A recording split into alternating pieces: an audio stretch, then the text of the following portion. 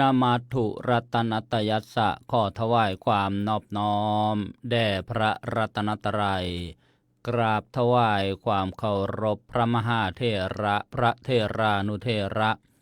เจ้าคณะพระสังฆาธิการกราบขอโอกาสพระครูวิสิทธิกิจจาธรที่ปรึกษาเจ้าคณะตำบลอู่ทองเจ้าอาวาสวัดท่าพระยาจักรขอนมัสการเพื่อนสหธรรมิกทุกรูปและสวัสดีน้องสมณเณรเจริญพรโยมพ่อโยมแม่โยมปู่โยมย่าโยมตาโยมยายโยมลุงโยมป้าโยมน้าโยมอาญาติโยมอุบาสกอุบาสิกาผู้ฟังผู้ชมทุกท่านขณะนี้ท่านกำลังรับฟังและรับชมรายการธรรมะสำเนียงเสียงเนอดำเนินรายการสดโดยอาตมภาพพระสรายุทธสิริสาโรพระลูกวัดวัดท่าพระยาจักรผู้อำนวยการสถานีวิทยุกระจายเสียงเพื่อการเผยแผ่พระพุทธศาสนาคลื่นสาธุเรดิโอ FM 101 เมกะเฮิรตซ์ประเภทบริการสาธารณะออกอากาศจากวัดท่าพระยาจักรหรือว่าวัดช่องลมบ้านท่าพระหมู่ที่12ตำบลอู่ทองอำเภออู่ทองจังหวัดสุพรรณบุรีรหัสไปรษณีย์72160หมายเลขโทรศัพท์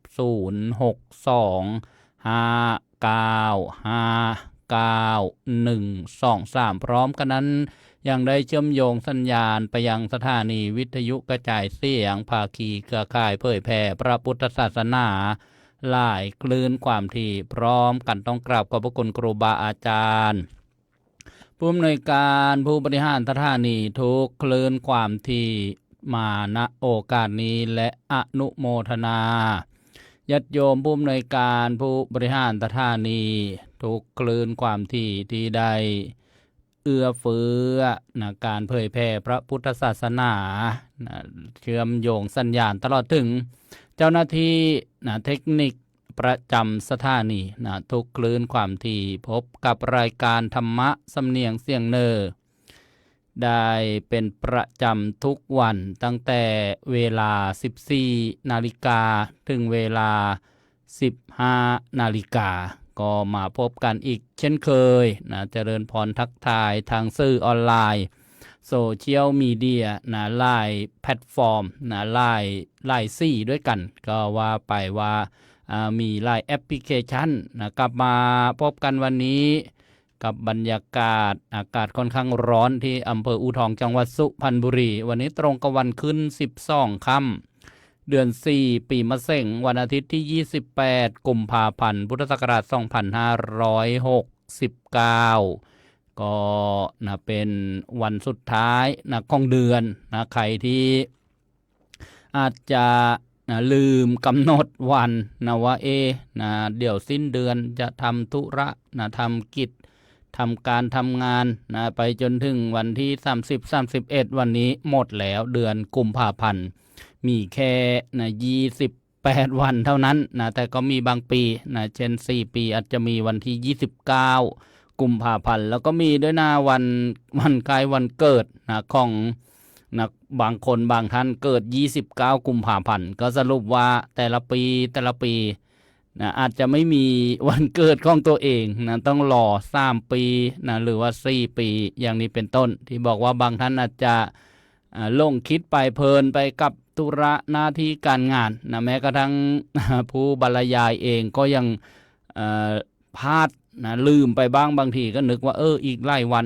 กว่าจะสิ้นเดือนแต่พอมาดูปฏิทินแล้วนี่หมดเดือนอีกแล้วเลยนี้เดี๋ยววันพรุ่งนี้ก็เป็นวันใหม่แล้วก็เป็นเดือนใหม่อีกต่างหากเพราะฉะนั้นวันคืนล่วงลับไม่กลับลั่งเลยยืนเดินนั่งเกิดดับเสื่อมสลายชีวิตคนลดน้อยถ้อยตามวัยมีสิ่งใดเป็นประโยชน์โปรดรีบทำก็ทักทายท่านผู้ฟังท่านผู้ชมทางสื่อออนไลน์เพราะว่าสามารถเห็นข้อความเป็นการบูรณาการท่านที่ฟังวิทยุกระจายเสียงก็ อาจจะมีคำถามไม่เห็นทักทายโยมบ้างเลยโยมก็ฟังทุกวันเปิดทิ้งไว้ทั้งวันทั้งคืน ทักทายแต่นะทันทีมาทางออนไลน์โซเชียลมีเดียท่านผู้ฟังทางวิทยุกระจายเสียงก็คอยโทรศัพท์เข้าร่วมรายการนะในสมัยนี้คงไม่ยากเย็นแสนเข็ญจนเกินไปนะแต่ก็ยังมีนะบางท่านก็เขียนจดหมายใส่ซองนะติดอากรสแตมป์ส่งมาถึง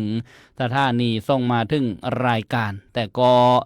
นานมาแล้วก็ส่วนน้อยนะเพราะว่าการติดต่อสื่อสารนะก็เป็นที่ทราบกันว่า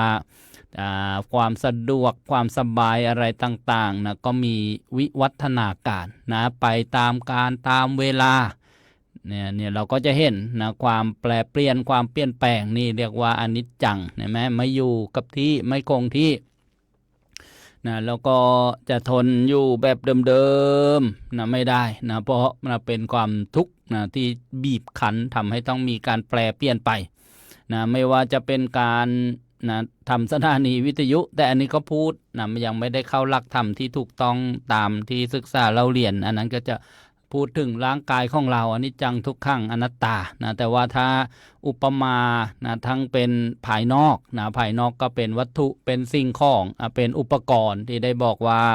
มีเทคโนโลยีนะเข้ามาก็ต้องเปลี่ยนไปตลอดอะไรที่ไม่เปลี่ยนบางครั้งเราใช้ไปนะเช่นอะไรล่ะโทรศัพท์มือถือนะทำไมรุ่นนี้ติดต่อกับชาวโลกเขาไม่ได้แล้วล่ะเคยนะใช้ระบบหมุนทีละเลขใช่ไหมถ้าใครไปใช้รุ่นนั้นอยู่ปัจจุบันนี้ก็เปลี่ยนไปอันนี้เรียกว่าที่ว่ามันอยู่เดิมๆไม่ได้นะต้องมีการ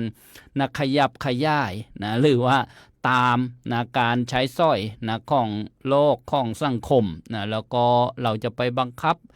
ให้ทุกสิ่งทุกอย่างมันมั่นคงที่อยู่อย่างนี้ไม่ได้นะบอกว่าเป็นภาษาธรรมะก็อาจจะเคยฟังว่าอนัตตาไม่สามารถบังคับบัญชาได้นะก็ปกิณกะต้อนรับเข้าสู่รายการธรรมะสำเนียงเสียงเนอนะทักทายญาติโยมทางออนไลน์โซเชียลมีเดียโยมก่อนสวยนี่จากอำเภอเขมราชจังหวัดอุบลราชธานีก็เป็นผู้ฟังจากวัดพิษโสภาราม FM 102.75 เมกะเฮิรตซ์ทักทายท่านผู้ฟังอาจจะไม่ได้ข้านรายชื่อรายนามสถานีเพราะว่าบางครั้งอ่านข้านก็จะใช้เวลาเยอะยิ่งเชื่อมโยงสถานีเยอะ อ่านรายนามสถานีอาจจะหมดไปแล้วครึ่งชั่วโมงอะไรอย่างนี้เป็นต้นแต่ก็ขอบคุณครูบาอาจารย์นะครับที่เมตตาโยมยายน้อยกัญญาภักดิ์ภูลสวัสดิ์ก็ต้องบอกว่าบุญรักษาเทวดาคุ้มครองวันนี้โยมยายน้อยเป็นวันคล้ายวันเกิดที่ได้มากำเนิดเกิดอยู่ในโลกมนุษย์แห่งนี้วาระที่อยู่รอดปลอดภัยหรือว่าใช้ชีวิตอยู่ดูโลกนี้ผ่านไปเหมือนว่าใช้เครดิตชีวิตเครดิตชีวิตของคนเรามีไหมมีอายุบางทีก็จำกัดจำเคียแต่ถ้าภาพรวมๆท่านบอกว่าชีวิตของมนุษย์นี้น้อยนักชีวิตของมนุษย์นี้สั้นนักวันนี้ยายน้อยนี้บอกว่า62 ปีแล้วที่ได้ถือกำเนิดเกิดมาวันคล้ายวันเกิดก็แล้วกันอนุโมทนาบุญเมื่อวานโยมยายน้อยก็ทำบุญสร้างสถานีวิทยุแท่งไม้มา 1,000 บาทถวายส่วนตัว200 บาทก็บุญรักษาเทวดาคุ้มครองอายุวัฒนมงคลอนุโมทนาสาธุโยมพินทิพย์เด่นชัยประดิษฐ์นี่อยู่ตลาดอู่ทองโยมนวลซี่แบโลยามเช้าที่ประเทศอังกฤษนะครับว่าประมาณ10 องศาโยมบอกว่าไม่หนาวเท่าไหร่10 องศาเนี่ยโยมยายน้อยแชร์แล้วอนุโมทนาโซเชียลก็เข้ามาแล้วก็กดถูกใจกดไลค์กดแชร์ระบบก็จะได้กำหนดจดจำแล้วก็แจ้งเตือนโยมเชิดจงจิตกลางจากนครราชสีมาหรือว่าโคราชโยมแต้วกิดาวันสายทองอนุโมทนาโยมเกษินีไมนุษย์จากจังหวัดนนทบุรีเมื่อวานร่วมบุญสร้างสถานีมา 1,000 บาทก็ขออนุโมทนา 1,000 หรือเท่าไหร่เดี๋ยวถ้าผิดพลาดเดี๋ยวขออภัยนะรู้สึกว่าจะจดไว้ตรงไหนเนาะทักทายอนุโมทนาโยมบังออน นะสุภประเสริฐนะจากกรุงเทพมหานครขออภัยโยมปลาเกษินีไมนุษย์นะร่วมบุญมา 2,000 บาทนะเนี่ยจดผิดและดูคัดเคลื่อนไปนะก็อนุโมทนาบุญนะคุณโยมเกษินีไมนุษย์ร่วมสร้างสถานีวิทยุแห่งใหม่นะ4 แห่งที่ได้บอกว่าสร้างวัดในอากาศสร้างธรรมาสในท้องนำผ่าเผยแผ่พระพุทธศาสนาเดี๋ยวท้ายรายการจะได้นำรายละเอียดภาพบรรยากาศมาอนุโมทนาอีกครั้งหนึ่งนะโยมแต้วกิดาวันไซทองโยมสำลีเล่าเมืองกลางอำเภอนาตาลจังหวัดอุบลราชธานีโยมลำดวนแดงพวงอนุโมทนาสาธุนะจำไม่แม่นแล้วว่าอยู่แห่งห้นตำบลใดเนาะโยมลำดวนเนี่ยโยมนวลศรีบอกแชร์แล้วอันนี้จากประเทศอังกฤษโยมแมมจากจังหวัดลำปางอนุโมทนาโยมนวรัตน์คุณนรงค์แล้วก็นายโยมพิกุลสี่ดงยางอนุโมทนาโยมแดงฮัตซี่ยามเช้าจากประเทศอังกฤษทางนานาสารธรรมดีศูนย์ปฏิบัติธรรมดีเมืองแมนเชสเตอร์ประเทศอังกฤษสาขาวัดบำเพ็ญเหนือกรุงเทพมหานครโดยมีท่านพระมหาภูมิธรรมภูมิปาโลนะหลวงพี่มีผู้เป็นประธานโยมใหญ่น้อยนะบอกว่าเกิด28บอกไปแล้วโยมลุงปิ้นอาพรจากอำเภอวังสะพุงจังหวัดเลยอนุโมทนาวัดสี่อุดมวงศ์อำเภอวังสะพุงจังหวัดเลยพระครูอุดมวรานุวัฒน์อนุโมทนาวัดป่าจริยธรรมนะวัดป่าสะพาน2นะไล่ๆที่ด้วยกันนะโยมสุชาดาโกรธจากเยอรมนีโยมนิ่งน้องปันนะโยมนวลศรีบอกว่าเช้านี้ที่แมนเชสเตอร์หนาวนิดหน่อย6 องศาอากาศนี่ขมุกขมัวนะคลึ้มนะก็ฝนตกเป็นเดือนเลยนี่โอ้โหไม่มีแดดมีแต่ฝนโยมวันเพ็ญคำพิมาบุตรอำเภอพนมทวนจังหวัดกาญจนบุรีชาวพนมทวนกาญจนบุรีอีกไม่นานก็จะมีคลื่นสถานีส่งกระจายเสียงใกล้ๆนะจะได้หมดปัญหาฟังไม่ได้นะฟังไม่ชัดคืนขัดข้องนี่ก็เป็นโอกาสทองนะสำหรับการเผยแผ่พระพุทธศาสนานะบอกข่าวกันด้วยนะบอกข่าวกันด้วยว่าให้เตรียมนะวิทยุเครื่องรับนะที่จะฟังคลื่นความถี่ธรรมจักรธรรมจักรพนมทวนธรรมจักรดอนตาเพชรคืนชื่อธรรมจักรดอนตาเพชรนะอยู่ที่ตำบลดอนตาเพชรอำเภอพนมทวนจังหวัดกาญจนบุรี FM 91.75 เมกะเฮิรตซ์นี่ก็บอกข่าวไปแล้วก็ที่อำเภอบ้านไร่จังหวัดอุทัยธานี FM 102 เมกะเฮิรตซ์นี่ก็ปกิณกะก่อนเข้ารายการธรรมะวันนี้โยมกัญญาชัยประเสริฐอนุโมทนาบอกว่าวันนี้อากาศร้อนได้ฟังรายการนี้ทำให้จิตใจเราเย็นลงได้อนุโมทนาฟังธรรมแล้วใจเย็นนี่แหละเป็นประโยชน์นะของการฟังธรรมโยมชัดชายก่อนส่งแก้วจากบางสะพานน้อยประจวบคีรีขันธ์โยมทองล่อวงราชภูเรือจังหวัดเลยโยมลุงปิ้นอาพรโยมศรีสมัยชัยบุตรอนุโมทนาโยมแดงจากอังกฤษโยมปีเตอร์จากเยอรมนีอนุโมทนาโยมรุ่งนภาแต่งงามตลาดเขตโยมมลฤดีมาลุนจากอิสราเอลโยมหน่อยนะอิสราเอลนี่ช้ากว่าประเทศไทย5 ชั่วโมง2 3 4 5 9 นาฬิกาโดยประมาณนะที่อิสราเอลตะวันออกกลางทางนู้นแหละนะไม่เคยไปหรอก เห็นแต่ในข่าวในสารคดีนะสาระความรู้ต่างๆโยมวันเพ็ญบอกแชร์แล้วอนุโมทนาโยมชลุ่ยชมศรีอูทองบอกว่าฟังทางวิทยุก็ขออนุโมทนานะโยมก่อนสวยก็มาทักทายโยมลำดวนแดงพวงวัดป่าสะพาน2วันนี้ออกอากาศหรือยังวัดป่าสะพาน2ช่วยตรวจสอบเช็คสถานีวิทยุให้หน่อยเพราะว่าเมื่อวานหลวงพ่อบัวเรียนโทรมาบอกว่าเครื่องคอมพิวเตอร์นะของสถานีนั้นขัดข้องนะต้องนำไปซ่อมในเมืองตากนะก็เลยนะหยุดนะรายการสดไปเมื่อวานนี้โยมลำดวนช่วยฟังวิทยุแล้วก็แจ้งมาด้วยวันนี้ยังไม่ได้ตรวจสอบการออกอากาศโยมน้อยนะบอกว่าจากอิสราเอลคิดว่าจะไม่ได้ฟังธรรมแล้ววันนี้มีเสียงเตือนภัยนะการสู้รบสงครามแต่เช้าโอ้ยนั่นก็เป็นบรรยากาศนะ ที่รายงานมาจากอิสราเอลเนี่ยก็ภาวนาให้อยู่รอดปลอดภัยนะคุณพระรัตนตรัยคุณพ่อคุณแม่คุณครูบาอาจารย์นะได้ปกป้องคุ้มครองนะที่หนักก็ให้เบาที่เบาก็ให้คลายที่คลายก็ขอให้หายนี่เราก็นะเป็นพุทธศาสนิกชนนะนึกถึงพระรัตนตรัยคุณพ่อคุณแม่คุณครูบาอาจารย์คุณงามความดีบุญกุศลบารมีเจริญพรยมเล็กสมพรอินอำนวยนะอู่ทองทีมงานลูกน้อยห้อยสั่งนี่ช่วยเหลืองานเวลามีงานบุญที่ไหนโยมเล็กก็จะไปชวนนะชวนไปส่วนมากก็เป็นด้วนจี้ไปสนีจ้าตลอดแล้วนะถ้าเป็นทัวร์เขาก็บอกว่าทัวร์ไฟไหม้นะบอกเอาวันจะไปใกล้รถจะออก เพิ่งมาบอกเพิ่งมาชวนนะใจเย็นกันเลิกเกินนะอนุโมทนานะทักทายโยมบุญธรรมสมมิตรนะห่างหายจากไม่ใช่ห่างหาย ห่างหายภาษาเนอร์เราจะเป็นนะแถมจะเพี้ยนไปอีกต่างห่างหายรายการทักทายไปนานเลยนี่อยู่ทาง300ยอดนะหรือนะทางไรใหม่ประจวบคีรีขันธ์โยมบุญธรรมส้มมิตรแต่สมัยก่อนนี่โทรเข้ารายการเป็นประจำโยมปาร์ตี้โฟนนะจากบางสะพานประจวบคีรีขันธ์เอาเดี๋ยวลืมเมื่อวานนะส่งข้อมูลนะว่าได้ร่วมทำบุญกันมานะอาตมาไปจดไว้ตรงไหนเนาะ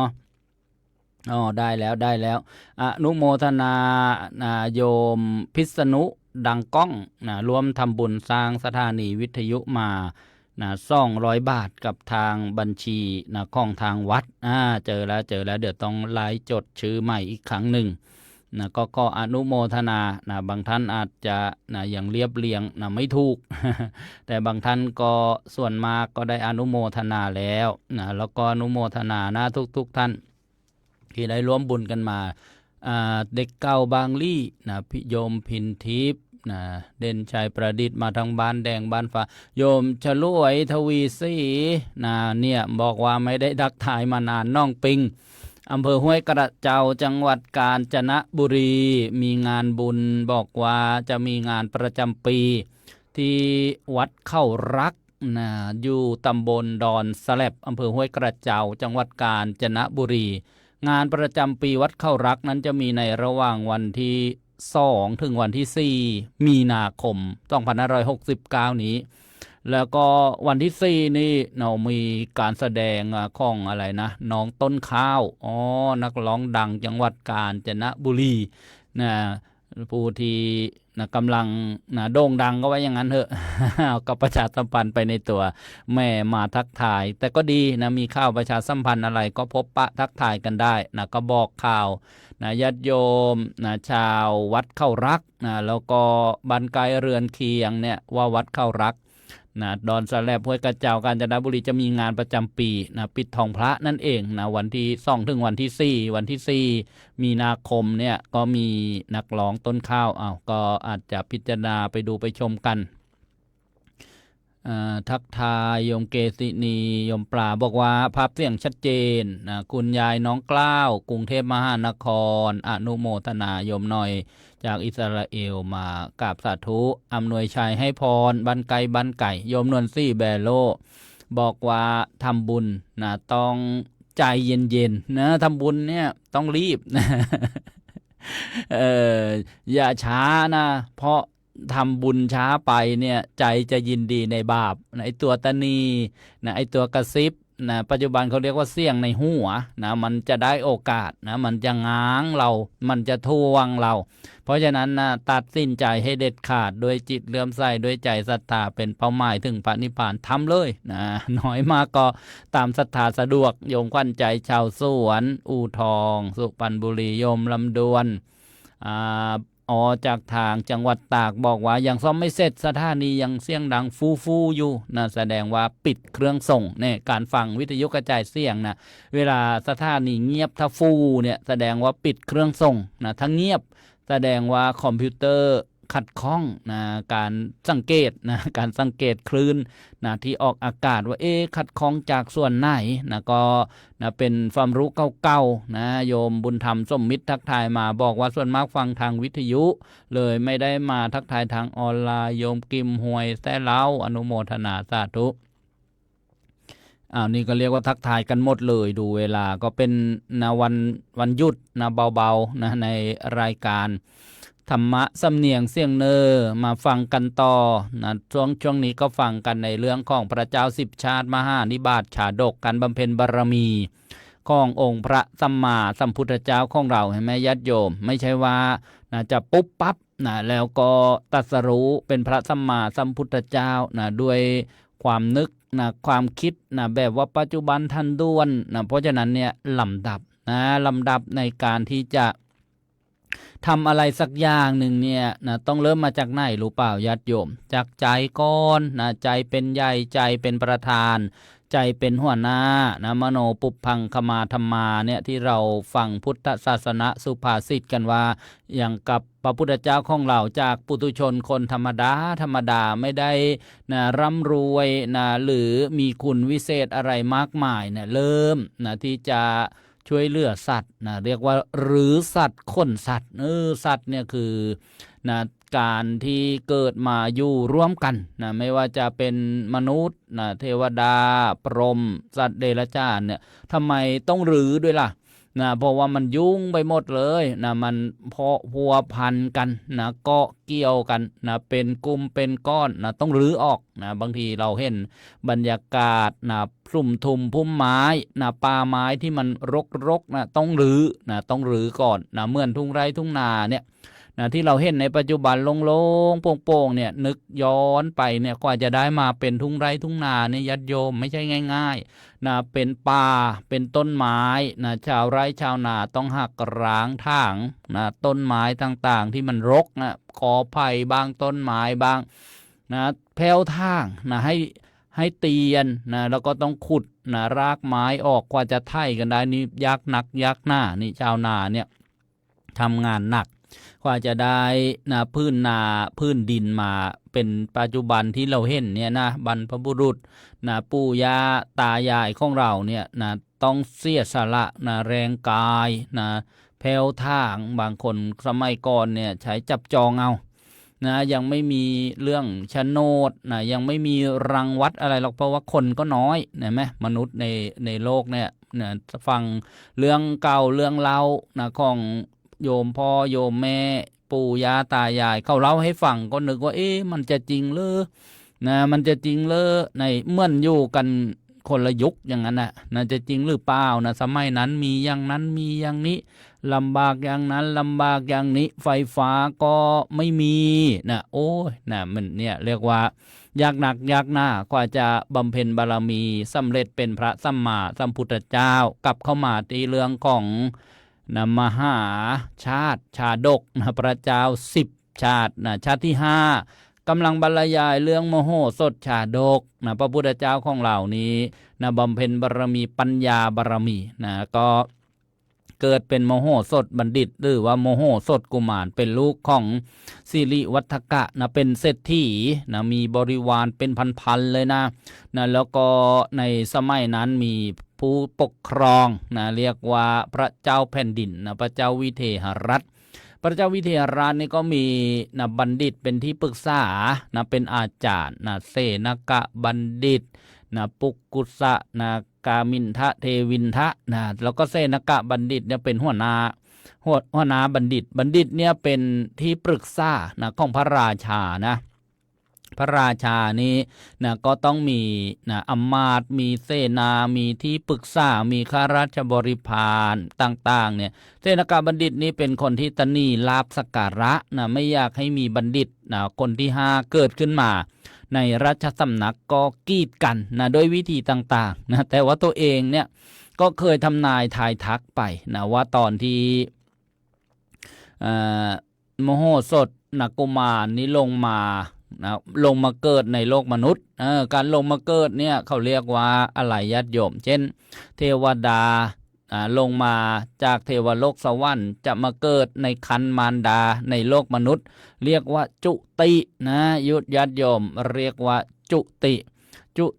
จากเทวโลกสวรรค์ลงสู่ครรภ์มารดาในโลกมนุษย์เรียกว่าปฏิสนธินะที่พระเจ้าวิเทหรัตน์นะสุบินนิมิตนะก็คือฟันเห็นแสงไฟนะก็จะไม่เล่าซ้ำแล้วก็มาปรึกษาอาจารย์ตอนเช้าว่าจะมีบัณฑิตนะคนที่5เกิดขึ้นเนี่ยมาเสนกะนี่เป็นผู้ทำนายเป็นผู้ที่โหราพยากรณ์ตามนะตำรับตำราที่ได้ศึกษาเราเรียนมาก็ยังลืมนะหรือนะรู้แหละนะแต่จะนะกีดกันนะจะเบี่ยงเบนเนี่ยเห็นไหมญาติโยมนะยากเปล่าการที่จะนะเบี่ยงเบนนะบุญญาวาสนาบารมีเนี่ยนะยากนะท่านจึงมีคำกล่าวนะของโบราณบัณฑิตไว้ว่าแข่งเรือแข่งพายเนี่ยยังพอแข่งกันได้นะเรือเนี่ยเอามาพายแข่งกันเนี่ยแข่งกันได้ใครเร็วใครช้าแข่งเรือแข่งพายเนี่ยแข่งกันได้แต่แข่งบุญแข่งวาสนาเนี่ยมันแข่งกันไม่ได้นะเพราะว่ามันเป็นของเก่าที่ทำกันมาพอมาเกิดนะเราจึงเห็นว่าคนเราเกิดมาต่างกันนะยศอำนาจวาสนาบารมีทรัพย์สินสริ่งขานค้าทาสบริวารนะรูปร่างกายเครื่องใช้หมายสร้อยความเป็นใหญ่นะความเป็นนะผู้นะน้อยต่างๆนี่เรียกว่าเนี่ยบุญญาวาสนาบารมีใครจะไม่เชื่อนะก็ไม่บังคับนะเพราะว่านะก็ความเป็นจริงในหลักธรรมทางพระพุทธศาสนานะมีนะเหตุผลนะต้นเรื่องนะที่มานะแล้วเรียกว่าสิ่งทั้งหลายนะย่อมเกิดแต่เหตุนะไม่มีลอยมาหรอกมีคำตอบนะในความสงสัยใครรู้ต่างๆถ้าเราได้มาศึกษานะไปทีละเล็กทีละน้อยแล้วก็กลับมาฟังกันว่าเมื่อวานเนี่ยก็นะเป็นตอนที่12นะของการบรรยายนะพระเจ้า10ชาติพระชาติหามโหสถบัณฑิตบำเพ็ญปัญญาบารมีวันนี้ตอนที่13นะก็ทบทวนนิดนึงเมื่อวานก็มีนะเรื่องการทดสอบนะปัญญานะของมโหสถบัณฑิตนะมีข้อต่างๆนะมีเรื่องไก่เรื่องแก้วมณีนะเรื่องโคตัวผู้ให้ตกลูกให้ออกลูกนะแล้วก็เรื่องข้าวนะว่าหุ่งนะต้องประกอบด้วยองค์8นะพระราชาให้ชาวบ้านชาวปาจีนยาวมัชคามนะหุ่งข้าวประกอบด้วยองค์8เนี่ยเป็นเรื่องนะที่ตอนจบนะเมื่อวานนะบอกว่าเช่นนะหุ่งข้าวยังไงพระราชาต้องการนะบอกว่าข้าวที่จะเอามาถวายนะพระราชาเนี่ยไม่ให้หุ่งด้วยข้าวสารไม่ให้หุ่งด้วยน้ำไม่ให้หุ่งด้วยหม้อข้าวไม่ให้หุ่งด้วยเตาหุ่งข้าวไม่ให้หุ่งด้วยไฟไม่ให้หุ่งด้วยฟืนไม่ให้ยิ่งหรือชายเป็นผู้ยกมานะไม่ให้นำมาส่งโดยทางถ้ามาส่งไม่ได้นี่จะโดนปรับ 1,000 กับ 5 ปณะมโหสถบัณฑิตก็บอกว่าให้เอาข้าวแลกนะบ้านเราก็เรียกว่านะข้าวปลายข้าวนะหุ่งนี่ไม่ชื่อว่าข้าวซ่านใช่ไหมแล้วก็ให้หุ่งด้วยน้ำค้างนะชื่อว่าไม่ได้หุ่งด้วยน้ำปกติแล้วก็ให้หุ่งด้วยภาชนะใหม่อันไม่ชื่อว่าหม้อข้าวนะให้ตอกต่อไม้แล้วก็ตั้งภาชนะหุ่งจะได้ไม่ชื่อว่าหุ่งด้วยเตาแล้วก็ให้หุ่งด้วยไฟที่ซี่กันเกิดขึ้นอันไม่ชื่อว่าไฟปกติให้หุ่งด้วยใบไม้อันไม่ชื่อว่าหุ่งด้วยฟืนแล้วก็นี่แหละเรียกว่าหุ่งข้าวเปรี้ยวแล้วก็ให้บรรจุในภาชนะนะใหม่ๆแล้วก็ผูกด้วยได้ประทับตาเวลาเอาไปส่งพระราชาเนี่ยอย่าให้คนที่เป็นผู้หญิงหรือชายยกไปให้ใครล่ะให้กระเทยยกไป กระเทยแล้วก็อย่าให้ไปในทางใหญ่ปกตินะให้ไปทางน้อยทางลัดเลาะเคาะเคี้ยวคดเคี้ยวไปนั่นนะเรียกว่าไม่ได้ปลาโดยทางนี่แหละก็เป็นตอนจบเมื่อวานวันนี้มาฟังกันในการทดสอบปัญญาของมโหสถบัณฑิตอีกเช่นเคยนะพระเจ้าวิเทหรัตน์พระราชาเนี่ยจะทดสอบด้วยหัวข้อว่าชิงช้าห้อยด้วยเชือกสายชิงช้าเนี่ยพอเข้าใจแต่ว่าเชือกสายเนี่ยเป็นอย่างไรเนาะนะก็เอาเป็นว่าเชือกสายเนี่ยอาจจะนึกว่าเอาสายมาฟันเป็นเชือกก็ได้นะแล้วมีจริงไหมล่ะแต่พระราชาเนี่ยต้องการอย่างนี้แหละนะว่าชิงช้าของพระราชาเนี่ยเชือกมันขาด นะพระองค์เนี่ยจะทรงเล่นชิงช้าที่ห้อยด้วยเชือกสายนะใครรู้เดี๋ยวโทรมาบอกหน่อยว่าเชือกสายเป็นยังไงนะพระราชาก็เลยให้ส่งข่าวไปยังชาวบ้านปาจีนยมัชคามเพื่อที่จะทดลองมโหสถบัณฑิตเนี่ยก็บอกว่านะชิงช้าของพระองค์เนี่ยห้อยด้วยเชือกสายนี่มันเก่ามันขาดเสียแล้วในราชสกุลเนี่ยนะให้ชาวบ้านนะฟันเชือกสาย1เส้นนะแล้วก็ส่งมาถวายถ้าใครไม่ส่งมาเนี่ยจะปรับมา 1,000 กหาปณะปรับใหม่ชาวบ้านนั้นก็ไม่รู้แหละว่าจะทำยังไงเอาทรายมาคว้นเป็นเชือกได้หรือเปล่าก็ต้องมาบอกกับโมโหสถบัณฑิตโมโหสถบัณฑิตก็เลยคิดว่าโอ้นะเรื่องนี้ต้องย้อนปัญหานะย้อนเกล็ดสมัยนี้เขาบอกใช่ไหมนะย้อนเกล็ดโต้ตอบด้วยนะคำถามคืนไปนี้เรียกว่าย้อนปัญหานะก็บอกว่าไม่ต้องวิตกหรอกชาวบ้านทั้งหลายแล้วก็ให้5คนที่ฉลาดนะมาพูดคนที่ฉลาดพูดเนี่ยจะต้องไปพูดกับพระราชานะไปทูลกับพระราชานะบอกวันนี้ไปเข้าเฝ้าพระราชาแล้วก็ทูลเลยนะคะแต่สมมุติเทพนะพระราชาเนี่ยนะเป็นเทพนะเป็นเทวดาโดยสมมุตินะญาติโยมเคยฟังหรือเปล่านะเรื่องของเทพนะมี3ประการด้วยกันเทพนะหรือว่าเทวดาเนี่ยมี3อย่างนะญาติโยมมีอะไรล่ะนะ1นะอุบัติเทพนะ2สมมุติเทพ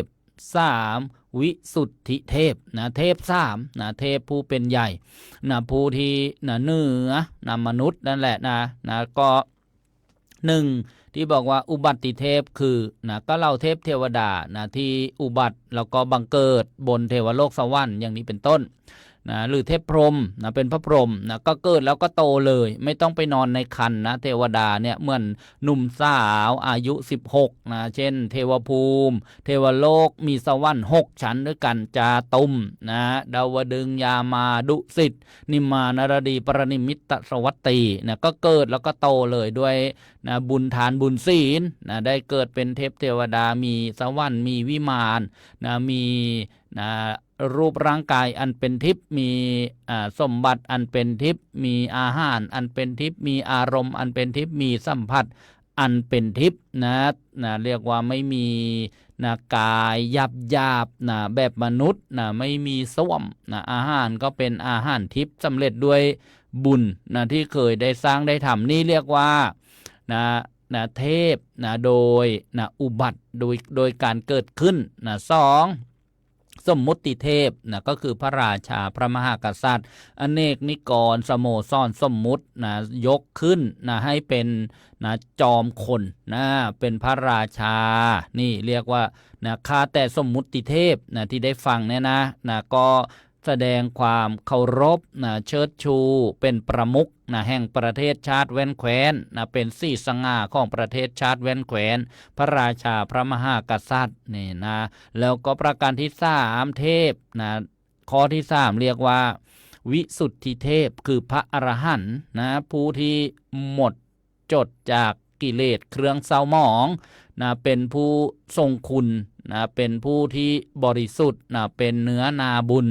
อันดีอันเอกไม่มี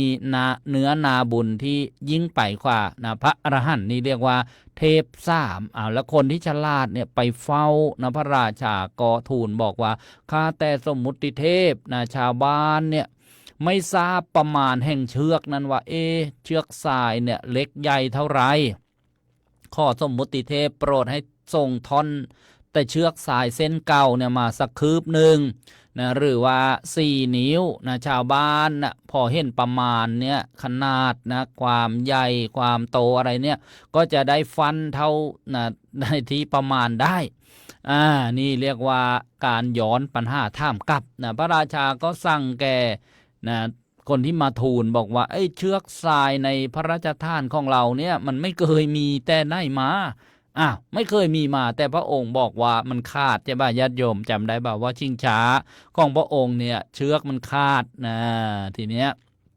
คนที่ไปเฝ้าก็บอกว่าข้าแต่มหาราชเชือกสายตัวอย่างนั้นนะไม่มีแล้วชาวบ้านปาจีนเยาวมัชฌามเนี่ยจะทำอย่างไรเล่านะชาวบ้านเหล่านั้นก็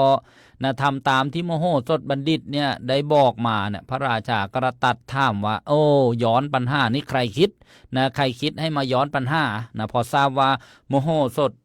บัณฑิตเป็นผู้คิดเนี่ยพระองค์ก็ทรงยินดีนะว่าโอ้มโหสถนี้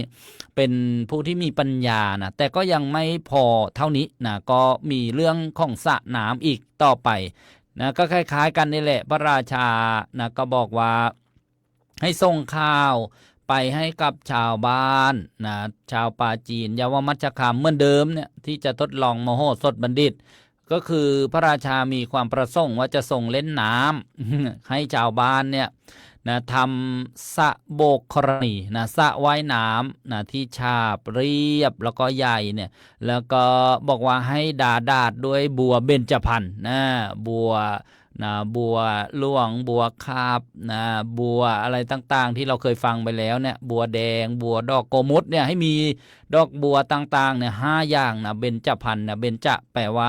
5นะให้ชาวบ้านเนี่ยเอาสระโบกกรณีเนี่ยมาส่งในพระราชวังถ้าชาวบ้านนั้นไม่เอาสระโบกกรณีมาส่งเนี่ยจะปรับไม้1,000 กับ 5 ปณะก็เหมือนเดิมอีกชาวบ้านก็ไม่รู้จะทำยังไงก็ไปบอกมโหสถบัณฑิตนะมโหสถก็บอกเรื่องนี้ก็ต้องย้อนปัญหานะคล้ายๆเรื่องเชือกสายนั้นเหมือนกันก็บอกเอาคนที่ฉลาดพูดมาสัก2-3 คนดิมโหสถบัณฑิตก็สั่งให้พูดนะว่าอย่างนั้นอย่างนี้นะแล้วก็ส่งไปให้ทูลพระราชานะเอาว่าอย่างนี้นะพอไปเข้าในวังเนี่ยนะก็บอกว่าก่อนจะเข้าไปเนี่ยให้เล่นน้ำก่อนจนตาแดงเลยนะแล้วก็ให้ทำตัวเนี่ยให้เปียกนะทั้งผมทั้งผ้าแล้วก็ให้เนื้อตัวเนี่ยเปื้อนโคลนสักหน่อยหนึ่งนะ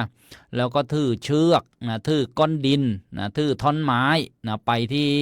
นะประตูพระราชนิเวศก็เรียกว่าทวารพระราชนิเวศนะทวารนี่ก็แปลว่าประตูใช่ไหมแล้วก็ไปเคาะเรียกนะแล้วก็ไปยืนนะเฝ้าพระราชาแล้วก็ทูลบอกพระราชาว่าเนี่ยข้าแต่มหาราชเจ้าพระองค์นี้ส่งข่าวไปให้ชาวบ้านปาจีนเยาวมัชฌามเนี่ยส่งสระโบกกรณีมาถวายก็สระโบกกรณีเนี่ยนะพอพวกข้าพเจ้านะเอามาแล้วพอมาเห็นพระนครนะเมืองเนี่ยนะมีกำแพงมีคูประตูมีห้อรบนะก็กลัวก็เลยตัดเชือกหนีเข้าป่าไปนะเพราะเคยอยู่แต่ในป่า สระโบกกรณีนะตัดเชือกหนีไปพอมาเห็นประตูนะกำแพงนะค่ายคูประตูห้อรบใช่ไหม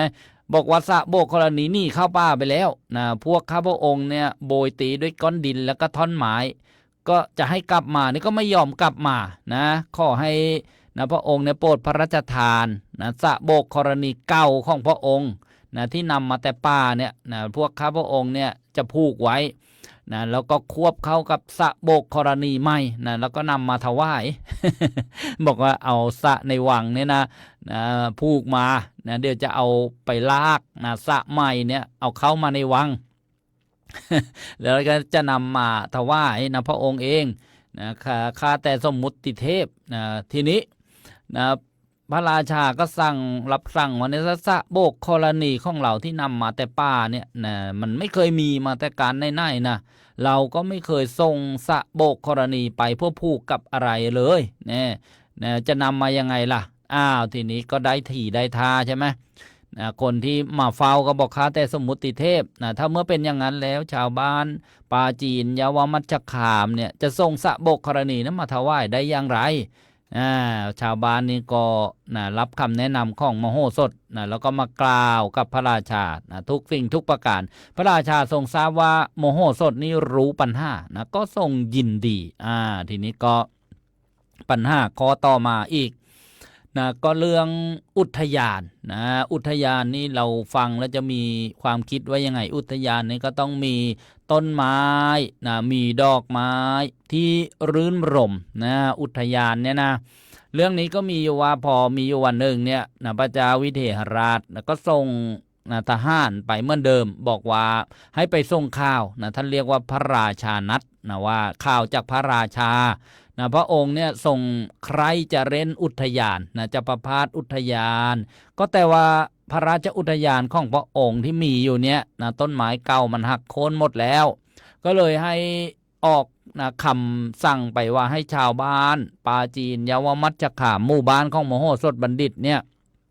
จัดส่งอุทยานใหม่มาให้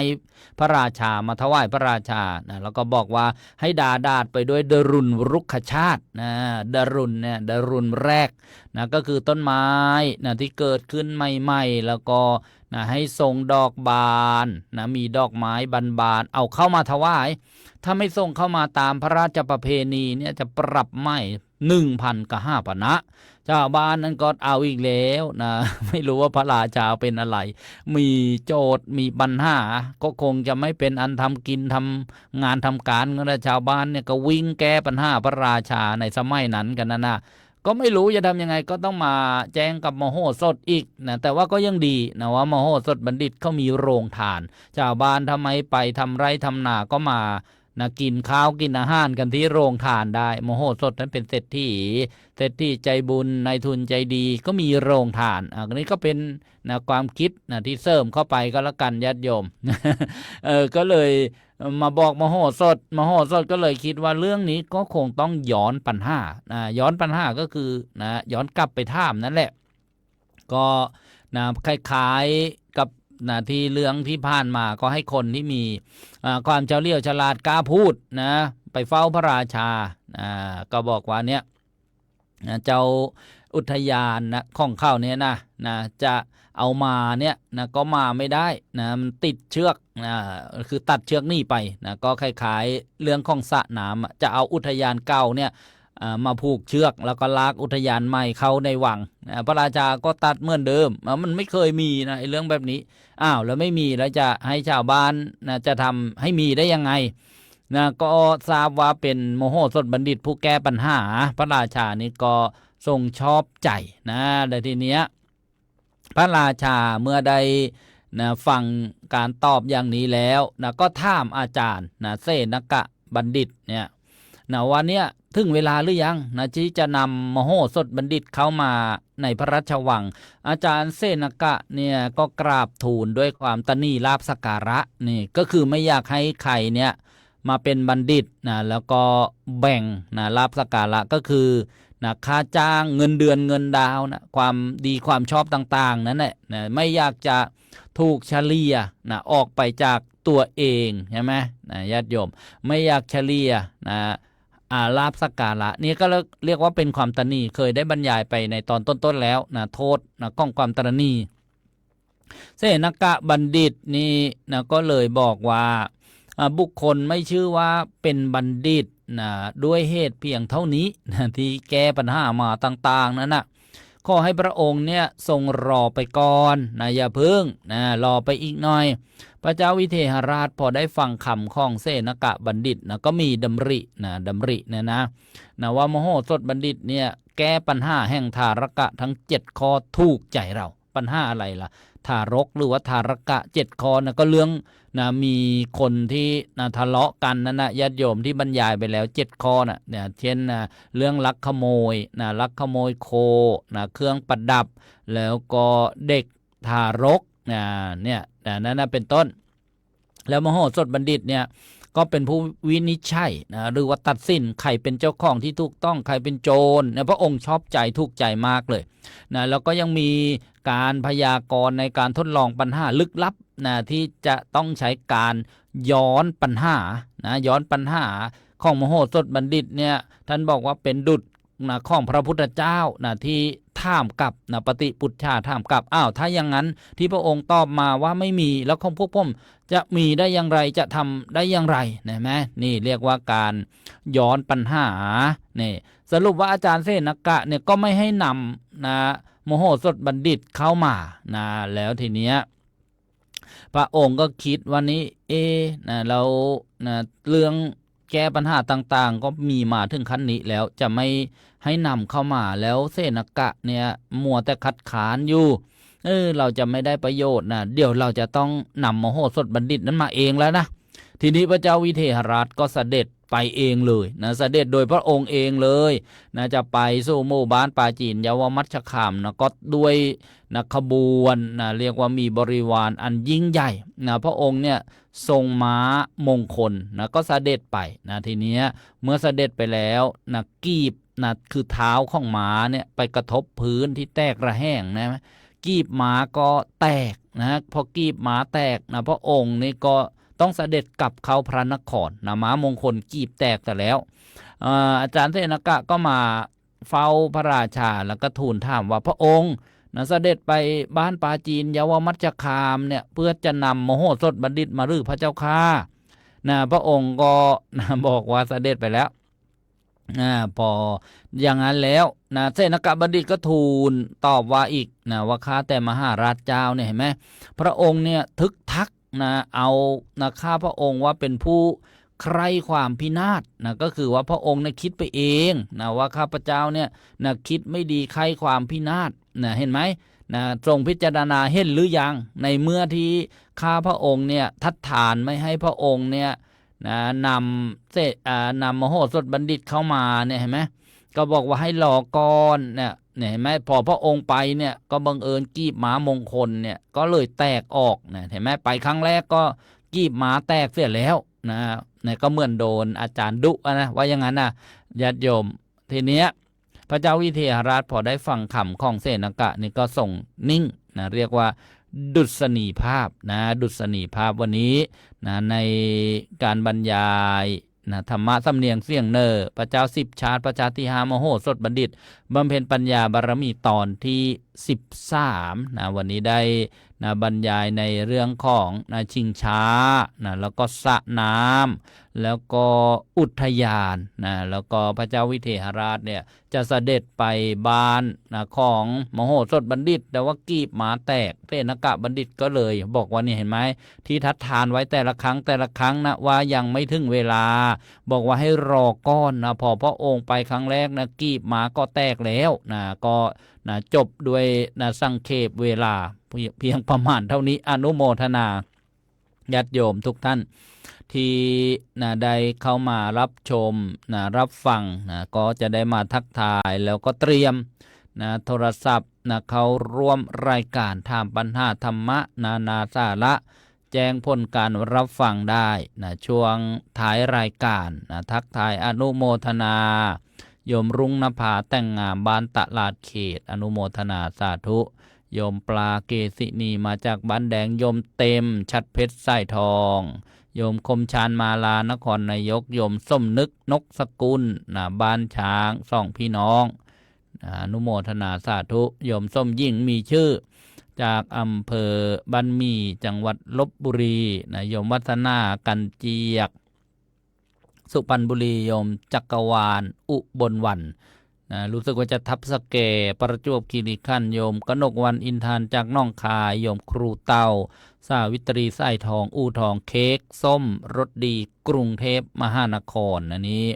อยู่ใกล้วัดในโรงกรุงเทพมหานครเคยมีสถานีวิทยุปัจจุบันก็เนื่องด้วยข้อกฎหมายก็เลยเงียบหายไปจากหน้าจอคลื่นความถี่นะโยมชุติการคำไลนะบอกว่าอยู่วังสะพุงจังหวัดเลยอนุโมทนาสาธุโยมเต็มโยมผู้ใหญ่สมพรรัศมีบางปลามาสุพรรณบุรีดีเจดิโดซ่อนเพชรดำบันวัดพิษโสภารามเขมราชอุบลราชธานีวันนี้นะพักรายการ นะแต่ก็มีรายการอื่นๆที่คืนนะวัดพิษโสภารามแจ่มใสไร้กังวลอนุโมทนาโยมลูกจันทร์สี่นอกนะวันก่อนนะก็รวมบุญมาโยมลูกจันทร์นะรู้สึกว่าเมื่อวานก็อนุโมทนาบุญไปครั้งหนึ่งแล้วนะสร้างสถานีวิทยุนะ100 บาทอนุโมทนานะมีความสุขความเจริญโยมนะที่เข้ามาก็ทักทายโยมเล็กสกุณีทับสแกประจวบคีรีขันธ์โยมนวลศรีบอกว่าพระราชาพระองค์นี้นี่มีลีลาเยอะจัง ยังไม่จบเลย19ข้อนะยังเหลืออีก2-3ข้อปัญหา19ข้อนะโยมมวลมาลัยอู่ทองสุพรรณบุรีมัตสีศรีสยามจากสระแก้วนะ ทักทายทางบ้านแดงโยมลินลพัฒน์แพรพิพัฒน์กรุงเทพมหานครคนบางปาม้าสุพรรณบุรีโยมแม่จีนงลักษ์ราชวงศ์วังสะพุงจังหวัดเลยอนุโมทนาสาธุโยมแม่ชีบุญเรืองทองพิกุลวัดป่าจริยธรรมอำเภอนาด้วงจังหวัดเลยนี่แม่ชีบุญเรืองกับแม่ชีนงลักษ์ช่วยเหลืองานช่วยเหลือการพระครูจริยสารธรรมวัดป่าจริยธรรมโยมลำดวนยอยรู้รอบอู่ทองอนุโมทนาโยมคำมุลเลอร์จากเยอรมนีเมื่อวานร่วมบุญสร้างสถานีวิทยุกระจายเสียงมาเป็นจำนวนปัจจัย 7,268 บาทอนุโมทนานะโยมคำมุลเลอร์จากเยอรมนีเดี๋ยวจะเปิดภาพบรรยากาศสถานีตอนนี้กำลังสร้างเสาอยู่ที่วัดภูจวงตำบลทับคล้ายอำเภอบ้านไร่จังหวัดอุทัยธานีโดยมีท่านพระอาจารย์พระมหาลำพันธ์ปุญญามโนเปรียนธรรม9ประโยคเจ้าคณะอำเภอบ้านไร่เจ้าอาวาสวัดภูจวงนี่ตรงเนี้ยเศร้าที่ไปดูงานวันก่อนแล้วก็ความคืบหน้าต่างๆเมื่อวานเนี่ยสดๆร้อนๆช่างก็กำลังทำลุ่มเศร้าต่อหม้อเนี่ยแม่ขุดลึกเนี่ยเห็นภาพแค่นี้นึกว่าไม่ลึกลึกเกือบมิดหัวเลยนี่ก็เป็นภาพบรรยากาศอุปกรณ์เห็นไหมลงไปเกือบครึ่งเอวเลยก็ต้องแข็งแรงนี่ก็เป็นอาคารสำนักงานบรรยายพร้อมภาพประกอบอันนี้ก็เป็นพระที่วัดท่าพระยาจากวัดช่องลมช่วยไปค้นเศร้าจากสระบุรีก็อนุโมทนาท่านพระเบนพระเบนแล้วก็พระวัดช่องลมที่ไปกับรถหนูเจนูคังแสงอันนี้ภาพเมื่อวานซ่อมประตูสถานีวิทยุช่างอำนวยก็มาทำถวายก็ขออนุโมทนานี่ที่อันนี้สถานีเปลี่ยนประตูเนี่ยน้องปวกกัดแทะหมดเลยอันนี้ก็เป็นภาพบรรยากาศให้พรเจ้าภาพเศร้าเขาเลิกกิจการที่วังม่วงสระบุรีเราก็ต้องเอารถไปเข็นจ้างช่างเทคนิคที่มีความชำนาญไปลื้อจะให้พระเนนขึ้นไปเองไม่ได้อันตรายบางอย่างนี่ก็ต้องนึกถึงความปลอดภัยเพราะฉะนั้นเนี่ยบางอย่างก็หลายสิ่งหลายอย่างไม่ใช่บางอย่างเกือบจะทุกอย่างเหมือนกันก็ต้องใช้จ้างช่างที่เข้าชำนาญบางคนบอกว่าแล้วทำไมเข้าไม่ทำเอาบุญล่ะเอาฆราวาสญาติโยมมาบ้านต้องเช่าข้าวต้องซื้อเราก็ต้องเข้าใจแต่ว่าก็เป็นโอกาสได้ร่วมบุญเขาก็ร่วมบุญไม่ใช่เขาไม่ทำบุญเนี่ยเช่นว่าปกติเนี่ยไปทำงานเขาจะคิดเมตรละ400มาทำกับวัดเนี่ยเขาก็คิดแค่เมตรละ300ทำบุญด้วยเมตรละ100ช่วยยกช่วยอะไรเนี่ยจะต้องเปลี่ยนต้นนี้ออกเพราะว่าใช้มานานชำรุดอันนี้เป็นของใหม่เดี๋ยวทาสีใหม่ก็จะเลี่ยมเลไหลเห็นทะลอกบ้างอะไรบ้างแต่มาตรฐานอยู่เนี่ยก็เมื่อวานก็เบิกจ่ายงบประมาณไปอีก 17,000 บาทวันก่อนเบิกไป 18,000 บาทค่าจ้างช่างหรือ 18,000 บาทค่าน้ำมันรถอันนี้เมื่อวานทำอุปกรณ์ที่จะไปวัดทางสายวันที่5มีงานมีงานที่วัดเกาะใหญ่ฉิมที่อำเภอบางสะพานจังหวัดประจวบคีรีขันธ์ก็จะมีงานอันนี้ก็ให้ดูภาพบรรยากาศตอนนี้ก็เรียกว่ากำลังสร้างกันงานชิ้นใหญ่ก็คือเสาทรงเนี่ยเป็นชิ้นใหญ่สูง60 เมตรต้องทำให้ถูกต้องตามกฎหมายอันนี้ข่าวประชาสัมพันธ์งานปริวัติกรรมที่วัดเกาะใหญ่ฉิมจะมีขึ้นในวันที่2ถึงวันที่11มีนาคมปีนี้อีกไม่กี่วันเนี่ยวัดเกาะใหญ่ฉิมตั้งอยู่ที่ตำบลร่อนทองอำเภอบางสะพานจังหวัดประจวบคีรีขันธ์นิมนต์พระคุณเจ้าไปประพฤติวัดปฏิบัติธรรมกันได้แล้วก็ญาติโยมไปถือบวชเนกขมะนารีชีพามถ้าหรือเป็นเจ้าภาพถวายภัตตาหารน้ำปานะผู้ประพฤติปฏิบัติธรรมก็เป็นนาบุญแล้วก็ถ้าจะดูข้อมูลเพิ่มเติมบ้านฝาที่หลวงพ่อโตวัดเกาะใหญ่ฉิมแล้วก็วันที่5มีนาคมเนี่ยก็จะมีงานฉลองพระอุปชาใหม่วันที่5มีนาคมจะตรงกับวันแรม2 ค่ำเดือน4ปีมะเส็งวันพฤหัสบดีที่5มีนาคม2569วันพฤหัสก็เป็นวันครู จะมีงานฉลองพระอุปชาใหม่ท่านพระปรัตธรรมฤทธิ์ธรรมจารีเจ้าคณะตำบลร่อนทองเจ้าอาวาสวัดเกาะใหญ่ฉิมได้สำเร็จการอบรมแล้วก็รับใบตราตั้งอุปชารุ่นที่59ก็จะทำงานทำบุญฉลองพระอุปชาเมื่อเช้าก็ได้รับนิมนต์ไม่ใช่เมื่อเช้าเมื่อสักครู่เนี่ย หลวงพ่อพระครูเมตตาปุญโญภาสหลวงพ่อไมตรีทิตาปัญโยเจ้าคณะอำเภอบางสะพานเจ้าวาดวัดทางสายประจวบคีรีขันธ์ก็เมตตาโทรมานิมนต์ให้ไปร่วมงานเรียกว่าเจริญพระพุทธมนต์ช่วงเพลสวดมนต์ชั้นเพลภาษาพูดง่ายๆนะก็ประชาสัมพันธ์แล้วก็น้อมจิตยินดีมุทิตาสักการะท่านพระปรัตธรรมจารีขอไปพระปรัตธรรมฤทธิ์ธรรมจารีพระอุปชาใหม่ที่เพิ่งจะได้รับใบตราตั้งพระอุปชาก็จะบวชกุลบุตรได้บวชกุลบุตรที่วัดของท่านเนี่ยก็บวชปีหนึ่งบวชเยอะท่านก็จะได้ทำหน้าที่ที่สำคัญให้การอุปสมบทแด่กุลบุตรลูกหลานต่างๆนี่ก็เป็นข่าวประชาสัมพันธ์ช่วงท้ายรายการมากันที่อำเภออูทองจังหวัดสุพรรณบุรีวัดสี่พรดอนพุทธาหมู่ที่3ตำบลยุ้งทลายอำเภออูทองจังหวัดสุพรรณบุรีก็จะมีงานบุญช่วงวันสงกรานต์ทอดผ้าป่าสามัคคีในวันพุธที่15เมษายนพุทธศักราช2569เพื่อร่วมกัน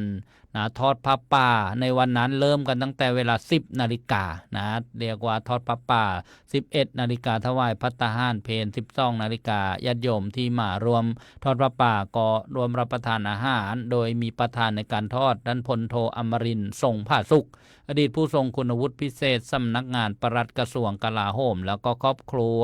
รุ่งสุรีครอบครัวภัทรวารินพร้อมด้วยญาติโยมพุทธศาสนิกชนก็เป็นภาพศาลาการประเรียนเนี่ยเรียกว่าทรงไทยไม้สักไม้นานาพันธุ์ไม้เบญจพรรณต่างๆที่วัดสี่พรดอนพุทธากำลังทำการตกแต่งในส่วนของหน้าซุ้มพื้นบันไดอะไรต่างๆเนี่ยโยมก็ร่วมบุญได้จริงๆก็ไปร่วมบุญกันได้ตลอดญาติโยมที่อยู่ใกล้อยู่ไกลวัดสี่พรดอนพุทธาหรือจะร่วมบุญผ่านบัญชีของทางวัดซึ่งลดหย่อนภาษีได้อัตโนมัติในปัจจุบันเนี่ยไม่ต้องใช้ใบอนุโมทนาบัตรที่เป็นกระดาษไปลดหย่อนภาษีบางท่านก็จะได้ไปหักลดหย่อนภาษีได้บางปีเนี่ยบางท่านบอกว่าเสียภาษีเยอะถ้ามีตรงนี้ไปลดหย่อนที่หนักก็เบาใช่ไหมที่หนักก็จะได้เบาลงมาก็เป็นสิทธิ์ของญาติโยมอันนี้ทำบุญกับวัดสี่พรดอนพุทธาก็สแกนนี่เลย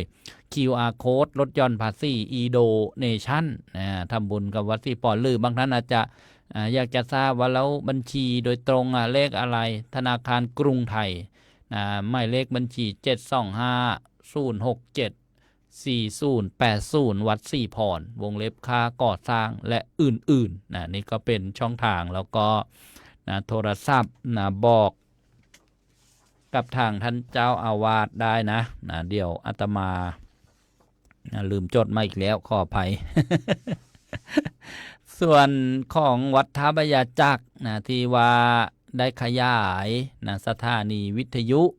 4คลื่นความถี่ด้วยกันตอนนี้ก็เร่งดำเนินงานเพราะว่าขอขยายเวลาจากกสทช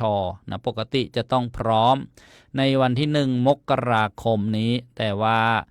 องค์ข่าพยพอะไรต่างๆเนี่ยไม่พร้อมที่จะออกอากาศเรียกว่าเป็นสถานีใหม่เพิ่งได้รับใบอนุญาตก็ต้องใช้เวลาอย่างน้อยสถานีละ1 เดือน4 สถานีก็4 เดือนจะต้องเสร็จภายในเดือนเมษายนถ้าว่ากันง่ายๆนะแล้วก็ทำหนังสือแจ้งไปที่กสทชว่าเสร็จแล้วในการที่ เตรียมความพร้อมออกอากาศก็ขออนุญาตออกอากาศต่อไปส่งกระจายเสียงอันนี้ก็เป็นไทม์ไลน์นะหรือว่าระยะเวลาแต่ว่าตอนนี้นะก็นะเริ่มก่อสร้างเสานะต้นละ100,000โดยงบประมาณเนี่ยทำไปทีละขั้นทีละตอนทีละเล็กทีละน้อยนะถ้าถามว่าทั้ง4สถานีจะใช้งบประมาณทั้งหมดเท่าไหร่ก็ประมาณ3 ล้านบาทนะแต่ว่านะก็ตอนนี้ก็นะได้นะหยิบยืมญาติโยมศรัทธาให้การสนับสนุนนะมาใช้จ่ายในค่าเครื่องส่งนะเป็นบางส่วนไปแล้วนะแต่ว่ามาถึงลำดับของการสร้างเสาเนี่ยนะต้นละแสนนะก็ค่อยทำกันทีละต้นทีละต้นต้นนี้กำลังขึ้นที่วัดภูจวงนะอำเภอบ้านไร่นะจังหวัดอุทัยธานีแล้วก็ต้นที่2ก็วัดชนประชาเทพนิมิตรอำเภอด้านช้าง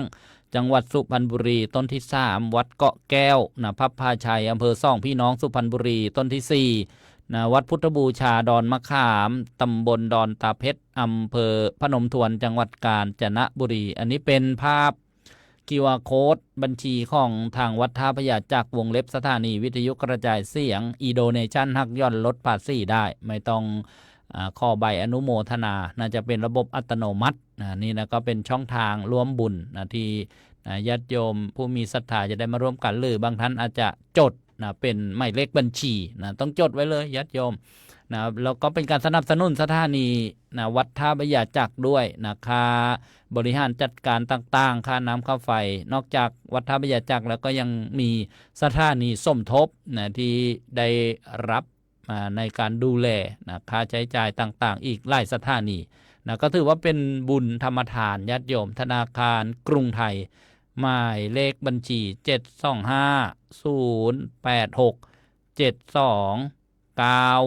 ชื่อบัญชีวัดท่าพระยาจักรวงเล็บสถานีวิทยุกระจายเสียงแล้วก็ประชาสัมพันธ์นะท่านที่มีศรัทธาจะไปกราบสังเวชนียสถานทั้ง4ตำบลประเทศอินเดียเนปาลนะระหว่างวันที่20ถึง31มีนาคมพุทธศักราช2569นี้12วัน11คืน4สถานที่สำคัญสถานที่ประสูติตรัสรู้แสดงปฐมเทศนาเสด็จดับขันเข้าสู่ปรินิพพานยังมีสถานที่นะที่พิเศษอีกก็คือเมืองสังกัสสะที่พระพุทธเจ้าเสด็จลงจากดาวดึงส์เทวโลกสวรรค์วันเทโวโรหณะสถานที่นะที่เป็นเมืองเก่าของประเทศอินเดียอัคราฟอร์ดมีทัชมาฮาลสิ่งมหัศจรรย์ของโลกได้ไปดูไปชมนะแล้วก็เมืองหลวงของประเทศอินเดียเมืองนิวเดลีมีพระบรมสารีริกธาตุประดิษฐานที่พิพิธภัณฑ์สถานแห่งชาติอินเดียแล้วก็มีสถานที่พระพุทธเจ้าแสดงมหาสติปัฏฐานสูตรแคว้นกุรุนะอยู่ที่เมืองนิวเดลีจะได้ไปกราบไหว้บูชาสักการะและที่พิเศษที่ประเทศเนปาลสถานที่ประสูติเราจะพักกัน2 คืนนะก็จะไปกรุงกบิลพัสวัดนิโคธารามนะเป็นวัดที่สำคัญที่พระพุทธเจ้าแสดงมหาชาติเวสสันดรชาดกแล้วก็ที่บรรพชาสมณเณรรูปแรกของโลกราหุลกุมารนะพระนันทะก็อุปสมบทที่นี่แล้วก็รามคามสถูปที่เมืองเทวตหะนะเป็นพระสถูปเจดีย์ที่ไม่เคยถูกขุดค้นนะหรือเคลื่อนย้ายพระบรมสารีริกธาตุขององค์สมเด็จพระสัมมาสัมพุทธเจ้าและยังมีนะที่โกติฮาวานะ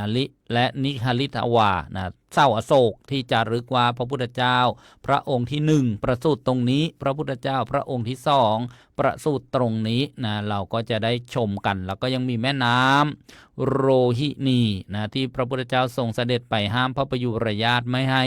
แย่งน้ำทำนากันเป็นที่มาของพระปางห้ามญาติแล้วก็นะในอากาศตรงแม่น้ำโรหินีท่านพระอานนท์พุทธอนุชาเนี่ยนิพพานบนอากาศแล้วก็เตโชธาตุนะไม่พระบรมพระธาตุของพระอานนท์เนี่ยตกใน2 ฝั่งของแม่น้ำโรหินีให้พระประยุรญาติทั้ง2 ฝั่งเนี่ยนำไปบูชาสักการะนะนี่เรียกว่าพิเศษจริงๆนะพระภิกษุสามเณรแม่ชีท่านละรูปละ 40,000 บาทส่วนฆราวาสญาติโยมท่านละ 42,000 บาทไปกับบริษัทท่องฟ้าทัวร์ไปด้วยศรัทธากับท่องฟ้าทัวร์ไม่ได้ ประกอบธุรกิจนะคิดกำไรจนเกินไปนะเป็นสะพานบุญที่สำคัญและอาตมาก็ไม่ได้ทำธุรกิจอะไรแต่นะบอกข่าวเชิญชวนว่าเป็นนะผู้บรรยายนะเป็นผู้ที่นะบอกสารศรัทธาได้มาร่วมบุญกันจัดแค่33ท่าน33ที่นั่งนะก็รีบติดต่อจับจองสำรองที่นั่งกันได้ขอเอกสารหลักฐานได้ทั้งช่องทางนะทางโทรศัพท์ก็ได้06259951230625959123ทั้งเป็นบ้านเขียวแอปพลิเคชัน LINE ส่งข้อมูลหลักฐานหรือขอเอกสารการเดินทางนะเดี๋ยวนี้ก็สะดวกสบายไม่ต้องส่งเล่มพาสปอร์ตรูปถ่ายหรือสำเนาทะเบียนบ้านอะไรทางกระดาษแล้วนะส่งทางออนไลน์ส่งทางแอปพลิเคชัน LINE นะหรือจะมาสอบถามขอเอกสารใด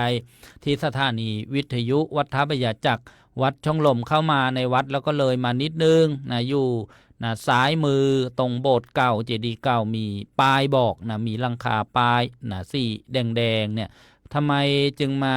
นะรีบเชิญชวนตอนนี้นะเพราะก็เคยนะเชิญชวนเนิ่นๆโยมก็บอกว่าดูก่อนนะเดี๋ยวก่อนดูก่อนนะดูเวลาใกล้ๆก่อนว่ากิจการงานธุระเนี่ยจะลงเนื้อลงตัวไหมนะก็เพราะฉะนั้นเนี่ยก็เลยนะเอาละได้เวลาแล้วนะที่จะมาบอกมาเชิญชวนนะก็ติดต่อกันมาได้นะญาติโยมท้ายรายการท่านใดจะโทรศัพท์เข้าร่วมรายการวันนี้รายการสดนะเสียงธรรมจากวัดป่าสะพานซ่องของหลวงพ่อบุเรียนงดไปเพราะว่าเครื่องคอมพิวเตอร์ขัดข้องนะก็มีเวลาพูดคุยพบปะกับญาติโยมท่านผู้ฟังได้พอสมควรนะอนุโมทนายมอรพินเกตนาคจากทางน้องบัวลำพูหรือวัดผู้จวงนะโยมอรพินนะจำช่วยบอกด้วยนะตอนนี้นะอยู่ที่ไหนแล้วอนุโมทนายมละอนู่ทองดอนคาอู่ทองสุพรรณบุรีโยมแต้วกิดาวันไส้ทองโยมนวลศรีนะจากประเทศอังกฤษบอกว่าที่อังกฤษไม่มีปวกมีแต่วูดไลท์นะก็ชอบกินไม้นะพอๆกับปวกเลยนะวูดนี่ก็แปลว่าไม้ใช่ไหมตัวกินไม้นะไม่มีปวก มีตัววุฒไลท์เจริญพรโยมบุญเรือนโยมเดี๋ยวจะแฟนเบื่อโยมโทรทุกวันเลยไม่เบื่อหรอกจะได้รู้ว่าโยมฟังทุกวัน โยมฟังทางสถานีว่าทางสายทำไมเสียงมาเนี่ยอู้เหมือนฟังเทปป่ะเจ้าค่ะเสียงที่ออนไลน์ไปนั่นเหรอแล้วค่ะเสียงมันเหมือนเทปอย่างนั้นแหละมันอู้แต่ว่าพอมาฟังทางดอกไม้งามทางวัดนาหลอมน้ำเสียงมันก็โปร่งดีเจ้าค่ะเดี๋ยวจะได้สอบถามไปทางสถานีวัดทางสายนะแล้วก็แล้วมันเสียงสดทำไมมันดังอู้อี้ฟังไม่ชัดใช่ไหมโยมมันดังชัดเจ้าค่ะแต่ว่ามันดังเหมือนเทปป่ะเจ้าค่ะดังเหมือนฟังเทปเก่าแต่ต่างจากวัดนาล้อมกับวัดดงไม้งามถ้าวัดถ้าดงไม้งามกับวัดนาล้อมเนี่ยเสียงก็โปร่งใต้แก้วดีเจ้าค่ะ ของวัดทางใต้นะอุปกรณ์ยังดีเลยนะยังแพงเลยนะเกี่ยวกับเสียงนะใช่ยังไม่รู้มันจะเป็นเพราะอะไรเดี๋ยวตรวจสอบให้อนุโมทนาที่แจ้งมาจะได้ตรวจสอบนะถ้าคัดข้องอะไรก็จะได้ปรับปรุงได้ก็ขออนุโมทนาธรรมการเจ้าค่ะโมทนาบุญด้วยนะสาธุโยมบุญเรือนนี่เป็นผู้ฟังจากบางสะพานประจวบคีรีขันธ์ท่านใดจะโทรศัพท์เข้าร่วมรายการสอบถามปัญหาธรรมะหรือว่าสิ่งละอันพละน้อยก็โทรมาได้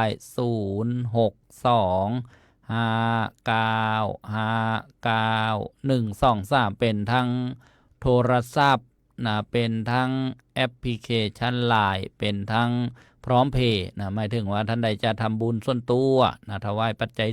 4องค์บรรยายก็ทำได้ช่องทางนี้แล้วก็แจ้งมาทาง LINE ทางโทรศัพท์ก็จะได้จดแล้วก็มาอนุโมทนาเพื่อที่จะอาตมาภาพก็ได้บุญด้วยอนุโมทนาบุญกับญาติโยมแล้วก็ท่านใดที่ได้ยินได้ฟังได้ทราบก็ร่วมอนุโมทนาได้บุญร่วมกัน นี่ก็เป็นภาพประกอบบรรยากาศการสร้างเสาส่งสถานีวิทยุกระจายเสียงนะคลื่นธรรมจักรภูจวง FM 102 เมกะเฮิรตซ์ซึ่งออกอากาศนะที่วัดภูจวงตำบลทับคล้าย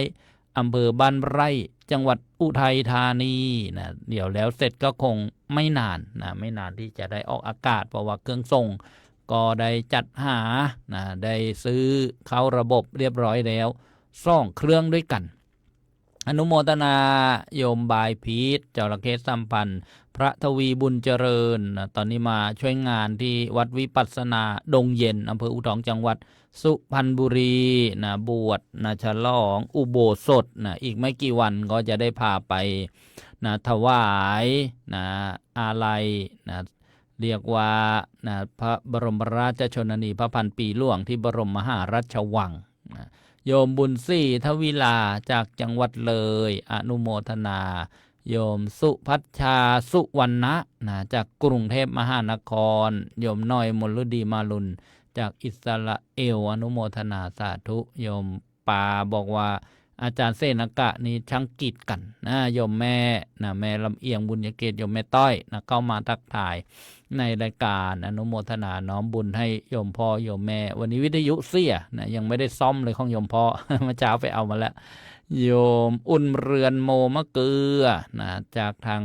เลยหรือหนองบัวลำพูนะโยมสังวานแจ้งเนนนะสวัสดีท่านพระบุญเลี้ยงนะโคสโกปัสเสนา ท่านบุญเลี้ยงเข้ามาทักทายญาติโยมที่อยู่อู่ทองก็คงรู้จักคุ้นเคยพระบุญเลี้ยงนะสมัยก่อนเป็นทิศบุญเลี้ยงนะแล้วก็มาเป็นพระบุญเลี้ยงไล่บรรษาแล้วนะไปอยู่ดูแลโยมแม่โยมธนพรอาจคงหารอนุโมทนาโยมคำบอกว่าอยู่บ้านใหม่ถึงดูนานได้นะเดี๋ยวก็ไปบ้านโน้น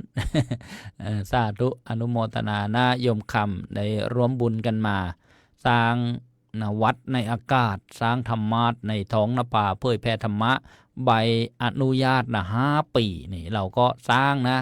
สร้างอย่างอื่นเราก็ทำนะทำบุญอย่างอื่นเราก็ทำสถานีวิทยุกระจายเสียงเราก็ทำนะโยมนีรัชวรรณรักผาสุขร้านพรชัยอิเล็กทรอนิกส์อนุโมทนาสาธุโยมอ่อนประภาชนัดจิตเกษ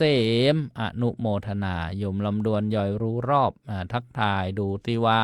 นะทวนทั่วนะทุกท่านหรือยังนะบางทีก็อาจจะล่งไปบ้างระบบไม่เชื่อมโยงไม่นำมาขึ้นบ้างก็ไม่ว่ากันนะจบรายการท่านใดจะโทรศัพท์เข้าร่วมรายการขอไปจบรายการใครจะโทรศัพท์มาก็โทรมาได้นะโยมแม่พันธิพาวิภาตนัยกรุงเทพมหานครตอนนี้กำลังมีงานบุญใหญ่นะสร้างสถานีวิทยุกระจายเสียงที่วัดภูจวงอำเภอบ้านไร่จังหวัดอุทัยธานีนะอยู่กันในขั้นตอนที่ช่างกำลังทำงานนะวันนี้ก็คงจะทาสีนะแล้วก็เอาเสาเก่าลงเตรียมเสาใหม่ขึ้นนะเมื่อวานจ่ายค่าอุปกรณ์นะค่าน็อตค่าสกรูค่าซี่ค่าชาซี่อะไรต่างๆเนี่ยอีก 17,000 บาทจ่ายไปเมื่อวันก่อนก็ 18,000 บาทก็จ่ายเรื่อยๆก็จดไว้โยมก็ช่วยกันมาและเรื่อยๆคนละเล็กคนละน้อยก็จะได้นะรวบรวมกันนะนี่แหละนะเป็นบุญของเราทุกคนเนี่ยเป็นภาพเศร้าเก่าต้องเอาลงนะเพราะว่าหลายปีแล้วนะโยมนวลศรีบอกว่ากราบขอบพระคุณท่านพระอาจารย์ที่มาให้ธรรมะนะวันนี้รายการนานาสาระธรรมไม่ได้มีรายการวันเสาร์แต่มีนะรายการธรรมะปันสุขโดยท่านพระครู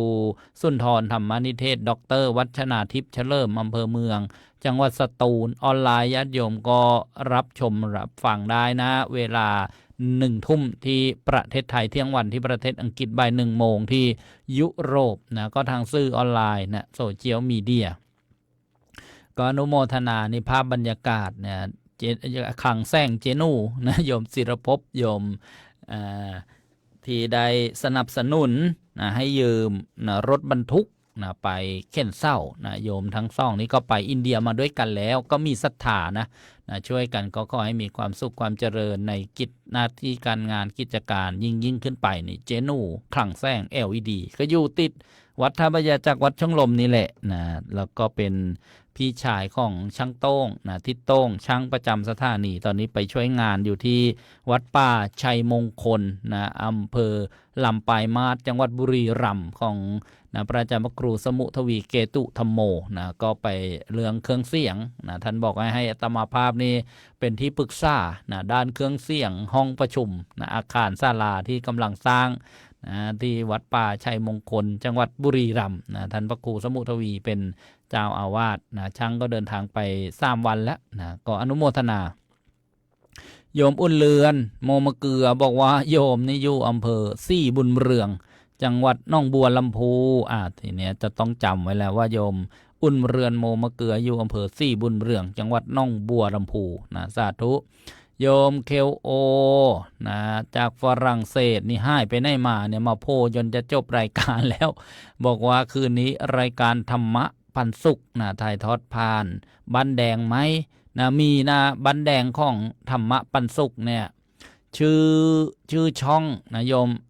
รู้หรือยังช่องของธรรมะปันสุขนะบ้านแดงนะชื่อนะธรรมะปันสุขนะถ้าจำไม่ผิดเดี๋ยวอาตมาทบทวนดูชื่อช่องอีกทีชื่อช่องว่าวรพลคนปันสุขนะบ้านแดงเจริญพรโยมนี่เองพระอาจารย์ต้นหนูโอนตังไป1,000ช่วยเสาอ๋อโอนแล้วค่ะเรียบร้อยแล้วค่ะได้รับแล้วนะโยมหนิงบอกชื่อนามสกุลอนุโมทนานะสาธุสาธุสร้างเสาสร้างสถานีกันนะขอให้มีความสุขความเจริญเจริญพรนี่ก็นะได้ร่วมบุญกันมาเนี่ยนะญาติโยมนะสร้างบุญใหญ่นะโยมหนิงนะชัชยานะก็อนุโมทนาอุทิศบุญให้ร้อยตำรวจเอกนิคมล้อมเศรษฐีนะโยมหนิงก็สูญเสียสามีอันเป็นที่รักไปนะด้วยอุบัติเหตุก็ทำบุญเรื่อยๆนะแล้วก็ไปทำบุญกันไล่ที่ด้วยกันไปเหนือไปอีสานนะเรียกว่ารักกันทำบุญจริงๆนะก็อนุโมทนานะทำบุญไม่ได้หยุดได้ย่อนเลยนะกับทางวัดนะทางคณะของเรานะสาธุแล้วทักทายนะญาติโยมก็พอสมควรแก่เวลาบ้านแดงของพระครูสุนทรธรรมนิเทศชื่อวรพลคนปันสุขนะโยมคอยติดตามรับชมได้ในค่ำคืนวันนี้นะวรพลคนปันสุขโยมรังพันธิพาอัครพานุพัฒน์นะอยู่หลังวัดเนี่ยนี่เป็นภาพเมื่อวานช่างหน่วยเข้ามาช่วยเปลี่ยนประตูได้บอกไปแล้วโยมวันเพ็ญกัมพิมาบุตรอนุโมทนาบอกว่าโยมเคลโอจากฝรั่งเศสนะบอกว่างานล้นมือเลยญาติสนิทก็มาป่วยมีเวลาที่จะมาพิมพ์ในรายการน้อยลงเห็นไหมเนี่ยเวลานี้สำคัญนะก็ท้ายรายการนี้กลับขอบพระคุณครูบาอาจารย์ผู้อำนวยการผู้บริหารสถานีทุกรูปทุกองค์ทุกคลื่นความถี่อนุโมทนาญาติโยมนะทุกคลื่นความถี่นะที่เป็นผู้บริหารเป็นเจ้าหน้าที่แล้วก็ผู้ที่ให้การสนับสนุนร่วมบุญเผยแผ่ธรรมะกับทางวัดท่าพระยาจักรวัดช่องลมของเราแล้วก็ทุกที่เลยทุกสถานีขออนุโมทนาสาธุการรวมถึง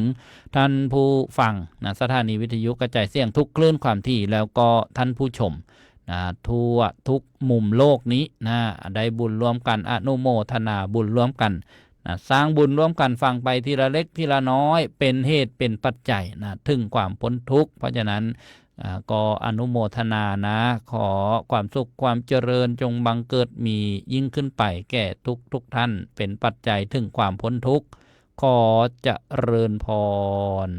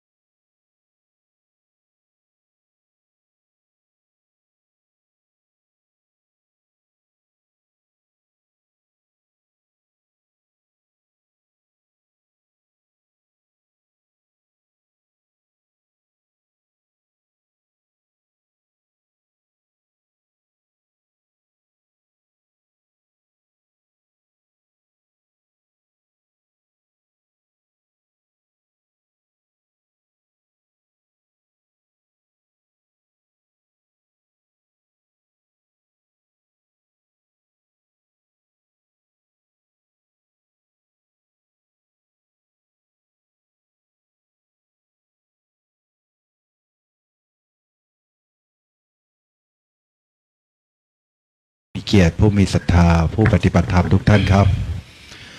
นะโมตัสสะภะคะวะโตอะระหะโตสัมมาสัมพุทธัสสะนะโมตัสสะภะคะวะโตอะระหะโตสัมมาสัมพุทธัสสะนะโมตัสสะภะคะวะโต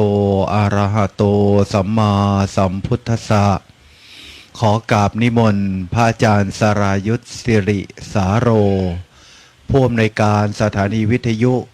พระพุทธศาสนาแห่งชาติคลื่นสาธุเรดิโอ FM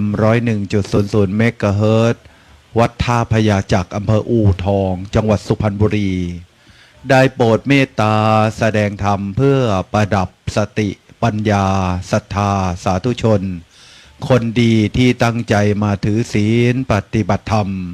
เพื่อถวายเป็นอาจาริยบูชาต่อพ่อแม่ครูบาอาจารย์หลวงพ่อสนองกตปุญโญผู้ก่อตั้งเปิดศูนย์ปฏิบัติธรรมมอเตอร์ธรรมสมาธิเซ็นเตอร์ในวาระโอกาสครบรอบ 14 ปีแห่งการก่อตั้งขอกราบนิมนต์ด้วยความเคารพครับนะโมตัสสะภะคะวะโตอะระหะโตสัมมาสัมพุทธัสสะนะโมตัสสะภะคะวะโตอะระหะโตสัมมาสัมพุทธัสสะนะโมตัสสะภะคะวะโตอะระหะโตสัมมาสัมพุทธัสสะ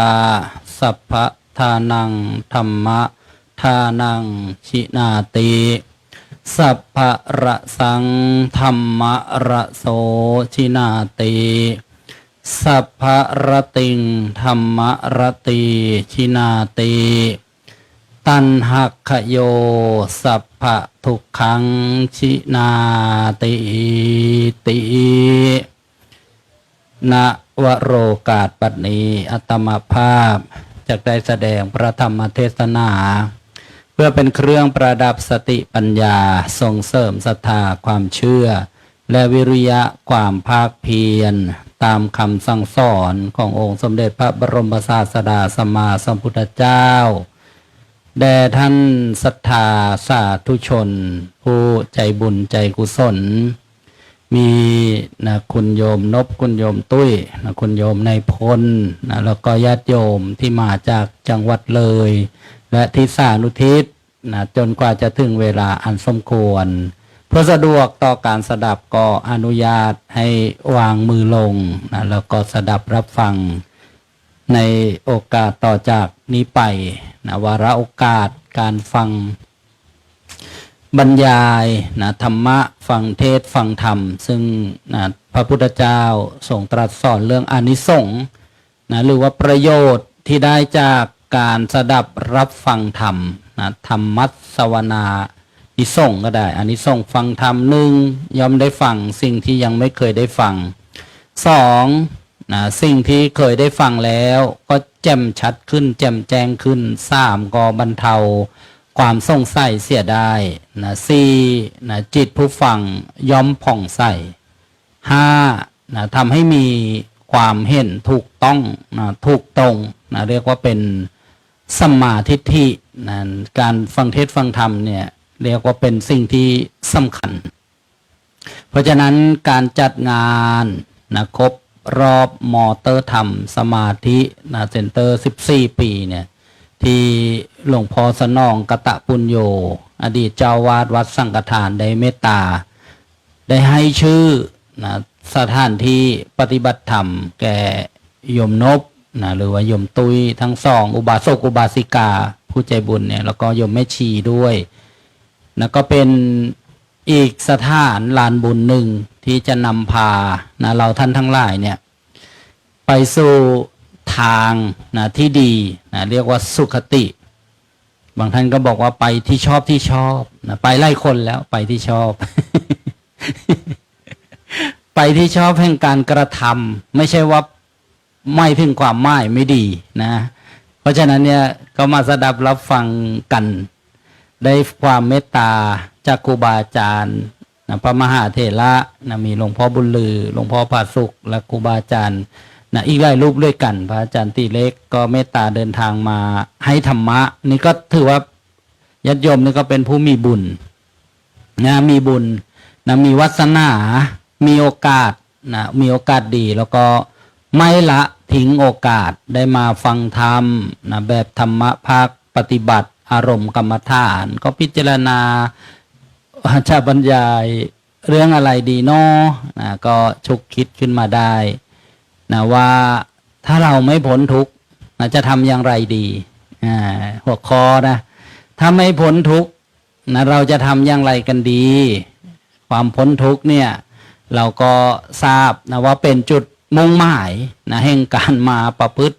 ปฏิบัติเนี่ยละความสุขความสบายนะจากเคหสถานบ้านช่องที่เราเคยอยู่นะอู่ที่เราเคยนอนนะอยากจะทำความสบายให้แก่ร่างกายเราอย่างไรก็ได้นะอยากจะได้รับความสบายทางจิตใจก็ได้เช่นอะไรได้รับความสบายอย่างทางจิตใจเนี่ยเช่นเราอยากจะอยู่เงียบๆนะเราก็ปิดประตูห้องแล้วเราก็พักผ่อนนะเปิดเครื่องปรับอากาศนะหรือพัดลมอะไรเนี่ยก็มีความสบายทั้งกายและจิตอย่างก็มาวันนี้นะก็มีเสียงนะที่เราก็ได้ยินนี่แหละนะนี่ก็เราอาจจะนะจะสงบไหมเนาะนะจะ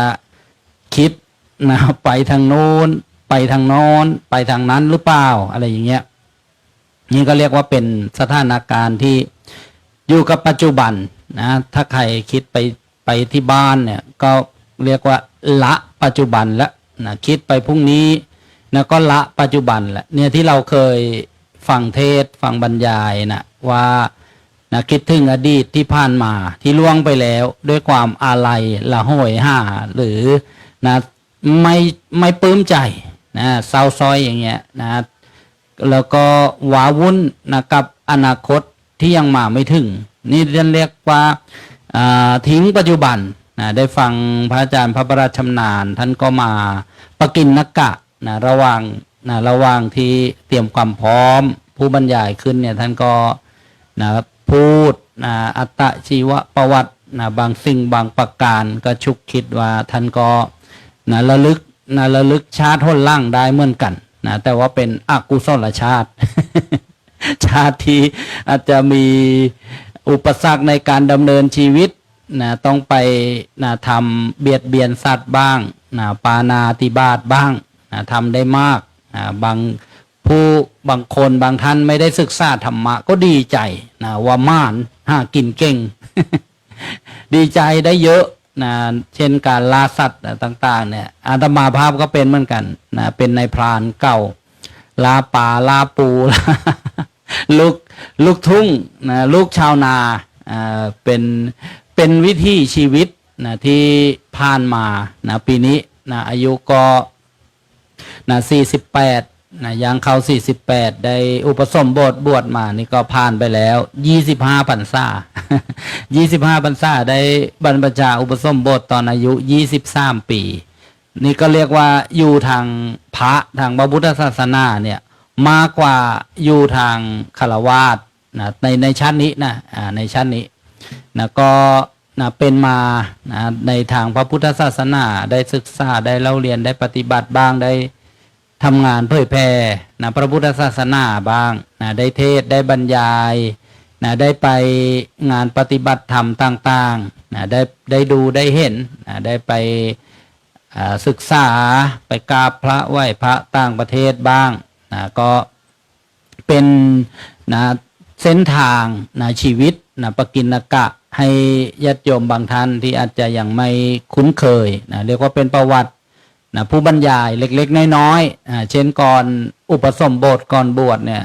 ก็เป็นข้าราชการนะรับราชการทหารอากาศนะมียศจากอากาศเอกตำแหน่งช่างเครื่องบินอยู่กับเครื่องบินนู่นนะกองบิน5ปัจจุบันอยู่ที่ประจวบคีรีขันธ์อ่าวมะนาว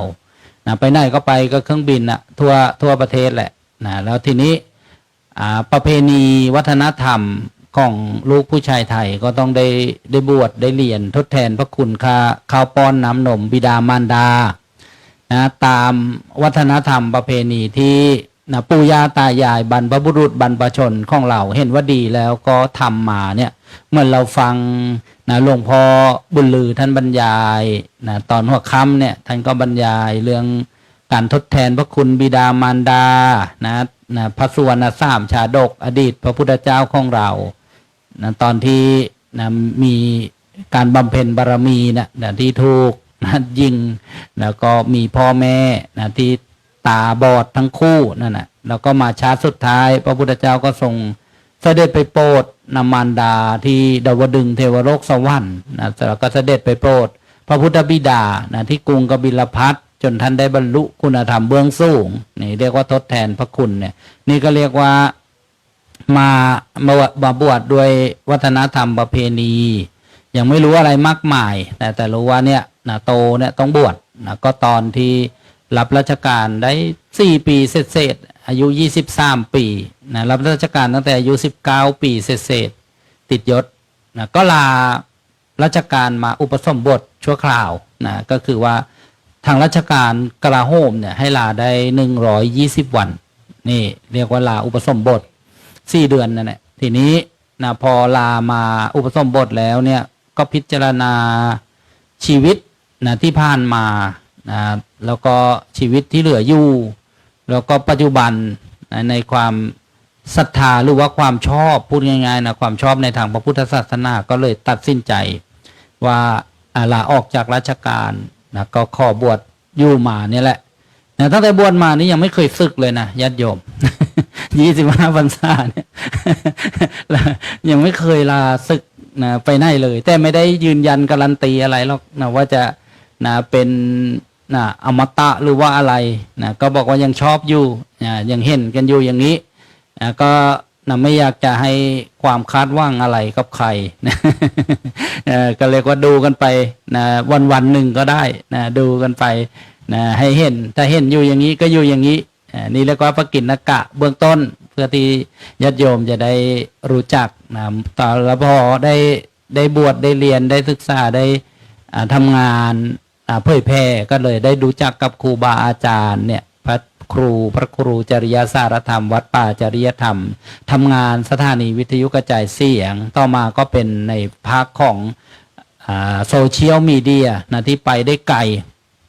เห็นได้ทั่วโลกอย่างเงี้ยปัจจุบันเนี่ยก็ถือว่านะได้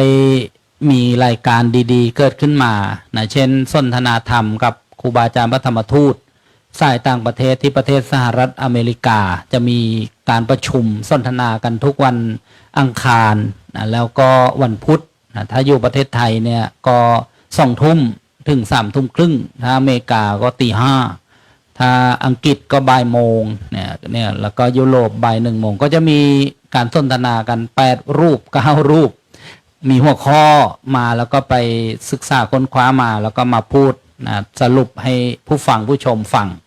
นี่ก็เรียกว่าแล้วก็บูรณาการกับรายการวิทยุกระจายเสียงนะแล้วท่านที่อยู่ต่างประเทศอยู่ที่ไหนก็ได้ถ้ามีสัญญาณนะออนไลน์ต่างๆเนี่ยก็ชมได้ฟังได้นะแล้วก็แสดงความคิดเห็นได้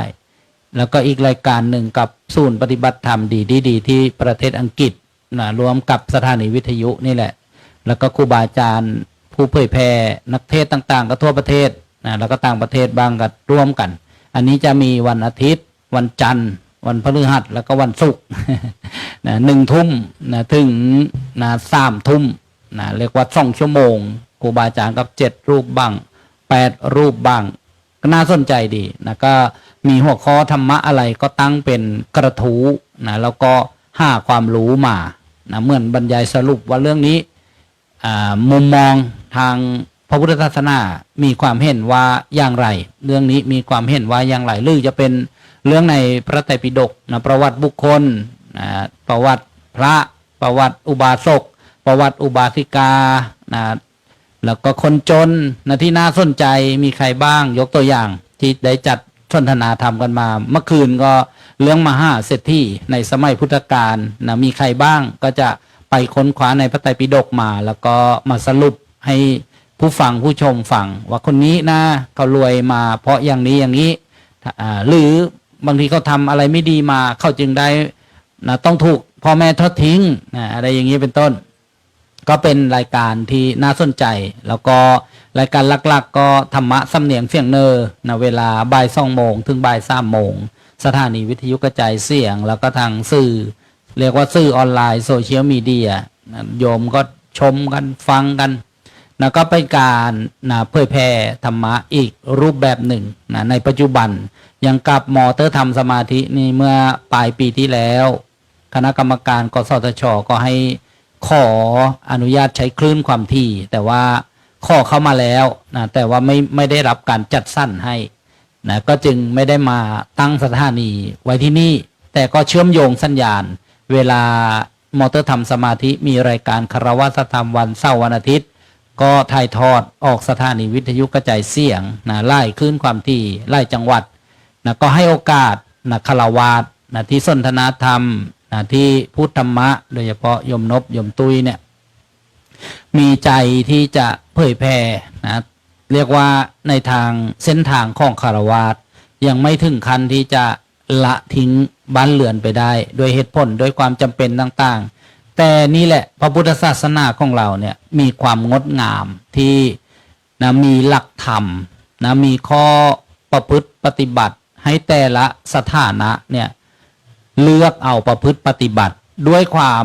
สมัครใจนะไม่บังคับพระพุทธศาสนาเนี่ยไม่บังคับใครอย่างยกตัวอย่างว่า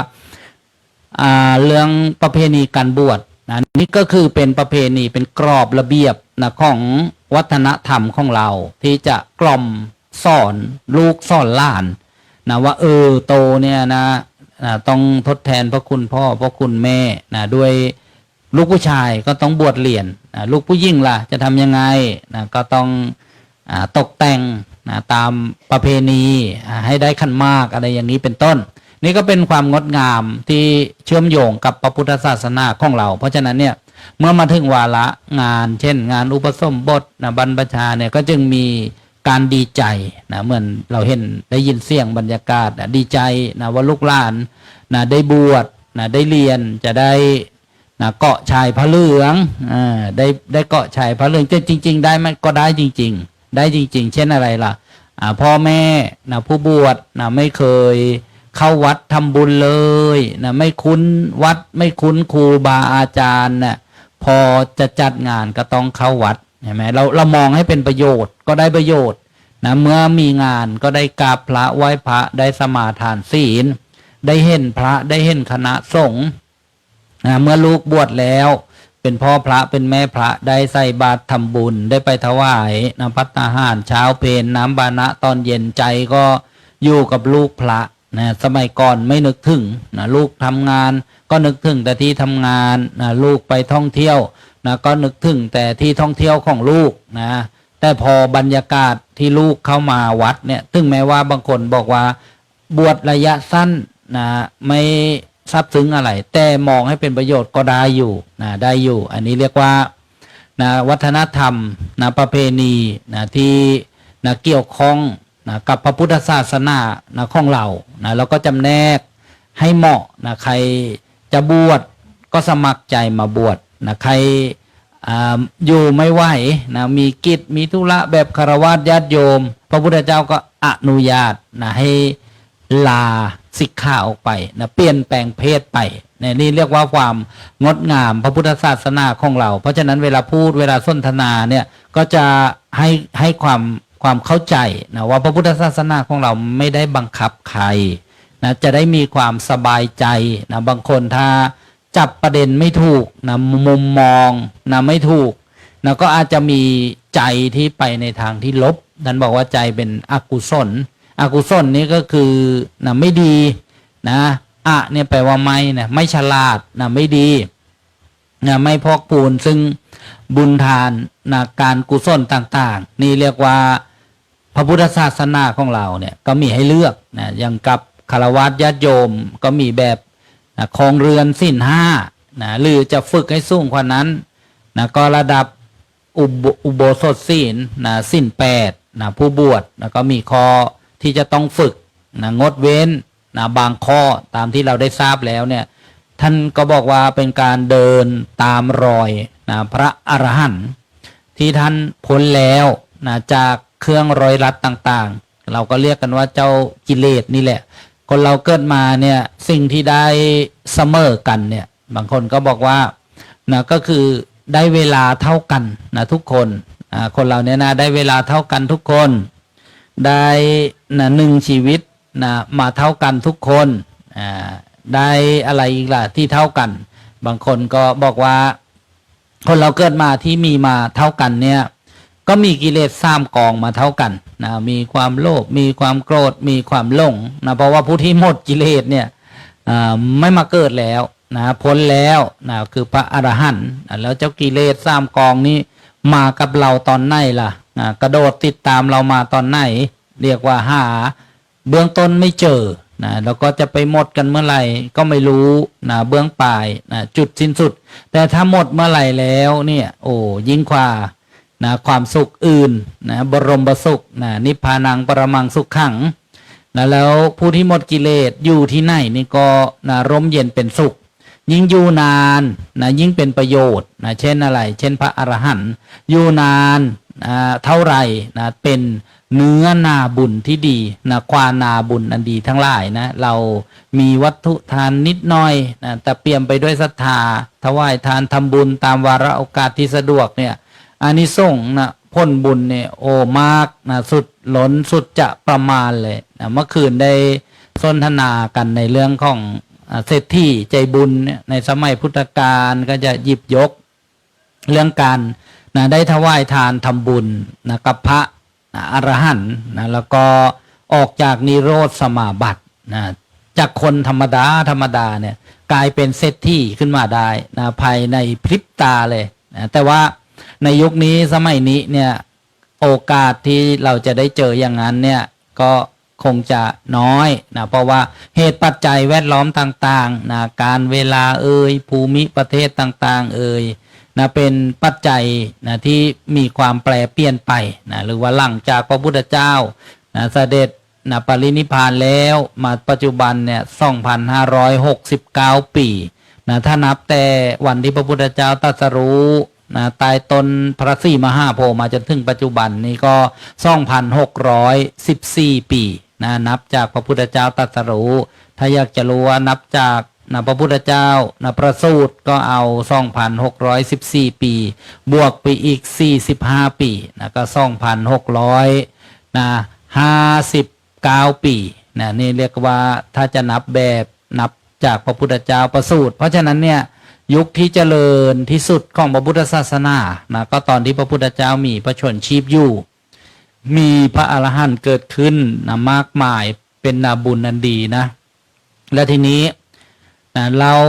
บรรยายกล่าวว่านะเศรษฐีคนเนี้ย จากคนธรรมดาเนี่ยเขาเป็นลูกจ้างนะเป็นลูกจ้างของนะเศรษฐีแล้วเขาก็นะทำไร่ไถนาไปแล้วทีนี้เขาชื่อนายปุณณะนี่มีภรรยาด้วยคนหนึ่งแล้วทีนี้วันหนึ่งก็ไปไถนาของตัวเองนี่แหละเวลาเข้าไปไถนาเนี่ยเขาก็จะไปแต่เช้าตู่ไปยามเช้าเพราะว่าไถนาแต่เช้าแดดยังไม่ร้อนเมื่อแดดร้อนแล้วก็จะได้พักผ่อนแล้วผู้เป็นภรรยาเนี่ยก็จะทำกับข้าวอยู่ที่บ้านเตรียมไปส่งข้าวเช้าสามีที่กำลังไปไถนาอยู่นี่นะแล้วทีนี้ในบรรยากาศตอนนั้นเนี่ยก็มีพระพุทธเจ้ามีพระสารีบุตรอัครสาวกเบื้องขวาพระสารีบุตรท่านเข้านิโรธสมาบัตินี่เขายังไงนะเขานิโรธสมาบัติเนี่ยนะญาติโยมเข้าไปดับในสมาธิขั้นสูงขั้นลึกนิโรธะเนี่ยแปลว่าดับดับเป็นเวลา7 วันไม่รู้เรื่องราวข้างนอกเลยไม่รู้อะไรเลยเรียกว่าเป็นนิโรธสมาบัติคุณสมบัติของผู้ที่จะเข้านิโรธสมาบัติเนี่ยต้องบรรลุคุณธรรมเบื้องสูงเป็นพระอนาคามีบุคคลและก็เป็นพระอรหันต์เพราะฉะนั้นเนี่ยปุถุชนจะไปเข้านิโรธสมาบัติเนี่ยก็ไม่ใช่ฐานะเพราะฉะนั้นก็เสริมความรู้ตรงนี้ไปว่าถ้าใครมาประกาศบอกว่าเข้านิโรธสมาบัติออกจากนิโรธสมาบัติเนี่ย ก็นะทำนองว่าท่านผู้นั้นจะต้องเป็นพระอนาคามีหรือนะพระอรหันต์ในตอนนั้นนี้พระสารีบุตรนั้นเขานิโรธสมาบัติเนี่ยเขา7 วันเขา7 วันแล้วก็จะต้องออกมาเพราะว่าธาตุขันธ์กายเนื้อของมนุษย์เนี่ยนะเมื่อไม่ได้รับอาหารน้ำหรือว่าอากาศนี่ไม่เกิน7 วันก็จะอยู่ไม่ได้เพราะฉะนั้นเวลาท่านเข้าไปแล้วเนี่ยนะแล้ว7 วันก็ออกมาจากนิโรธสมาบัติเมื่อออกมาแล้วท่านก็พิจารณาด้วยญาณว่าจะไปสงเคราะห์ใครจะไปโปรดใครนะด้วยปัญญาญาณอุปมาคล้ายๆว่าเครื่องเรดาร์ตรวจสอบปล่อยสัญญาณคลื่นออกไปแล้วใครมากระทบนะสัญญาณเรดาร์ก็จะอ่านข้อมูลได้ว่าเป็นลักษณะอย่างไรทีนี้ก็นะท่านก็เลยออกจากนิโรธสมาบัติก็พิจารณาผู้ใดใครหนอที่ท่านจะไปสงเคราะห์หรือว่าควรที่จะได้บุญใหญ่คือได้ถวายนะการอุปถากได้ถวายภัตตาหารเป็นมื้อแรกเนี่ยท่านก็เห็นนายปุณณะนี่โน่นไถนาอยู่ตรงโน้นท่านก็เลยนะเดินตามนะคันนามานายปุณณะนี่ยามเช้าก็จะต้องมีกิจนะเช่นอะไรล่ะบ้วนปากนะ4 ฟันนะมีไม้ชำระไม้4 ฟันพอเห็นพระสารีบุตรนะมาเนี่ยนะก็มีใจยินดีนะมีใจเลื่อมใสเห็นพระแล้วใจยินดีนะนี่คนสมัยพุทธกาลนะโยมจะประสบบุญเป็นอันมากเห็นพระแล้วต้องยินดีนะเดี๋ยวถ้าเป็นบางยุคบางสมัยเห็นพระนี่เหมือนเห็นอะไรก็ไม่รู้นะใช้องค์ในข้าวหรือเปล่าวะเนี่ย มีแต่ละวันเนี่ยชวนให้ไม่เกิดศรัทธาประสาทะเลยนะไม่เกิดความเชื่อความเลื่อมใสเลยเกิดแต่ความหวาดระแวงไว้จริงหรือเปล่าเนาะอะไรอย่างเงี้ยนะทีนี้เราก็ตั้งจิตไว้ให้ดีก็แล้วกันนะอย่าไปนะระแวงสงสัยวิจิกิจฉานะซึ่งจะขาดโอกาสดีไปทีนี้นายปุณณะนี่เห็นพระสารีบุตรเดินมาก็ดีใจปลื้มใจนะไม่มีข้าวก็ไม่มีใช่ไหมจะถวายอะไรได้น้อยจึงจะได้บุญนี่เห็นไหมผู้มีปัญญานะผู้มีปัญญาเนี่ยมองเรื่องต่างๆเนี่ยทำให้เป็นบุญกุศลมองกิจการต่างๆนี่ทำให้เป็นกำไรขึ้นมาได้ปัญญาเนี่ยสำคัญนะแล้วก็จะทำยังไงเราจึงมีปัญญาแบบนี้นะนี่แหละที่ญาติโยมมาทำกันนี่แหละนะเป็นเหตุนะสร้างที่เหตุทำที่เหตุนะวันละเล็กวันละน้อยอย่าไปคิดว่าได้แค่นี้คงไม่ได้อะไรอย่าไปคิดว่าคนที่ไปนอนไม่ได้อะไรเขาก็ได้แล้วส่วนหนึ่งดีความไม่ได้นะได้น้อยก็ดีความไม่ได้เลยนะได้มากเนี่ยก็ดีนะดีกว่าได้ปานกลางดีกว่าได้น้อยก็ยังดีกว่าไม่ได้อะไรเลยไม่ได้อะไรเลยก็ยังดีนะมาสู่สถานลานธรรมอยู่ในบรรยากาศของผู้ทรงศีลผู้ทรงธรรมบุญทานการกุศลสมาทานตั้งใจเนี่ยนะก็ได้บ้างแหละ ได้บ้างแหละแต่ถ้าไม่มาบางทีอาจจะไปทางอกุศลคิดฟุ้งซ่านรำคาญใจอกุศลวิตกไปนะนี่เรียกว่าผู้มีปัญญามองพระเห็นพระจะเอาอะไรทำบุญดีเนาะเอานี้นะมีน้ำเอานี่แหละเพราะว่ายามเช้าพระต้องทำสรีระกิจนะเกี่ยวกับชำระนะปากฟันอย่างเนี้ยท่านก็ถวายน้ำบ้วนปากกับไม้4 ฟันไม้4 ฟันที่อินเดียนี่เขาใช้ไม้สะเดาโยมเขาเรียกว่านิ่มนะสะเดาแบบที่เรานะเอามาทานนะกับน้ำพริกน้ำปลานี่แหละนะเอากิ่งอ่อนๆนั่นนะเคี้ยวนะทุกเช้านะแล้วก็ทู่ไปทู่มาฟันแข็งแรงนะฟันแข็งแรงโยมที่อยากจะต้องการฟันแข็งแรงก็ลองดูเคี้ยวสะเดาเช้านะไม้สะเดานะแล้วก็บ้วนปากนะจะทันหรือเปล่าไม่รู้จะทันแข็งแรงหรือเปล่าหรือจะไปตอนเขียวสะเดาที่อยากให้ฟันแข็งแรงเนี่ยไปแล้วซ่องซีกพระอาจารย์ ตอนปัจจุบันเนี่ยไปอินเดียเนี่ยก็จะเห็นเนี่ยท่านในพลก็เห็นก็จะมาวางค่ายนะเช่นที่ริมแม่น้ำคงคาเนี่ยจะมีไม้สะเดาเป็นก้านๆเนี่ยวางค่ายนั่นแหละก็ซื้อแล้วก็มาเคี้ยวแล้วก็บ้วนปากนี่เรียกว่าไม้4 ฟันไม้ชำระฟันถ้าไม่ชำระให้ดีก็น่าจะเกิดปฏิกูลลิ้นถ้าไม่แปรงให้ดีเนี่ยไม่ทำความสะอาดลิ้นเนี่ยจะรับรสอาหารไม่ดีเมื่อ รับรสอาหารไม่ดีก็ทำให้ไม่เจริญอาหาร เมื่อไม่เจริญอาหารร่างกายขาดสารอาหารนี่สำคัญเหมือนกันนะในพระพุทธศาสนาเนี่ยพระพุทธเจ้าก็สอนเรื่องการดูแลธาตุขันธ์ร่างกายสุขภาพลิ้นเนี่ยบางทีท่านบอกว่าต้องแปลงนะต้องแปลงเพื่อให้รับรสอาหารดีนี่ก็เรียกว่าเป็นปกิณกะนะที่ได้กล่าวเสริมตรงนี้นะมาถึงนายปุณณะนี่พอถวายน้ำบวนปากไม้สี่ฟันปื้มอกปื้มใจนี่เรียกว่าเป็นบุญใหญ่นะได้ถวาย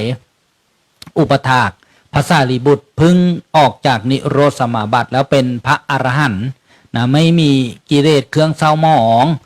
นะแล้วก็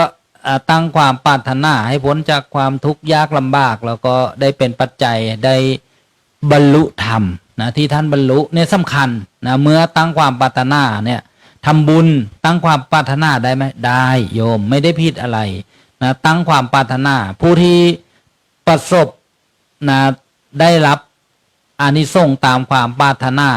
เพราะตั้งความปรารถนามาเช่นองค์พระสัมมาสัมพุทธเจ้าของเราบำเพ็ญบารมีตั้งความปรารถนานะเรียกว่าเป็นนะพระโพธิสัตว์ผู้ที่ยังเกิดยังเวียนว่ายตายเกิดเนี่ยยังคล้องด้วยการตรัสรู้เนี่ยเรียกว่าพระโพธิสัตว์บำเพ็ญบารมีนะพระสารีบุตรตั้งความปรารถนาตอนที่ได้ทำบุญสุนทรทานกับพระพุทธเจ้าในอดีตขอนะอานิสงส์ผลบุญเนี้ยนะให้สำเร็จเป็นอัครสาวกเบื้องขวาพระพุทธเจ้าพระองค์ใดพระองค์หนึ่งนะท่านตั้งความปรารถนามาทั้งนั้นแหละพระอัครสาวกเบื้องซ้ายก็เหมือนกันแล้วก็อุบาสกอุบาสิกามหาอุบาสกมหาอุบาสิกาตั้งความปรารถนายกตัวอย่างว่านายปุณณะเนี่ยตั้งความปรารถนาให้พ้นจากความยากจนให้ได้นะบรรลุธรรมที่สำคัญคือให้ได้พ้นทุกข์ถ้าเราไม่ตั้งความปรารถนาความพ้นทุกข์ไม่มีพระนิพพานนะเป็นจุดมุ่งหมายเนี่ยไม่สำเร็จเป็นบารมีนะญาติโยมไม่สำเร็จเป็นบารมี เพราะอะไรเพราะเราถ้าจะเอาแต่รวยนะวันที่1วันที่16เนี่ยจะใส่บาตรกันเยอะแต่ในใจก็รู้กันแหละนะรางวัลที่1ต้องเป็นของฉันนะงวดนี้นะวัดว่างกันแต่เช้าเลยนะท่านบอกว่าเช้าวุ่นวายนะบ่ายตื่นเต้นเย็นนั่งเศร้า มีความสุขแต่ไม่ได้ว่าอะไรหรอกก็อยู่ในกรอบที่ว่าถูกต้องตามกฎหมายกันละกันไม่ผิดอะไรถ้านะไม่เบียดเบียนนะตัวเองไม่เป็นหนี้เป็นสินนะไม่ติดลบจนเกินไปนะจะเสี่ยงโชคเสี่ยงดวงอะไรก็พอประมาณแต่ว่าถ้าว่าเป็นกิเลสก็เป็นกิเลสอ่อนๆนะเป็นโลภะเป็นความโลภนะแต่ว่านะก็นะเป็นความคาดหวังนะยกตัวอย่างว่าตั้งความปรารถนาจะให้รวยอย่างเดียวนะก็ติดอยู่ตรงนั้นแหละนะไม่พ้นทุกข์บางทีเนี่ยนะออกไม่ถูกนะแล้วก็เจือไปด้วยโลภะนะถ้าเราบอกที่อาตมาได้บรรยายบอกว่าตั้งความปรารถนาให้ถึงความพ้นทุกข์เนี่ยสิ้นไปแห่งทุกข์เนี่ยนี่เรียกว่า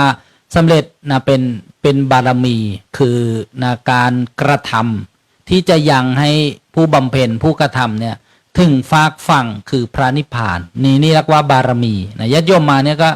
เป็นการบำเพ็ญบารมีนะใครจะมองนะว่าเฉยนะ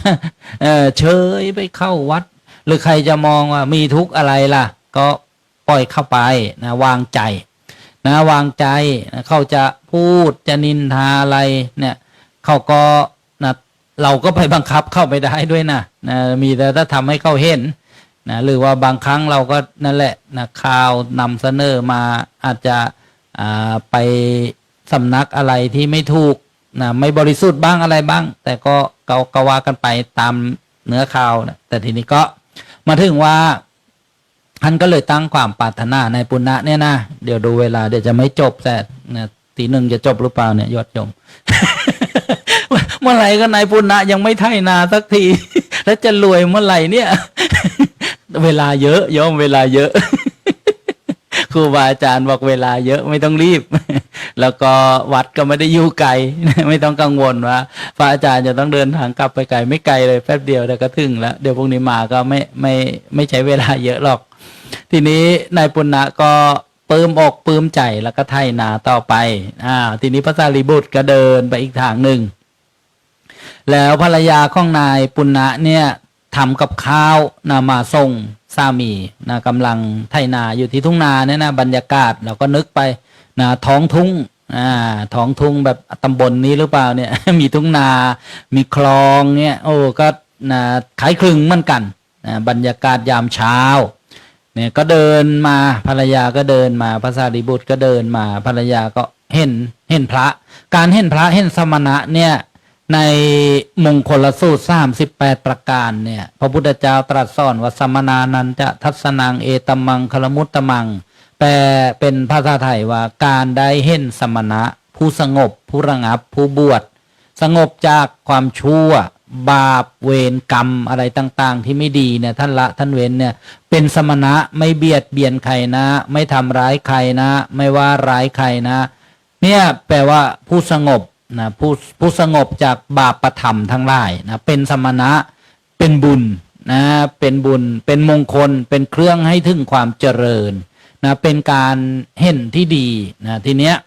นางก็เลยคิดว่าโอ้สมัยก่อนนี่นะบางครั้งเราเห็นพระเห็นสมณะเนี่ย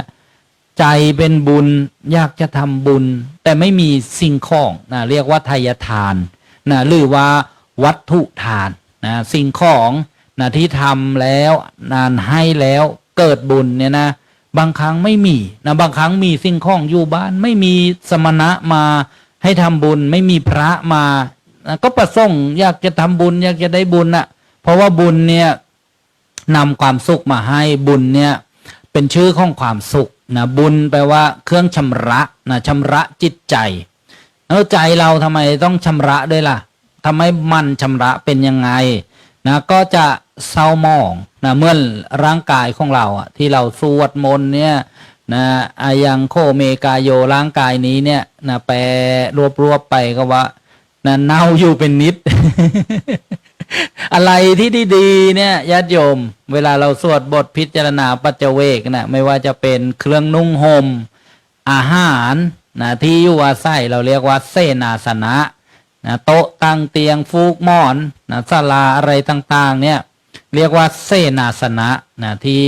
เราได้ใช้สร้อยเนี่ยหรือจะเป็นยารักษาโรคนะคิรานเภสัชสิ่งต่างๆเหล่านี้รวมเรียกว่าปัจจัยสี่เมื่อมาถูกเขากับร่างกายของเราเนี่ยมาดีๆเนี่ยอยู่ไปอยู่มาเนี่ยมันเน่า เหม็นจริงหรือว่าโยมลองใส่เสื้อผ้าชุดเดิมสัก3 วันแล้วไม่เปลี่ยนดูลองไม่ชำระร่างกายสัก3 วันปกติก็วันเดียวแหละเหนียวเนอะแล้วกลิ่นนะก็เริ่มออกแล้วดูไกลๆซี่ใช้ได้นะพอเข้าใกล้ๆกลิ่นต้องปรับปรุงนะ เป็นอุปสรรคอีกนะมันไม่ชอบมันเรียกเป็นปฏิฆะดมแล้วเนี่ยไม่ชื่นใจแล้วถ้าไปศึกษาเรื่องกรรมฐานเนี่ยก็มีบางบทนะอย่างเช่นการจะเข้าไปทำกรรมฐานในป่าก็ดีในป่าช้าก็ดีในโคนไม้ก็ดีในเรือนว่างก็ดีในที่แจ้งก็ดีในลอมฟางก็ดีในถ้ำก็ดีเนี่ยท่านก็สอนนะให้เราชำระร่างกายให้สะอาดนะซักผ้าให้สะอาดทานอาหารให้พอเหมาะแล้วถ้าไปทำสมาธิเจริญกรรมฐานวันไหนแล้วรู้สึกสภาวะธรรมดีท่านบอกให้จำไว้วันนั้นทำอย่างไรนะพักผ่อนอย่างไรใช้น้ำผงซักฟอกยี่ห้ออะไรกลิ่นอะไร ทานอาหารประมาณไหนเวลาไหนเข้าไปเวลาไหนท่านบอกว่าให้จำอย่างนั้นไว้แล้วทำซ้ำนะกรรมฐานจะเจริญดีนี่ท่านว่าอย่างนั้นนะเพราะฉะนั้นเนี่ยคำว่ากลิ่นนะถ้าเกิดเป็นปฏิกูลไม่หอมไม่ชื่นใจเนี่ยก็จะเป็นอุปสรรคไปนั่งแล้วก็ไม่สบายตัวนะความสบายเนี่ยเป็นเหตุไกลให้เกิดสมาธินะเราฟังเรื่องการปฏิบัติสมาธินะแบบหลวงพ่อผาสุกมาบรรยายเนี่ยก็เสริมไว้ว่าความสบายท่านเรียกว่าสัปปายะนะเป็นเหตุไกลก็คือนะก็ใกล้แล้วแหละใกล้จะได้สมาธิแล้วแหละถ้ามีสัปปายะนะเรียกว่ามีความสบายทางด้านอาหารบ้างทางด้านอากาศนะทางด้านธรรมะเป็นที่สบายฟังแล้วนะรู้สึกว่าสงบนะรู้สึกว่าได้ปัญญานะรู้สึกว่านะสบายใจอย่างเงี้ยนะธรรมะแล้วก็บุคคลด้วยนะบุคคลเป็นสัปปายะนะไม่มีบุคคลที่ นะส่งเสียงหรือว่ารบกวนอะไรนะแล้วก็เหมือนเราท่านทั้งหลายที่มาเนี่ยก็ต้องหาสัปปายะเพราะว่าอยู่ที่บ้านนะก็ยากนะเพราะว่าบ้านเนี่ยนะเป็นที่คับแคบนะจะทำให้บริสุทธิ์ดุจสั่งขัดขาวเนี่ยยากต้องมีกิจนะของคฤหัสถ์ชาวบ้านมีลูกมีหลานมีเพื่อนบ้านล้านทินที่สำคัญเดี๋ยวนี้เขาบอกว่ามีป้าข้างบ้านนี่ ป้าข้างบ้านนี่รู้ไปหมดเลย ไอ้คนนั้นไอ้คนนี้ชวนคุยแต่เรื่องคนอื่นนะเรื่องตัวเองไม่คุยนะว่ามีนะความทุกข์อย่างไรมีกิเลสเท่าไหร่เราจะแก้ปัญหาชีวิตของพวกเราอย่างไรนะนี่เรียกว่ามาหาที่เป็นสัปปายะนะหาที่เป็นสัปปายะนะเช่นเนี่ยอาคารสถานที่นะอากาศก็คืออุตุเย็นร้อนเกินมันก็ไม่ดีต้องพอดีนะสัปปายะนะอาหารนะพอดีนะมีบุคคลนะแล้วก็มีเรื่องธรรมะด้วยเพราะฉะนั้นเนี่ยก็จึงต้องมีนะการแสดงธรรมนะมีสถานที่เนี่ยเป็นวัตถุประสงค์นะของผู้ดำรินะสร้างสถานปฏิบัติธรรมแบบนี้นะเพราะโยมเขาเห็นความสำคัญหรือนะได้รับประโยชน์แล้วนะจากธรรมะของพระพุทธเจ้านะก็อยากจะให้ท่านอื่นนะเข้ามาเชิญมาจะเชิญมาแล้วไม่ทำอะไรต้อนรับนะก็ไม่ได้นะพอทำแล้วเห็นว่าดีมีประโยชน์นะก็เสียสละยิ่งขึ้นไปอีกอย่างเช่นปีนี้ก็มีนะการเชิญชวนกันมาร่วมกันนะสร้างดินนะไว้ในพระพุทธศาสนาที่จะเป็นวัดวาอารามต่อไปก็คงได้ทราบนะข่าวสารประชาสัมพันธ์นี่แหละนะเรียกว่าสร้างที่เป็นสัปปายะก็นะวกกลับมาถึงนะภรรยาของนายปุณณะนะเจอพระนะเจอสมณะนะที่ได้บอกว่าบางครั้งนะมีวัตถุทานไม่พบกับพระนะบางครั้งนะพบพระแต่ไม่มีวัตถุที่จะทำบุญถวายทานนะเรียกว่าปัจจัยสี่เนี่ยแต่วันนี้นะพบสมณะพบพระแล้วนะวัตถุทานก็มีแต่ก็ใจก็คิดว่าเดี๋ยวนะสามีเนี่ยจะหิวข้าวหรือเปล่าเนาะนะถ้าตอนนั้นเขาได้ฟังเรื่องนะกองข้าวหน่อยข้าวแม่เนี่ยเขาคงอาจจะไม่ได้ทำบุญหรอก ถ้าเรื่องกองข้าวหน่อยข้าวแม่ไปเกิดที่อินเดียนะเรื่องลูกชายนะหิวนะพอไปไถนาแม่มาส่งข้าวช้านะคนโมโหหิวนี่แม่นี่ก็ฆ่าได้นะญาติโยมเขาไม่ได้ฟังเรื่องบักทองฆ่าแม่นะที่เกิดทางภาคอีสานนั่นนะเรื่องกองข้าวน้อยฆ่าแม่แล้วก็ยังก็คิดว่าไม่เป็นไรนะอาหารที่บ้านเนี่ยยังมีอยู่ข้าวก็มีอยู่เดี๋ยวกลับไปปรุงใหม่นะไปหุงต้มแกงมาใหม่อีกรอบหนึ่งก็ได้นาก็ไม่ไกลมากเอาละนะตัดสินใจนะด้วยใจที่ยินดีนี่นะก่อนทำทานถวายทานเนี่ยนะญาติโยมต้องตั้งเจตนาเรียกว่าบุพเจตนาทำเจตนาให้ยินดีโอ้ยเกิดมาพบหนึ่งชาติหนึ่งนะจะได้นะพบพระพุทธศาสนานี่ก็ยากนักยากหน้าเกิดเป็นมนุษย์นี่ก็ยากนักยากหน้าแล้วนะได้มีอัตภาพร่างกายชีวิตอยู่เนี่ยที่ได้บอกว่าเราได้มาเท่ากันเนี่ยจะประคองให้อยู่ไปรอดไปแต่ละวันเนี่ยก็ยากหนักยากหน้าเราจะเห็นคนที่จากไปแบบปัจจุบันทันด่วนมากมายนะอุบัติเหตุบ้างหรือว่าเหตุการณ์ที่ไม่คาดคิดคาดฝันนะเห็นกันอยู่รัดนะก็มีเหตุนะต้องละจากอัตภาพร่างกายนะเพราะฉะนั้นเนี่ยยากกันได้มีอัตภาพร่างกายอยู่ให้รอดไปทุกขณะทุกวันเนี่ยนะแล้วการบังเกิดขึ้นของพระพุทธเจ้านี่ก็ยากยิ่งอีกเพราะต้องใช้เวลาในการบำเพ็ญบารมีนะแล้วก็การได้ฟังธรรมะนี่ก็ยากนะเพราะว่าต้องรอพระพุทธเจ้ามาอุบัติตรัสรู้นะรู้แจ้งเห็นจริงเพราะธรรมะของพระองค์เนี่ยจะเป็นสิ่งที่เป็นสัจธรรมนะเป็นสัจจะนะเป็นความจริงไม่แปรเปลี่ยนไปที่เราฟังบ่อยๆอนิจจังไม่เที่ยงนะทุกสิ่งทุกอย่างไม่สามารถที่จะตั้งมั่นคงอยู่นะคงทนท่าวรต่อไปได้นะทุกครั้งนะบีบคั้นนะทนอยู่ไม่ได้นะต้องแปรเปลี่ยนอยู่ตลอดแหละอะไรก็แล้วแต่นะแม้แต่ตัวเราเนี่ยนั่งนานก็เป็นไงนะก็เป็นทุกข์นอนนานก็เป็นทุกข์ยืนนานก็เป็นทุกข์นี่เรียกว่ามันบีบคั้นทนอยู่ไม่ได้แล้วก็ อนัตตาคือบังคับบัญชาไม่ได้นะบังคับบัญชาไม่ได้หมายถึงอะไรเราบังคับตัวเราเนี่ยนะไม่ให้ปวดเมื่อยนะพอนั่งนานได้ไหมบังคับไม่ให้หิวนะบังคับนะไม่ให้ปวดอุจจาระปัสสาวะนะฟังเราไหมที่สำคัญนี่บังคับไม่ให้แก่นี่ฟังเราหรือเปล่า ร่างกายฟังเราหรือเปล่านะวันนี้ก็แก่กว่าเมื่อวานเสียแล้วนะมาปฏิบัติธรรมที่หมอเตอร์ทำสมาธินี่3 วันนะกลับไปบอกโอ้แก่กว่าตอนข้าไปแล้ว3 วันไหม แก่ทุกวันเลยเมื่อวานแก่กว่าวันนี้นะเมื่อวานยังนุ่มกว่าวันนี้เนี่ยถ้าเราพิจารณานะอย่างนี้นะเราเรียกว่าอ๋อนะมีเห็นนะสัจธรรมความจริงบ้างนะเราก็มาฟังว่านะในเรื่องของนายปุณณะเนี่ยการทำบุญมีจิตใจยินดีก่อนทำบุญภรรยาของนายปุณณะเนี่ยขณะทำบุญนะก็ยินดีแล้วก็ทำบุญแล้วถวายทานแล้วต้องยินดีด้วยนะโยมอย่าไปคิดเสียดายนะอย่าไปคิดเสียดายทรัพย์ที่เราได้มานะไม่ว่าจะนะเหน็ดเหนื่อยอย่างไรนะเมื่อทำไปแล้วเนี่ยต้องตัดใจนะแล้วก็นึกถึงว่าเราได้ทำกับส่งหมู่ใหญ่หรือเหนือนาบุญที่ดีแล้วอย่าตะกิดตะควงเพราะว่าก็จะมีตัวอย่างเหตุผลอีกบางเรื่องเนี่ยเช่นคนเกิดมาร่ำรวยนะแล้วทำไมเวลากินอาหารเนี่ยจะต้องกินแบบคนจนด้วยล่ะมีเงินทองมากมาย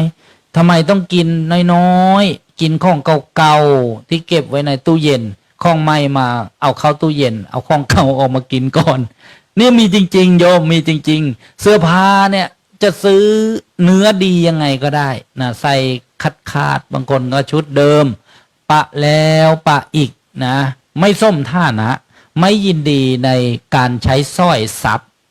อันนี้ก็มีนะในสมัยพุทธกาลนะเศรษฐีที่บอกว่าใช้ชีวิตแบบอัตคัดแต่จริงๆมีทรัพย์มากมายเลยนะจนสุดท้ายเนี่ยเศรษฐีนี้ตายแล้วไม่มีลูกรับทรัพย์มรดกต้องเป็นของล่วงนะยึดคืนล่วงไปก็มีคนไปถามพระพุทธเจ้าว่าทำไมเศรษฐีที่ตายไปเนี้ยเข้าถึงตนีที่เหนี่ยวไม่ยินดีในการกินการใช้สิ่งของพระพุทธเจ้าก็ตรัสสอนว่าในอดีตเนี่ยคนเนี้ยได้ทำทานได้ทำกับพระปัจเจกพุทธเจ้าซึ่งเป็นพระอรหันต์นะเป็นพระพุทธเจ้าที่ตรัสรู้เองแต่ไม่ได้ตั้งศาสนาไม่ได้บัญญัติพระวินัยเรียกว่าพระปัจเจกพุทธเจ้ามาอุบัติครั้งละไล่องค์แต่พระสัมมาสัมพุทธเจ้านี้มาครั้งละ1 พระองค์นะเพราะว่ามีบารมีใหญ่นายเศรษฐีคนนี้นะก็เคยได้ทำบุญถวายทานตอนนั้นก็เกิดเป็นเศรษฐีสั่งให้คนใช้เนี่ยทำภัตตาหารอันประณีตนะก็คืออย่างดีเลยใส่บาตรนะแล้วพอคนใช้ใส่บาตรแล้วท่านก็ข้อดูบาตรพระปัจเจกพุทธเจ้าท่านก็เปิดให้ดูนั้นก็เห็นอาหารนะซึ่งเป็นทรัพย์ของตัวเองนะโอ้โหอาหารดีๆทั้งนั้นเลยเนี่ยที่ลูกน้องเนี่ยเอามาใส่บาตรเนี่ยถ้าเราเอาไปเลี้ยงคนใช้คนงานเนี่ยมันได้ไล่คนเลยนะแล้วพระท่านเอาไปชั่นแล้วก็นั่งนิ่งๆอย่างเงี้ยไม่เกิดประโยชน์เลยเสียดายทรัพย์โยมเสียดายทรัพย์นะแล้วก็พอพ้นที่ได้รับนั่นแหละเกิดมาเป็นคนรวยจริงแต่ไม่ยินดีในการกินในการใช้นะเสื้อผ้าหรือว่าเครื่องอำนวยความสะดวกต่างๆไม่ยินดีอันนี้เรียกว่าเจตนาในการให้ทานทำบุญนะก่อนทำเราต้อง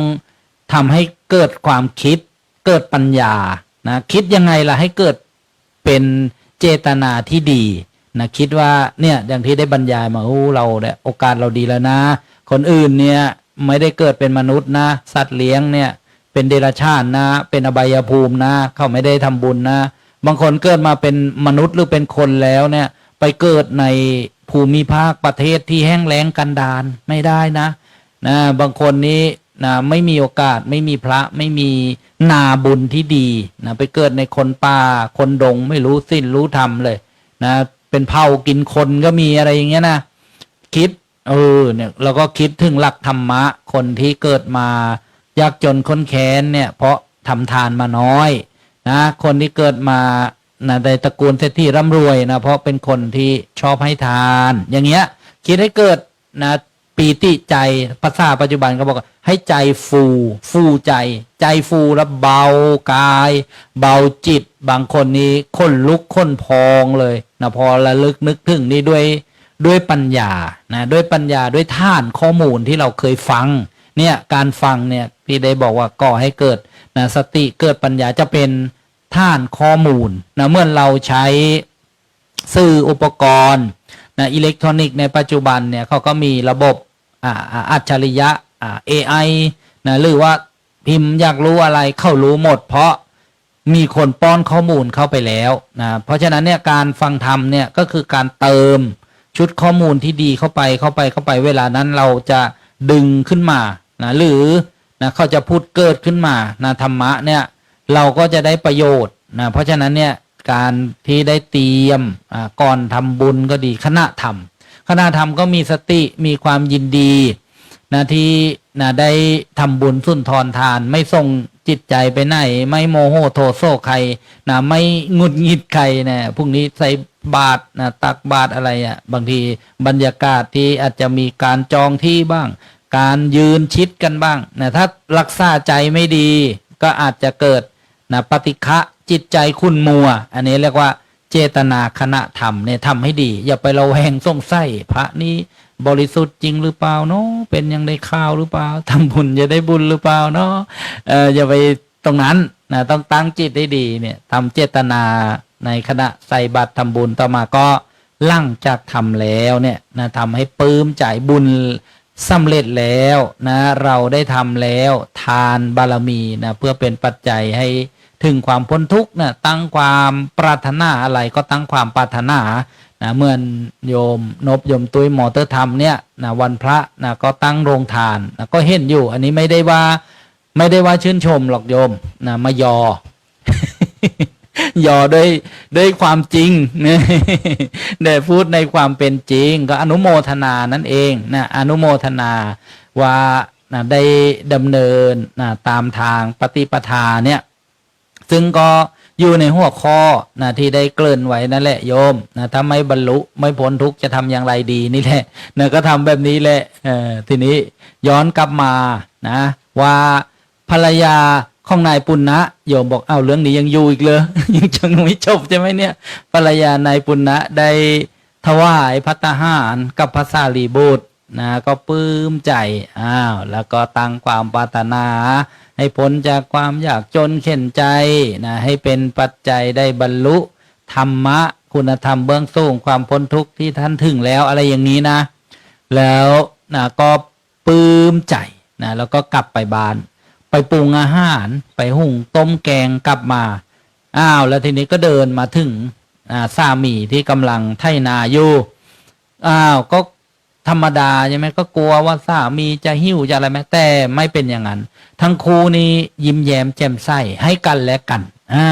ผู้ที่เป็นสามีภรรยาที่ดีที่เลิศเนี่ยญาติโยมผู้ครองเรือนเนี่ยก็ฟังไว้ก็ดีเหมือนกันนะมีขหบดีนะก็คือคนมีฐานะในสมัยพุทธกาลสามีภรรยาคู่หนึ่งเนี่ยมาพบพระพุทธเจ้านะแล้วก็เข้ามากราบพระพุทธเจ้านะแล้วก็เล่าให้พระพุทธเจ้าฟังว่าเข้าเนี่ยก็อยู่กับสามีภรรยาด้วยความร่มเย็นผาสุกฐานะก็ดีสามีก็ดีภรรยาก็ดีนะเรียกว่าดีทั้งนั้นเลยในชาติปัจจุบันเนี่ยนะไม่ได้ทุกข์ร้อนอะไรเลยแต่สิ่งที่เป็นคำถามก็คือว่าถ้าทั้งสองเนี่ยจะปรารถนาพบกันอีกในภพใหม่ชาติหน้าโอ้นี่สามีภรรยาคู่นี้นี่วางแผนข้ามภพชาติเลยนะ ข้ามภพข้ามชาติก็เลยว่าชาตินี้โอเคแล้วแหละดีแล้วแหละนะนี่นะนึกถึงปัจจุบันนี่ก็กำลังวางแผนกันอยู่มอเตอร์ทำสมาธิเนี่ยจะทำยังไงระดมทุนมานะได้ที่ดินมาสร้างวัดกันเนี่ย นี่วางแผนอย่างนี้ยังแค่นะปีต่อปีนะหรือว่า5 ปี10 ปี15 ปีก็ว่ากันไปแต่สามีภรรยาคู่นี้โอ้โหวางแผนข้ามภพข้ามชาติกันเลยถามพระพุทธเจ้าก็ตอบนะว่าต้องประพฤติธรรมนะ นะต้องมีความสม่ำเสมอกันนะความสม่ำเสมอกันเนี่ยเราจะพูดยังไงล่ะก็อะไรที่เสมอกันก็คือเท่ากันนั่นแหละถ้าไม่เสมอกันนะเป็นยังไงล่ะพื้นเดินไปไม่เสมอกันเป็นยังไงล้มได้นะเสียหลักได้ไม้เอามาต่อกันไม่เสมอกันก็สะดุดนะต้องมีสะสีจาปะ เอาคำย่อๆไปก่อนญาติโยมสะสีจาปะนะสมะศรัทธานะข้อแรกสะก็คือศรัทธานะข้อที่สองนะสี่ก็คือสมะสีลาสีลาก็คือเสมอกันด้วยศีลข้อที่สามนะสมะจาขาหรือว่าจาคะการบริจาคการสละเสมอกันแล้วข้อที่สี่ก็ปะก็คือปัญญานะครับมีปัญญาความรอบรู้ความเฉลียวฉลาดเสมอกันนะมีความสม่ำเสมอกันในเรื่องของศรัทธานะความเชื่อความเลื่อมใสนะเชื่อคุณของพระพุทธเจ้านะพระพุทธพระธรรมพระสงฆ์นี่เชื่อนะกรรมนะแล้วก็เชื่อพ้นของกรรมเชื่อว่าสัตว์เนี่ยมีกรรมเป็นของตนนะเชื่อพระปัญญาตรัสรู้ขององค์พระสัมมาสัมพุทธเจ้านี่เรียกว่ามีศรัทธานะศรัทธาเสมอกันถ้าไม่เสมอกันล่ะสามีภรรยาคนหนึ่งเชื่อนะคนหนึ่งไม่เชื่อถึงกับบานแตกสลายขาดก็มีใช่ไหมญาติโยมแต่ถ้าเสมอกันเนี่ยมีศรัทธาก็มีศรัทธาเสมอกันนะไหว้พระก็ไหว้พระสวดมนต์เสมอกันเนี่ยเหมือนครูสามีภรรยาไม่เอ่ยชื่อแล้วเดี๋ยวเขาว่าจะมากไปแล้วนะพระอาจารย์ เดี๋ยวนี่นิมนต์มาเชียร์กันเลยดิ พูดให้ได้อรรถรสก็ความเป็นจริงอะโยมแต่ก็ไปดูคู่สามีภรรยาที่ไหนละเช้าก็มานั่งสวดมนต์ด้วยกัน ไหว้พระก็ไหว้พระด้วยกันทำทานก็ทำทานด้วยกันฟังธรรมก็ฟังธรรมด้วยกันไม่มีใครหนีไปนอน เนี่ยปฏิบัติธรรมก็ปฏิบัติธรรมด้วยกันไปไหนก็ไปด้วยกันเนี่ยศรัทธาใช่ไหมศรัทธาครูบาอาจารย์ที่ไหนก็เหมือนกันไม่คัดกันสมาสี่ลาศีลนะก็สมาทานรักษาศีลอันนี้ก็คงเข้าใจง่ายนะจาคะนะสลัดออกนะสิ่งที่เป็นข้าศึกนะอะไรที่ไม่ดีก็ต้องสละนะจาคะออกไปนะข้าศึกต่อบุญต่อกุศลนี่เรียกว่าจาคะนะหรือบริจาคก็ได้นะทำเสมอกันนะทำให้เสมอกันเท่าๆกันพอๆกันนะเหมือนเราจะอุปมาว่ามีเงินมีทรัพย์มีอะไรมีเท่าๆกันมีเสมอกันอย่างนี้เป็นต้นแล้วก็ปัญญานะปัญญาก็ต้องเสมอกันนะฟังธรรมก็ฟังด้วยกันไม่งั้นก็ไม่เท่ากันอีกได้ปัญญาได้ไม่เท่ากันนะเพราะฉะนั้นเนี่ยสี่อย่างเนี้ยถ้าปรารถนาจะพบกันนะในภพใหม่ชาติหน้าอีกนะก็ประพฤติธรรมอย่างนี้คู่สามีภรรยาเนี่ยก็ได้ฟังนะพระพุทธเจ้าสอนแต่ถ้าไม่ปรารถนาพบกันอีกล่ะ ชาตินี้ก็เป็นชาติสุดท้ายผู้ชายก็ไปบวชผู้หญิงก็ไปบวชอะไรอย่างนี้ว่า ไปกันคนละทิศทางหรือถ้าไม่เสมอกันด้วยบาปด้วยอกุศลไม่มีศรัทธาไม่มีศีลไม่มีจาคะไม่มีปัญญาไม่ต้องให้ใครมาจับแยกโยมนะการกระทำนั่นแหละจะจำแนกจะแยกไปเองควรจะไปอยู่ภพภูมิไหนควรจะไปอยู่กลุ่มไหนควรจะไปอยู่ประเภทไหนนะนี่เรียกว่านะคู่สามีภรรยานะที่มีความสม่ำเสมอกันนายปุณณะเนี่ยพอได้เห็นภรรยาก็ไม่ได้โกรธเคืองอาจจะมีอารมณ์หิวแต่ด้วยอานุภาพของบุญของทั้งคู่เนี่ยที่ได้ทำบุญใหญ่แล้วได้ทำบุญกับพระอรหันต์ที่ออกจากนิโรธสมาบัติเนี่ยญาติโยมนะคนบุญเจอกับคนบุญเป็นยังไงนะก็บุญคูณซ่องบุญคูณซ่องทั้งบนทั้งล่างทั้งโต๊ะทั้งทิ้งเลยนี่ไม่พ้นแน่บุญกับบุญเลยก็คุยกันพูดกันว่านะที่มาช้าวันนี้นะพบกับพระเถระนะจึงได้ถวายอาหารที่เตรียมมาที่จะให้พี่ได้กินพี่ได้โกรธเคืองนะขอให้พี่ได้อนุโมทนาบุญที่ได้ทำเนี่ยเห็นไหมนะฝ่ายสามีนายปุณณะก็บอกว่าโอ้เมื่อเช้าเนี่ยพี่ก็ได้ถวายน้ำบ้วนปากกับพระเถระแล้วก็ไม้ชำระฟันอนุโมทนาบุญกันนะโอ้เป็นบรรยากาศนะทุ่งนายามเช้านะโยมนะก็พักจากการไถ่อยู่ก่อนแล้วก็กินอาหารกันภรรยาสามีก็ อิ่มน้ำสำราญเสร็จแล้วนะก็พักผ่อนสักนิดหนึ่งนะเมื่อตอนประมาณเที่ยงวันเนี่ยนะพอตื่นขึ้นมานะทีนี้ก็เกิดนะเหตุการณ์อัศจรรย์ขึ้นมานะดินที่ไถพลิกดินขึ้นมานะโดยรอยไถเนี่ยชาวบ้านเราก็เรียกว่าขี้ไถนะเป็นทองระยิบระยับเลยทีแรกก็นึกว่าตาฟาดไปนะตาพลามัวไปหรือเปล่าขยี้ตาแล้วขยี้ตาอีกก็เป็นทองเหมือนเดิมเดินลงไปหยิบไปสัมผัสดูเอ้านี่ก็เป็นทองคำนี่นะโอ้เกิดมาได้ยังไงอัศจรรย์นะอัศจรรย์เนี่ยแต่ยิ่งมาพูดถึงปัจจุบันด้วยนะโยมบาทหนึ่งนี้80,000แล้วนะเนี่ย โอ้ไม่รู้ประมาณเลยติดเต็มพื้นไร่พื้นนาเลยเนี่ยทีนี้ด้วยคนซื่อสัตย์สุจริตทรัพย์ในดินสิ้นในน้ำท่านบอกว่าเป็นของหลวงจะถือเอาโดยพละการไม่ได้นะเหมือนต้นไม้เหมือนภูเขาป่าอะไรต่างๆเนี่ยถ้าไม่ได้รับอนุญาตให้เขาไปมีกรรมสิทธิ์นะหรือว่าที่ดินต่างๆเนี่ยนะถ้าไม่มีชื่ออยู่ในโฉนดเนี่ยเราจะไปอยู่แบบอิสระไม่ได้นะบ้านเมืองมีคือมีแปรนะจะเปลี่ยนไม้เปลี่ยนมือเปลี่ยนเจ้าของอะไรก็ต้องทำให้ถูกต้องนะต้องมีค่าแลกเปลี่ยนนั่นแหละญาติโยมเพราะฉะนั้นนายปุณณะเมื่อเห็นว่าได้ทองคำเกิดในที่ดินของตนก็ต้องไปแจ้งพระราชานะไปบอกกับทางบ้านเมืองว่าตอนเนี้ยมีทองคำเกิดขึ้นที่นาของกระผมเนี่ยนะก็มาแจ้งให้ทราบนะจะได้รู้ว่าไม่ได้ไปลักของใครมาไม่ได้ไปขโมยของใครมาพระราชาจะมีนะดำรัสตัดสั่งอย่างไรก็สอบส่วนทวนถามว่าจะต้องใช้เกวียนประมาณกี่เล่มนะถึงจะไปค้นมาเข้าคลังหลวงนะนี่นะก็เจรจาบอกเรื่องราวเสร็จแล้วพระราชาก็ส่งมาทหารมาพอมาถึงทุ่งไร่ทุ่งนาที่เป็นทองอลามหมดแล้วเนี่ยนะทหารก็บอกว่าทองเนี่ยนะของแผ่นดินของพระราชาแล้วก็ยกขึ้นไปบนเขวียนยกเข้าไปเท่าไรก็กลับเป็นดินเหมือนเดิม นี่ข้องเฉพาะตนนะข้องใครก็เป็นข้องคนนั้นสำหรับนะผู้ที่มีบุญนะยกขึ้นไปก็เป็นแต่ดินอ้าวทำยังไงล่ะกลับไปแจ้งพระราชาพระราชาก็รู้ว่าโอ้ข้องนี้น่าจะเป็นข้องนายปุณณะจริงๆนี่แหละก็เลยบอกว่าเอาอย่างนี้ให้ไปกลับไปใหม่นะแล้วก็ไปค้นทองคำเนี่ยแล้วก็พูดด้วยว่าทองคำนี้ของนายปุณณะนะเอาขึ้นเกวียนไปโอ้นะลาย10ลายเล่มเกวียนเลยทีเดียวแล้วเอาไปได้ล่ะเอาไปกองที่พระลานหลวงนะกองบันเอิญเลยนะแล้วพระราชาก็บอกว่าในเมืองเนี้ยมีใครมีทรัพย์มากกว่านี้ไหมนะไม่มีนะนายปุณณะนี่ก็เลยนะได้ตำแหน่งเศรษฐีนะเศรษฐีนี่เป็นตำแหน่งในสมัยพุทธกาลเนี่ยผู้เป็นเศรษฐีเนี่ยพระราชาจะมอบฉัตรนะหรือว่าล้มให้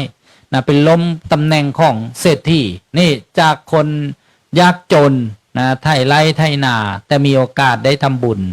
นะกับพระอรหันต์ที่ออกจากนิโรธสมาบัติมีกุศลแรงจะให้พ้นไม่เกิน7 วันนะ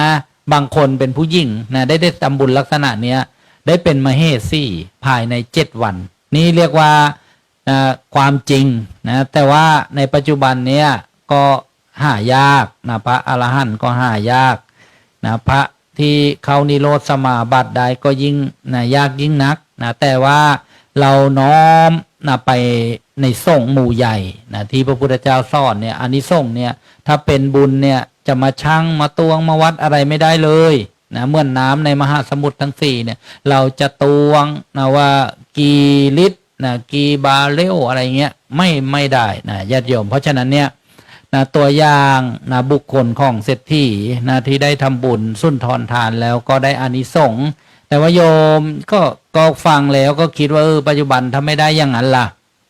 ไม่ได้อย่างนั้นก็จะได้เป็นเหตุนะเป็นปัจจัยนะมาถึงหัวข้อที่บอกว่าถ้าเรานะไม่พ้นทุกข์เราจะทำอย่างไรดีนะนึกถึงคำสอนพระพุทธเจ้า84,000 พระธรรมขันธ์เนี่ยก็คือหัวข้อญาติโยมที่เราฟังกันบ่อยๆก็แล้วกันว่าคือใน พระไตรปิฎกหนังสือนะหรือว่าตำราคัมภีร์ที่บรรจุคำสอนขององค์พระสัมมาสัมพุทธเจ้าแล้วก็สืบทอดนะเรียกว่ามีการตรวจสอบชำระนะเรียกภาษาธรรมะว่าสังคายนาโดยพระอรหันต์นะจนมาถึงปัจจุบันเนี่ยมีการพิมพ์มาเป็นรูปเล่มเป็นหนังสือนะแล้วก็แบ่งเป็น3 หมวดพระวินัยนะเรียกว่าวินัยปิฎกนะปิฎกก็แปลว่าหมวดหรือว่าตะกร้าก็ได้พระวินัยนะก็เกี่ยวกับศีลของพระภิกษุนะพระภิกษุณีอย่างเงี้ยเป็นต้นนะมี 21,000 พระธรรมขันธ์นะหรือว่า 21,000 หัวข้อนี่นะญาติโยมแล้วก็มีพระสุตตันตปิฎกนะหรือเราเรียกกันว่าพระสูตรนะพระสูตรนี้ในเนื้อหา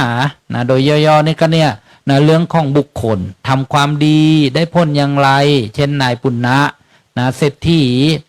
ที่ไถนาแล้วเป็นทองคำหรือนะเรื่องธรรมะคำสอนของพระพุทธเจ้านะมีหลายสูตรด้วยกันเช่นอานิสงส์การฟังธรรมเนี่ยก็อยู่ในพระสูตรมีบุคคลมีนะคนสำคัญนะที่อยู่ในเรื่องนั้นๆมีเหตุการณ์มีลำดับการเล่าถ้านับเป็นหัวข้อนะหรือว่าพระธรรมขันธ์เนี่ย 21,000 พระธรรมขันธ์ญาติโยม2 ปิฎกเนี่ยนะพระวินัยปิฎกกับพระสุตตันตปิฎกเนี่ย 42,000 พระธรรมขันธ์แล้วก็ยังมีพระอภิธรรมปิฎกซึ่งเป็นเรื่องละเอียดลึกซึ้งนะที่นะหลวงพ่อบุญลือก็นั้นได้บรรยายว่าอภิธรรมนี่ละเอียดลึกซึ้งนะเช่นพระพุทธเจ้านะเทศโปรดพุทธมารดาด้วยพระอภิธรรม7 คัมภีร์นะกุศลธรรมานะพระสังคณีไปจนถึงนะเหตุปัจจโยเนี่ยนั่นคือหัวข้อย่อๆนะหัวข้อย่อๆนะที่พระพุทธเจ้านะทรงแสดงต่อเทวดาแต่ในเรื่องของพระอภิธรรมเนี่ยก็มีเรื่องของจิตนะจิตใจนะเรื่องเจตสิกนะอารมณ์ที่เกิดพร้อมกันกับจิตมีที่เดียวกันกับจิตนะรับรู้พร้อมกันเกิดพร้อมกันดับพร้อมกันอาศัยจิตนะก็เรียกว่าเจตสิก แล้วก็มีเรื่องของรูปนะธาตุ4 ขันธ์ 5แล้วก็มีนิพพานเนี่ยไม่มีเรื่องบุคคลนะเข้ามาเกี่ยวข้องเป็นเรื่องละเอียดอ่อน 42,000 พระธรรมขันธ์มากกว่าปิฎกอื่นๆนะเป็นเรื่องละเอียดลึกซึ้งแล้วก็นะจะอันตรธานนะก่อนคัมภีร์อื่นๆนะนี่เรียกว่านะพระไตรปิฎกนะ84,000 พระธรรมขันธ์รวมกันเนี่ยเรียกว่าคำสอนของพระพุทธเจ้าหลักธรรมที่พระพุทธเจ้าสอนนะมากที่สุดสอนกับคฤหัสถ์เนี่ยนะก็คืออนุบุพพีกถานะคำสอนหรือธรรมะนะที่เป็นเครื่องฟอกจิตฟอกใจนะชำระใจอีกแล้วนะชำระใจด้วยพระธรรมคำสั่งสอน5 ข้อเนี่ยที่เรียกว่าอนุบุพพีกถาพระพุทธเจ้าสอนเนืองๆเลยในนะ5 ข้อ 5 ประการ1นะเรื่องทานนะเรื่องการให้ทานเรียกว่าทานกถา2นะเรื่องศีลเรียกว่าศีลกถา3นะเรื่องผลของการได้ถวายทานรักษาศีลนะไปเกิดบนเทวโลกสวรรค์6 ชั้นนะชั้น1ชั้นใดนะเรียกว่าสักขกถาพรรณนานะอานิสงส์จากการทำบุญสุนทรทานได้ไปเกิดเป็นเทวดาบนเทวโลกสวรรค์แล้วก็ข้อที่4นะโทษนะของการเพลิดเพลินมัวเมานะอยู่ในกามคุณเช่นรูปรสกลิ่นเสียงสัมผัสอารมณ์ต่างๆนะเช่นเทวดานะไปเพลินอยู่ก็มีโทษทำให้เกิดความประมาทนะทำทุจริตได้ทำบาปได้นะเพราะฉะนั้นจึงนะพระพุทธเจ้าจึงสอนโทษนะอาทีนวกถานะโทษของการมัวเมาเพลิดเพลินหมกมุ่นอยู่ในกามแล้วพระพุทธเจ้าก็สอนหัวข้อที่5นะเรียกว่าอานิสงส์นะของการออกจากกามนะเรียกว่าเนคขมมานิสั่งสกถาเหมือนญาติโยมเนี่ยมาบวชนะมาถือบวชเนี่ยเรียกว่ามาปฏิบัติเนคขมมะนะเนคขมมะนี่ก็คือการออกจากกามออกจากความเพลิดเพลินนะจากการหลงจากการมัวเมานะอะไรต่างๆ เนี่ย5 อย่างเนี่ยโยมเรื่องทานนะเรื่องศีลนะเรื่องสวรรค์เรื่องโทษของการหมกมุ่นอยู่ในกามแล้วก็อานิสงส์นะของการออกจากกามนะพระพุทธเจ้าจะสอนมากที่สุดนะแล้วก็สอนกับคฤหัสถ์นะหรือว่าคฤหัสถ์ผู้ครองเรือนถ้าเป็นนักบวชนะพระพุทธเจ้าก็จะสอนเช่นมรรคมีองค์8นะแล้วก็เมื่อสอนเป็นเบื้องต้นแล้วพระพุทธเจ้าก็จะตรัสสอนอริยสัจสี่ความจริงอันประเสริฐ4ประการได้แก่ความจริงคือทุกข์ความจริงคือสมุทัยหรือว่าเหตุให้เกิดทุกข์นะความจริงคือความดับทุกข์นะหรือว่านิโรธนะความจริงคือข้อปฏิบัติหนทางให้ถึงความดับทุกข์เรียกว่ามรรคมรรคมีองค์8ประการนี่เราฟังก็พระพุทธเจ้าเนี่ยสอนมากๆนะสอนบ่อยๆที่สุดกับฆราวาสญาติโยมในเรื่องการให้ทาน ทานการให้นะการให้เนี่ยนะเป็นพื้นฐานนะทำง่ายทานเนี่ยทำง่ายคนไม่มีศีลนะก็ทำทานได้นะคนไม่ต้องมีปัญญาอะไรมากนะก็ทำทานได้ศีลนะทำยากกว่าทานนะศีลเนี่ยต้องมีเจตนานะในการงดเว้นนะในการระงับเนี่ยแม่ศีลเนี่ยสูงกว่าเพราะฉะนั้นบางคนไม่มีวัตถุสิ่งของที่จะให้ทานทำบุญก็อย่าไปน้อยอกน้อยใจการที่เราจะทำบุญเนี่ยมีตั้ง10 อย่างนะให้เลือกทำนะโยมนะ10 อย่างให้เลือกทำแล้วได้บุญนะเรียกเป็นภาษาธรรมะว่าบุญกิริยาวัตถุสิ่งที่ทำแล้วได้บุญหรือสิ่งที่เป็นที่ตั้งแห่งการบำเพ็ญบุญนะทำแล้วได้บุญเราก็จึงเรียกกันว่าทำบุญนะมาปฏิบัติธรรมมอเตอร์ทำสมาธิเนี่ยก็มาทำบุญโดยภาพรวมโดยคำกล่าวรวมๆนะเช่นมีการให้ทานนะประการที่1นะที่ได้บอกว่ามีทั้ง10 อย่างให้เลือกกันนะญาติโยม10 อย่างหนึ่งนะบุญนะเกิดจากการให้ทานเรียกว่าทานนามัยมัยยะเนี่ยแปลว่าสำเร็จนะสำเร็จด้วยการให้ถ้าไม่ให้แล้วก็ไม่สำเร็จนะบุญก็ไม่เกิดนะเมื่อให้นะบุญก็เพิ่มนะทีนี้จะให้กับใครเนี่ยนะก็ต้องเลือกให้อีกนะไม่ใช่ให้ได้ไปถ้าท่านใดเคยดูเวลานะคณะไปอินเดียนะจะมีเด็กมาขอทานเยอะหรือบางท่านก็อาจจะเคยไปประเทศอินเดียเนปาลก็คงจะเห็นบรรยากาศนะการขอแบบตื้อขอแบบสารพัดเลยถ้าเราไม่พิจารณาให้ดะไปเนี่ยบางทีก็นะไม่เกิดประโยชน์เท่าที่ควรนะบุญนะก็ได้อยู่บ้างแต่อาจจะได้น้อยนิดนะเหมือนเรื่องของนะอินทกะเทพบุตรกับอังกุละเทพบุตรที่เคยฟังตอนพระพุทธเจ้าไปโปรดพุทธมารดาบนเทวโลกสวรรค์อันนี้ก็จะนะไม่ได้ไปลงรายละเอียดทีนี้มาประการที่1ก็ละกันบุญกิริยานะทำแล้วได้บุญก็คือทานนะทานเนี่ยข้อแรกเลยการให้ด้วยวัตถุสิ่งของนะเรียกแบบนะปัจจัย4ก็ได้นะเรียกแบบพระวินัยนะก็ปัจจัย4นะเรียกแบบพระสูตรนะก็จะมีเรื่องข้าวผ้าน้ำนะยานพาหนะนะเครื่องนุ่งห่มเครื่องขัดประเทืองผิวนะหรือเราเรียกว่านะสบู่ยาสีฟันอะไรเงี้ยนะครับน้ำอาหารที่นอนที่นั่งนะแล้วก็ของหอมกลิ่นหอมต่างๆนะแล้วก็นะมีประทีปนะเทียนไขแสงสว่างอะไรอย่างนี้นี่เรียกว่าแบบพระสูตรนะถ้าแบบอภิธรรมล่ะแบบอภิธรรมก็รูปเสียงกลิ่นนะรสนะเป็นอภิธรรมนะรูปนะสีสั้นสวยสดนะเวลาเราจะทำยังไงนะจึงจะนะพอจะเข้าใจได้ว่าให้ทานแบบอภิธรรม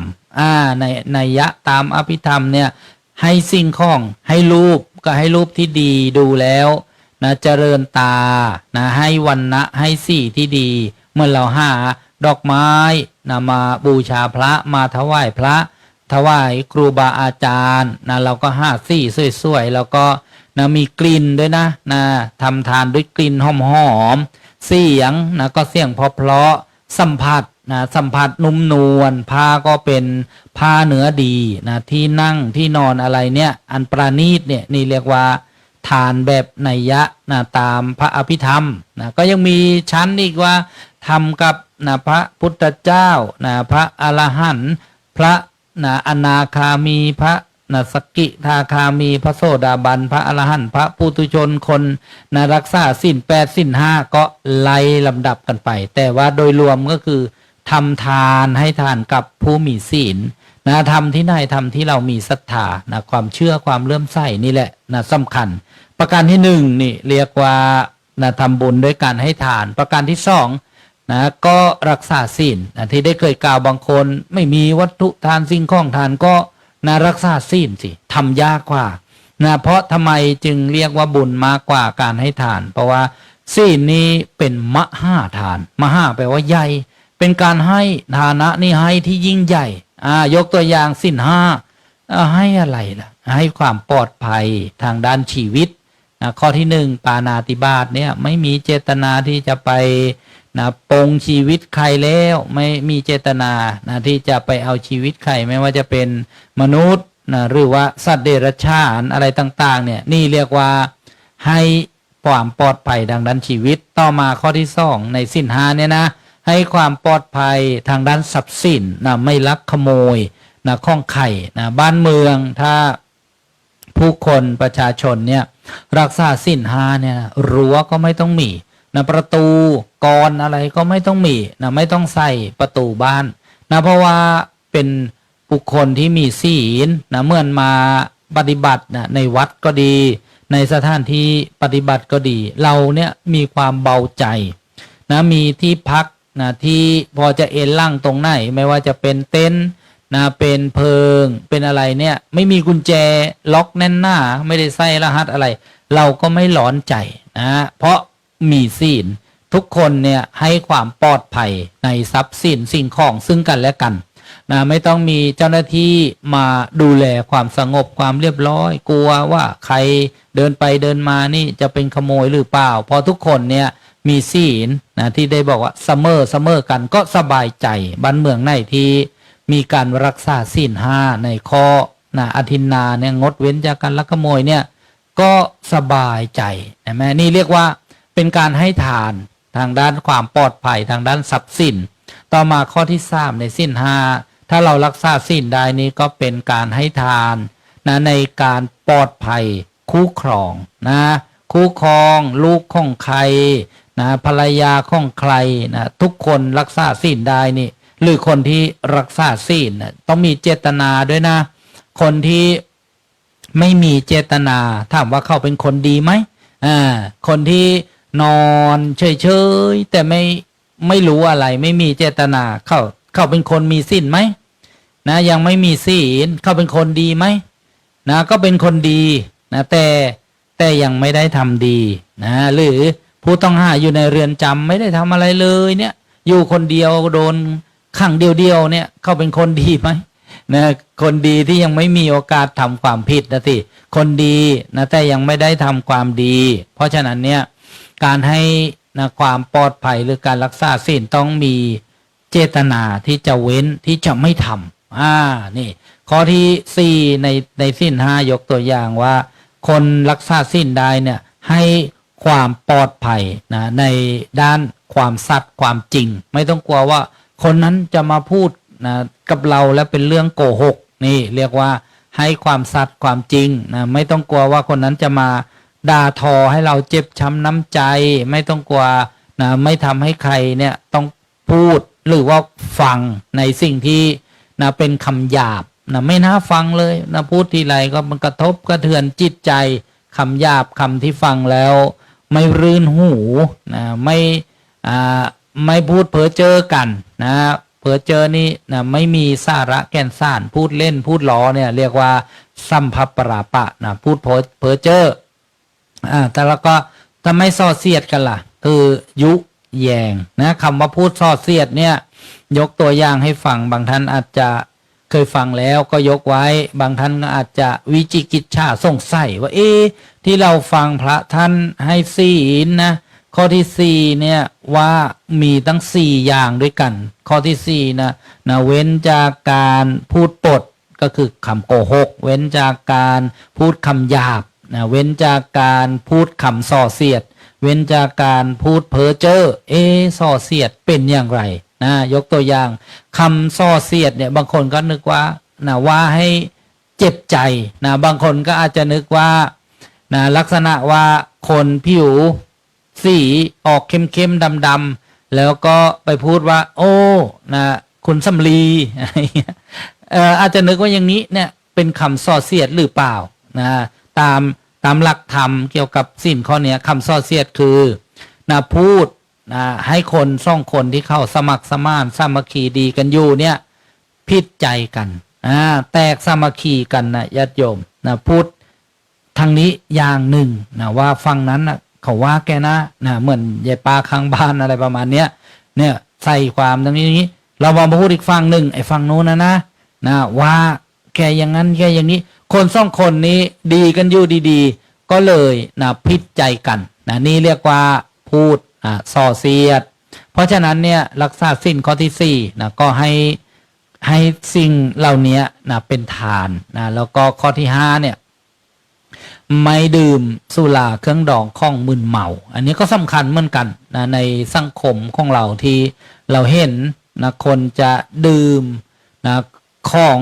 ที่เสพที่ดื่มที่ดูดที่กินที่ทาที่ดมแล้วเสียสติสัมปชัญญะสัมปรือดีคือการควบคุมกายวาจาใจของตัวเองเนี่ยผิดปกติไปอันเนี้ยเรียกว่าจะเข้าข้อล่วงละเมิดสุราเมลัยแล้วก็มัชฌะเมื่อ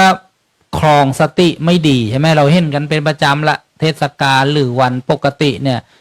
ขับรถก็เกิดอุบัติเหตุหรือบางครั้งเนี่ยคุ้มคลั่งเป็นกันเยอะใช่ไหมในปัจจุบันเนี่ยเป็นข่าวตื่นตระหนกตกอกตกใจเวลาได้ยินข่าวว่ามีบุคคลที่คลั่งแล้วก็มีอาวุธผ่านมาทางโรงเรียนเนี่ยโรงเรียนก็ต้องรีบประกาศปิดโรงเรียนเพราะมีเหตุการณ์ที่เป็นข่าวที่เราเห็นครูเสียชีวิตบ้างนักเรียนเสียชีวิตบ้างอันเนี้ยคือโทษทุกโทษเวรภัยจากการที่ไปกินดูดสูดเสพสิ่งเหล่านี้แล้วเสียการควบคุมตัวเองเพราะฉะนั้นเนี่ยคนที่รักษาข้อนี้ได้ไม่ไปยุ่งเกี่ยวไม่ไปเสพอะไรก็ให้ความปลอดภัยชีวิตและทรัพย์สินอันตรายต่างๆอุบัติเหตุต่างๆเหตุร้ายต่างๆนี่เรียกว่ารักษาศีลเป็น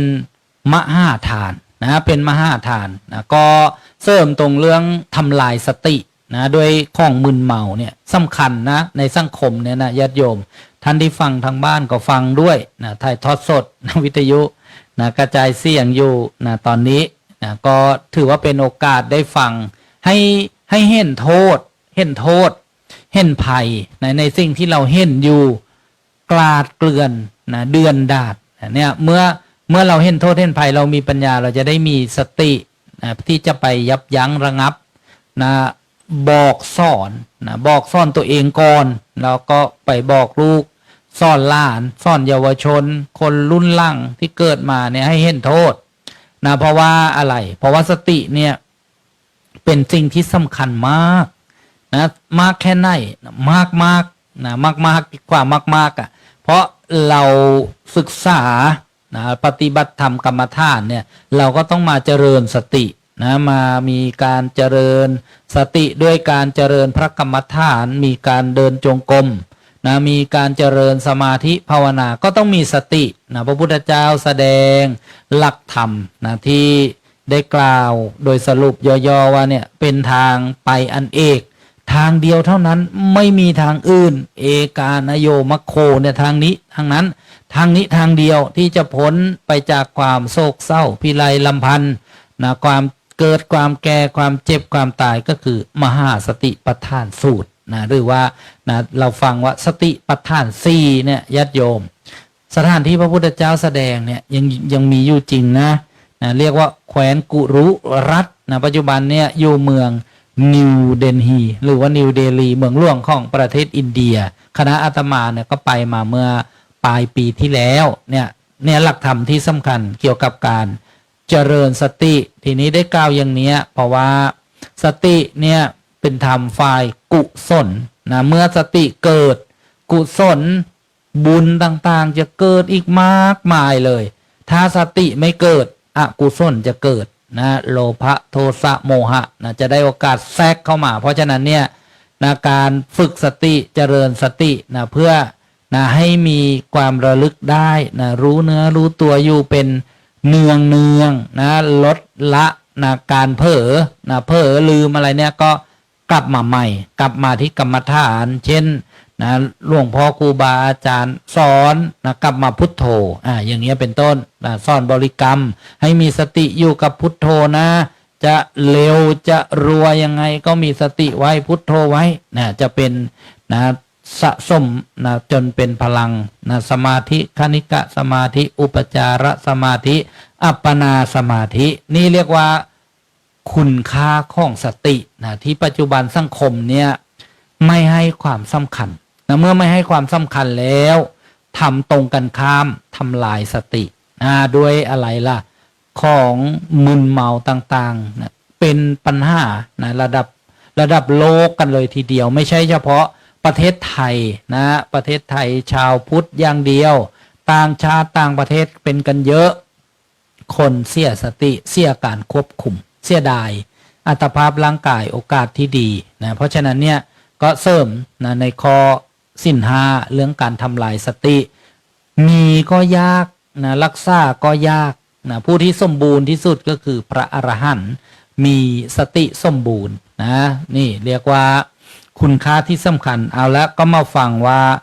ทำแล้วได้บุญนะเมื่อสักครู่เนี่ยข้อที่สองบุญกิริยาวัตถุเรื่องศีลนามัยข้อที่สามนะเรียกว่าภาวนาใหม่นะภาวนาแปลว่าอะไรไมยะแปลว่าอะไรนะภาวนานี้แปลว่าทำให้มีขึ้นทำให้เจริญขึ้นนะทำให้เกิดขึ้นเรียกว่าเจริญภาวนานะเจริญสติเจริญพระกรรมฐานนะนี่เรียกว่าไม่มีก็ต้องภาวนาให้มีนะไมยะให้สำเร็จด้วยการเจริญภาวนาเช่นญาติโยมนี่ก็กำลังนะปฏิบัตินะในการเจริญภาวนาทำให้มีขึ้นซึ่งสตินะสติในการฟังนะในการฟังธรรมในการพิจารณาตามนี่นะในการไม่เผลอฟังไม่รู้เรื่องไม่เป็นไรนะสตินะบอกว่าได้ยินเนาะ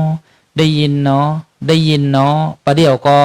นะเหมือนจะเคลิ้มแต่ไม่หลับนะประเดี๋ยวได้ยินเสียงเบาเราก็ได้ยินเนาะได้ยินเนาะเนี่ยก็เป็นนะลักษณะการเจริญภาวนาที่กำลังจะเข้าไปสู่ความสงบนะบางคนนี่อาจจะสงสัยฟังไม่รู้เลยแต่ไม่หลับนะรู้สึกนะสงบนี่เรียกว่าการเจริญภาวนานะเมื่อมีสตินะก็มีบุญเกิดขึ้นนั่นเองนะมีความชำระเกิดขึ้นที่ได้บอกว่าบุญเนี่ยชำระความเศร้าหมองจิตใจเนี่ยถ้าปล่อยเลือดไหลไปตามน้ำนะจะชอบลงสู่ที่ต่ำไปในทางอกุศลคิดก็จะเบียดเบียนบ้างฟุ้งซ่านบ้างนะเรียกว่านะเศร้าหมองนั่นเองนะบางคนไปประสบปัญหาชีวิตเนี่ยมากเลยนะประสบปัญหาชีวิตนะประสบปัญหาการทำงานประสบปัญหานะคู่ครองบ้างลูกบ้างเจ้านายบ้างหัวหน้าบ้างอะไรต่างๆเรียกว่า108,000 ประการที่จะทำให้ใจเราเนี่ยมันเศร้าหมองนะเพราะฉะนั้นโอกาสนะที่เราจะชำระใจนะด้วยทานเช้าเนี่ยวัฒนธรรมของชาวพุทธนะจึงสอนให้ใส่บาตรนะไม่ยากนะชำระใจด้วยการไหว้พระนะด้วยการสวดมนต์นะด้วยการทำบุญใส่บาตรด้วยการเจริญสติในอิริยาบถปกติยืนเดินนั่งนอนเหยียดแขนยกสิ่งของพยายามให้มีสตินะความระลึกได้นะรู้เนื้อรู้ตัวอยู่ไม่ใช่ว่า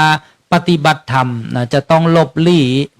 หนีจากอาชีพการงานต่างๆจะต้องลางานจะอยู่ในโลกไม่ได้ฉันจะปฏิบัติธรรมถ้าเป็นอย่างนั้นทั้งหมดนะเพื่อนที่อยู่ในโลกในสังคมเขาก็เยาะเย้ยเอาโอ้คนปฏิบัติธรรมแล้วเนี่ยไม่สามารถที่จะอยู่รวมสังคมกับใครได้นะก็ยังไม่ใช่อย่างนั้นแต่ก็จริงอยู่นะเวลาที่เราจะเริ่มศึกษาเรียนรู้เนี่ยเราก็ต้องเข้าสู่สำนักเข้าหาครูบาอาจารย์เพื่อที่จะไม่หลงทิศผิดทางเพื่อที่จะได้มีสัปปายะทางด้านที่ได้กล่าวมาแล้วนะก็จะเริ่มการเจริญภาวนาเรียนรู้เมื่อเรียนรู้แล้วเรากลับออกจากคอร์สก็ได้เรียกว่าระยะการปฏิบัติธรรมเนี่ยสมัยใหม่เขาก็เรียกว่าออกจากคอร์สการปฏิบัติเราก็เอาสิ่งเหล่านั้นแหละนะไปใช้นะในชีวิตจริงนะที่ได้บอกว่าในอิริยาบถปกตินะเราก็เจริญภาวนานะอย่าปล่อยให้เพ้อให้เม่อนะบ่อยเกินไปนะหรือคิดอะไรแล้วมันฟุ้งซ่านนะมันรำคาญก็รีบมีสตินะกลับมาครูบาอาจารย์จึงได้สอนนะอุบายวิธีกรรมฐานดูลมหายใจบ้างนะหรือบริกรรมนะพุทโธบ้างนะตามนะสัปปายะนะที่ถูกกับนะจริตนะทำแล้วนะรู้สึกว่าอกุศลบาปเนี่ยมันสงบระงับนะญาติโยมจะดูว่านะกรรมฐานเนี้ยนะถูกจริตกับเราไหมนะเหมาะกับเราไหมนะก็สังเกตดูว่าทำแล้วบาปอกุศลนะมันสงบระงับได้มันเบาบางได้ตะก้อนนิด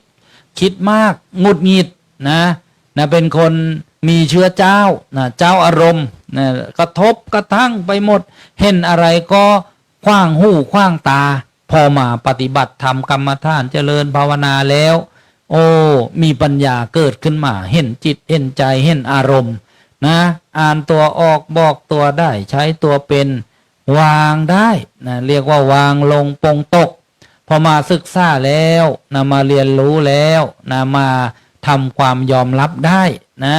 ะศึกษานะเรียนรู้นะก็เกิดความเข้าอกเข้าใจนะก็ต้องยอมรับนะสิ่งต่างๆเราก็ต้องยอมรับนะแล้วก็ปล่อยวางสบายนี่แหละถ้าทำแล้วเนี่ยความที่อกุศลความทุกข์ความวุ่นวายความหนักอกหนักใจเนี่ยมันเบามันคลายนั่นแหละเรียกว่ามาถูกทางแล้วนะถูกจริตกับกรรมฐานนั้นๆในการเจริญภาวนาอกุศลลดนะบุญเพิ่มบุญนี้จะดูยังไงมันเพิ่มมาคนเราดูที่ไหนล่ะนะดูที่บุญเพิ่มดูที่ใจเบาใจฟูใจโล่งใจโปร่งใจสบายคลายจากความเครียดความทุกข์สมัยก่อนไม่เป็นอย่างนี้สมัยที่ไม่ได้ทำบุญไม่ได้ถวายทานไม่ได้สวดมนต์ไม่ได้ไหว้พระไม่ได้เจริญกรรมฐานเนี่ยไม่ได้แผ่เมตตาเนี่ยไม่เป็นอย่างนี้มันหนักหน่วงมันเศร้าหมองแต่พอมาทำทานก็ดีศีลก็ดีภาวนาก็ดีแผ่เมตตาอุทิศบุญแล้วมันเบามันคลายนี่เรียกว่าบุญมันเกิดแล้วนะเกิดที่ใจนะเอาที่ใจเนี่ยใจเป็นหลักนะต่อไปก็จะไปเป็นอานิสงส์นะของบุญนะไปรอเราพบไม่ชาติหน้าไปรอนะเป็นสวรรค์เป็นวิมานก็มีอยู่จริงนะไม่ได้กล่าวนะโดยเลื่อนลอยไร้หลักฐานมีในพระไตรปิฎกนะโยมเรื่องของนันทิยมานพทำบุญในตอนมีชีวิตในโลกมนุษย์นะยังไม่เสียชีวิตวิมานเกิดปรากฏบนเทวโลกสวรรค์นะพระเถระท่านไปด้วยฤทธิ์ไปเห็นก็ถามว่าวิมานนี้ไม่มีเจ้าของมีแต่เทวดาที่เป็นบริวารรับใช้แล้วเจ้าของวิมานไปไหนนะเทวดาบริวารบอกว่าเจ้าของยังอยู่ในโลกมนุษย์เลยนันทิยมานพมีอย่างนี้ด้วยหรือมีนี่นะบางครั้งบวชมาเนี่ยครูบาอาจารย์ก็จะสอนสืบทอดกันมาว่าใครเป็นพระเป็นภิกษุได้สามารถแสดงนะพระปาติโมกข์นะศีลของพระภิกษุที่เป็นใหญ่เป็นประธานนะในศีลเนี่ยที่พระพุทธเจ้าทรงบัญญัติว่าจะต้องแสดงนะเรียกว่าสวดให้ภิกษุฟังด้วยภาษาบาลีในวันอุโบสถขึ้น15ค่ำนะแรม15ค่ำหรือ14ค่ำเนี่ยภิกษุรูปนั้นนะท่าน ถือกันว่าสร้างวิมานบนเทวโลกสวรรค์เสร็จแล้วนะเมื่อสิ้นชีวิตอัตภาพร่างกายเมื่อกายแตกทำลายเนี่ยจะได้ไปเสวยบุญนี่เรียกว่าบุญที่สร้างแล้วชำระบาปเป็นบุญขึ้นมาไปรอเป็นวิมานก็ได้สรุปว่าเมื่อเราปฏิบัติภาวนากรรมฐานแล้วบุญเกิดบุญเกิดเนี่ยแหละแสดงว่าเรามาถูกทางแล้วแล้วก็ละกิเลสหรือว่าดับกิเลสได้บางคนว่าก็มันยังไม่ถึงนิพพานมีแบบการละกิเลสเนี่ยก็มีเป็นระดับญาติโยมแบบขณะชั่วครั้งชั่วคราวคณิกะทีละขณะทีละขณะในการละกิเลสหรือถ้าจะพูดภาษาสูงไปก็บอกว่านิพพานทีละขณะทีละขณะมีก้าวอย่างนี้ผิดไหมก็ไม่ผิดเพราะว่าอะไรเวลาที่เรามีสติในการเจริญภาวนากรรมฐานไม่ว่ายกตัวอย่างเช่นยกเท้าย่างเท้าเหยียบเท้าไปเงี้ยนี่เรียกว่าชั่วขณะชั่วขณะชั่วขณะหนึ่งชั่วขณะหนึ่งเป็นการเจริญแบบดับกิเลสเพียงชั่วขณะชั่วขณะชั่วขณะนี่แต่ว่ายังไม่ต่อเนื่องยังไม่สมบูรณ์แต่ก็เป็นผลจากการเจริญภาวนาที่ได้กล่าวว่ามาถูกทางแล้วกิเลสมันดับไปได้บางขณะนะซึ่งถ้าเราไม่ได้มาเจริญภาวนาปฏิบัติธรรมเนี่ยโอ้ยลุงตุงนางไปหมดกับกิเลสตัณหากิเลสปัญหาตัณหา108หรืออะไรอย่างเงี้ยนะทีนี้การดับกิเลสเมื่อกี้บอกว่าชั่วขณะก็ยังมีเป็นระยะเป็นระยะเช่นวิคัมพนะเป็นระยะเป็นยังไงล่ะวิคัมพนะประหารกิเลสได้ชั่วขณะด้วยการกดข่มด้วยกำลังของสมาธิอย่างเช่นเข้าไปสมาธิระดับอัปปนาสมาธิแนบแน่นเนี่ยกิเลสเนี่ยสงบระงับไปผู้ปฏิบัตินี่ก็คล้ายๆบรรลุแล้วไม่มีโรคโกรธหลงมาปรากฏเลยด้วยอำนาจของกำลังของสมาธิถามว่าเนี่ยเป็นการกดข่มทับไว้ด้วยกำลังของสมาธิอุปมาเหมือนศิลาทับหญ้าหรือว่าหินก้อนเนี่ยที่เราเห็นด้วยตาเนี่ยไปทับหญ้าไว้หญ้าเนี่ยสลบเหลืองแต่พอเอาก้อนหินออกเนี่ยหญ้านี่ก็กลับมามีชีวิตเหมือนเดิมทีนี้ผู้ปฏิบัติในเวลาปฏิบัติสมาธิไปมากๆเราได้สภาวะบางคนเนี่ยก็จะหลงไปว่าเราถึงแล้วบางคนก็ถึงขั้นเข้าใจทึกทักเลยถึงอริยภูมิแล้วนะตอนนี้ไม่เป็นปุถุชนแล้วเป็นนู่นนี่นั่นพอประมาทความประมาทเข้ามาไม่ได้ทรงไว้หรือว่าทำไว้ให้ต่อเนื่องเขาก็เรียกว่าเสื่อมพอเสื่อมเนี่ยกิเลสที่เหมือนยาที่ถูกหินทับไว้เนี่ยมันก็ฟูขึ้นมาอีกก็กลับมามีอารมณ์เหมือนเดิมโลภโกรธหลงเพราะว่ายังไม่ถูกประหารด้วยมรรคด้วยปัญญาขั้นสูงที่จะไปประหารกิเลสนี่เรียกว่ากิเลสระดับที่สองกดข่มไว้วิคัมปนะประหารกิเลสจากการภาวนาระดับที่3เรียกว่าสมุจเฉทประหารเด็ดขาดตัดรากเหง้าแล้วด้วยมรรคกำลังของมรรคที่เราบำเพ็ญมาเนี่ยมรรคมีองค์8ประการเนี่ยญาติโยมสัมมาทิฏฐิสัมมาสังกัปปะเนี่ยสัมมาวาจาสัมมากัมมันโตสัมมาอาชีโวสัมมาวายาโมสัมมาสติสัมมาสมาธิที่เราสวดในบทพระธรรมจักรกับปวัตตนสูตรเนี่ยเอาละการเจริญภาวนาได้ขั้นประหารกิเลสเด็ดขาดถึงพระนิพพานแล้วไม่เวียนลงต่ำอันนั้นคือจุดมุ่งหมายแห่งการเจริญภาวนาแล้วก็ผู้ที่ถึงผู้ที่ได้ผู้ที่บรรลุผู้ที่เห็นเนี่ยรู้ได้เฉพาะตนแล้วสำคัญก็คือว่าใครยังไม่ถึงใครยังไม่ได้ใครยังไม่เห็น จะไปรู้ไปเห็นให้เหมือนคนที่ท่านที่ถึงที่ได้ที่รู้ที่เห็นไม่ได้นะจะอาจจะอุปมาเอาอาจจะคาดคะเนเอาอาจจะเดาเอาอุปมาเหมือนคนเรียนจบปริญญาเอกนะเป็นด็อกเตอร์เนี่ยรู้ความรู้ของผู้ที่เรียนจบปริญญาโทรู้ความรู้ของผู้ที่เรียนจบปริญญาตรีเพราะท่านผ่านสิ่งเหล่านั้นมาหมดแล้วแต่คนที่จบแค่ปริญญาตรีจะไปรู้ระดับปริญญาโทปริญญาเอกนะซึ่งเป็นภูมิที่สูงกว่าเหนือกว่าเนี่ยไม่ได้นะเพราะฉะนั้นเนี่ยการดูภูมิธรรมการวัดภูมิธรรมการพูดถึงภูมิธรรมการประเมินภูมิธรรมเนี่ยผู้ที่มีภูมิธรรมเสมอกันเท่ากันนะจึง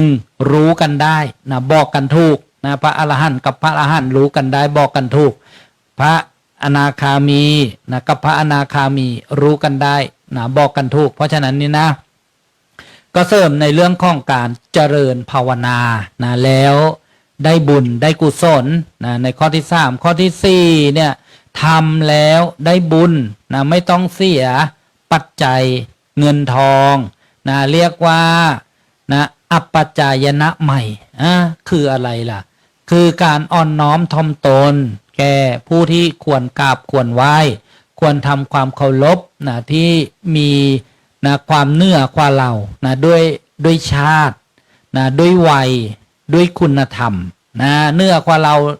ใครล่ะที่เราควรกราบไหว้นะแล้วได้บุญเจ้าฟ้านะพระมหากษัตริย์นะพระรูปเปรียบพระรูปเหมือนเนี่ยเรากราบไหว้ได้บุญเพราะท่านเหนือกว่าเราโดยชาติวุฒิชาตินะชาติวรรณะท่านเหนือกว่าก็คือท่านมีบุญมีวาสนามีบารมีสูงกว่าเราเพราะฉะนั้นเราอ่อนน้อมนะกราบไหว้ทำความเคารพได้บุญนี่เรียกว่านะอัปปจายนะใหม่ต่อจากนั้นนะก็เป็นวัยวุฒินะผู้ที่มีอายุสูงกว่าเราแค่ไหว้เนี่ยโยมนะก็ได้บุญแล้วนะปู่ย่าตายายพ่อแม่ครูบาอาจารย์เนี่ยนะเรียกว่านะวัยวุฒินะไหว้อ่อนน้อมนะด้วยกิริยาทางกายทางวาจาใจก็คิดนะไม่กระด้างกระเดืองนะอ่อนโยนเนี่ยเป็นบุญเลยนะต่อมาก็นะผู้ที่นะเนื้อกว่าเราด้วยคุณวุฒินะคุณธรรมนะเช่นกราบไหว้นะพระนมเนนน้อยนะท่านมีศีลมีเพศภาวะสูงกว่าเรานะเรียกว่าอุดมเพศนะเพศของนักบวชนะเพศของผู้บวชเราไหว้เรากราบได้บุญนะนี่เรียกว่าบุญในประการที่4นะอัปปจายนะใหม่นะกราบไหว้ก็ได้บุญแล้วไม่ต้องควักกระเป๋าไม่ต้องควักสตางค์เลยนะไม่ต้องเสียนะปัจจัยนะประการที่5ทำแล้วได้บุญเนี่ยไม่ต้องใช้ทรัพย์สินเงินทองนะไม่เสียตังค์ท่านบอกว่านะเวยาวัจจะไมนะบุญสำเร็จเกิดจากการช่วยเหลือขวนขวายในกิจที่ชอบในสิ่งที่ดีงามเนี่ยตั้งโต๊ะนะเก้าอี้ปัดกวาดเช็ดถู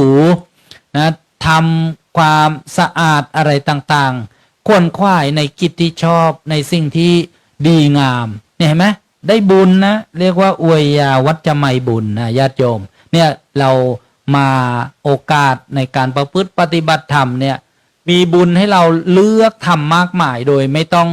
หลวงกระเป๋าไม่ต้องเสียอัดนะบางคนบอกเดี๋ยวนี้ใช้สแกนเอาไม่ต้องสแกนไม่มี QR code ด้วย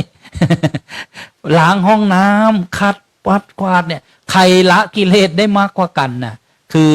ยอมไปล้างสิ่งปฏิกูลเนี่ยเห็นเป็นโอกาสดีโอกาสทองเนี่ยนะญาติโยมทำเหอะนะเรียกว่า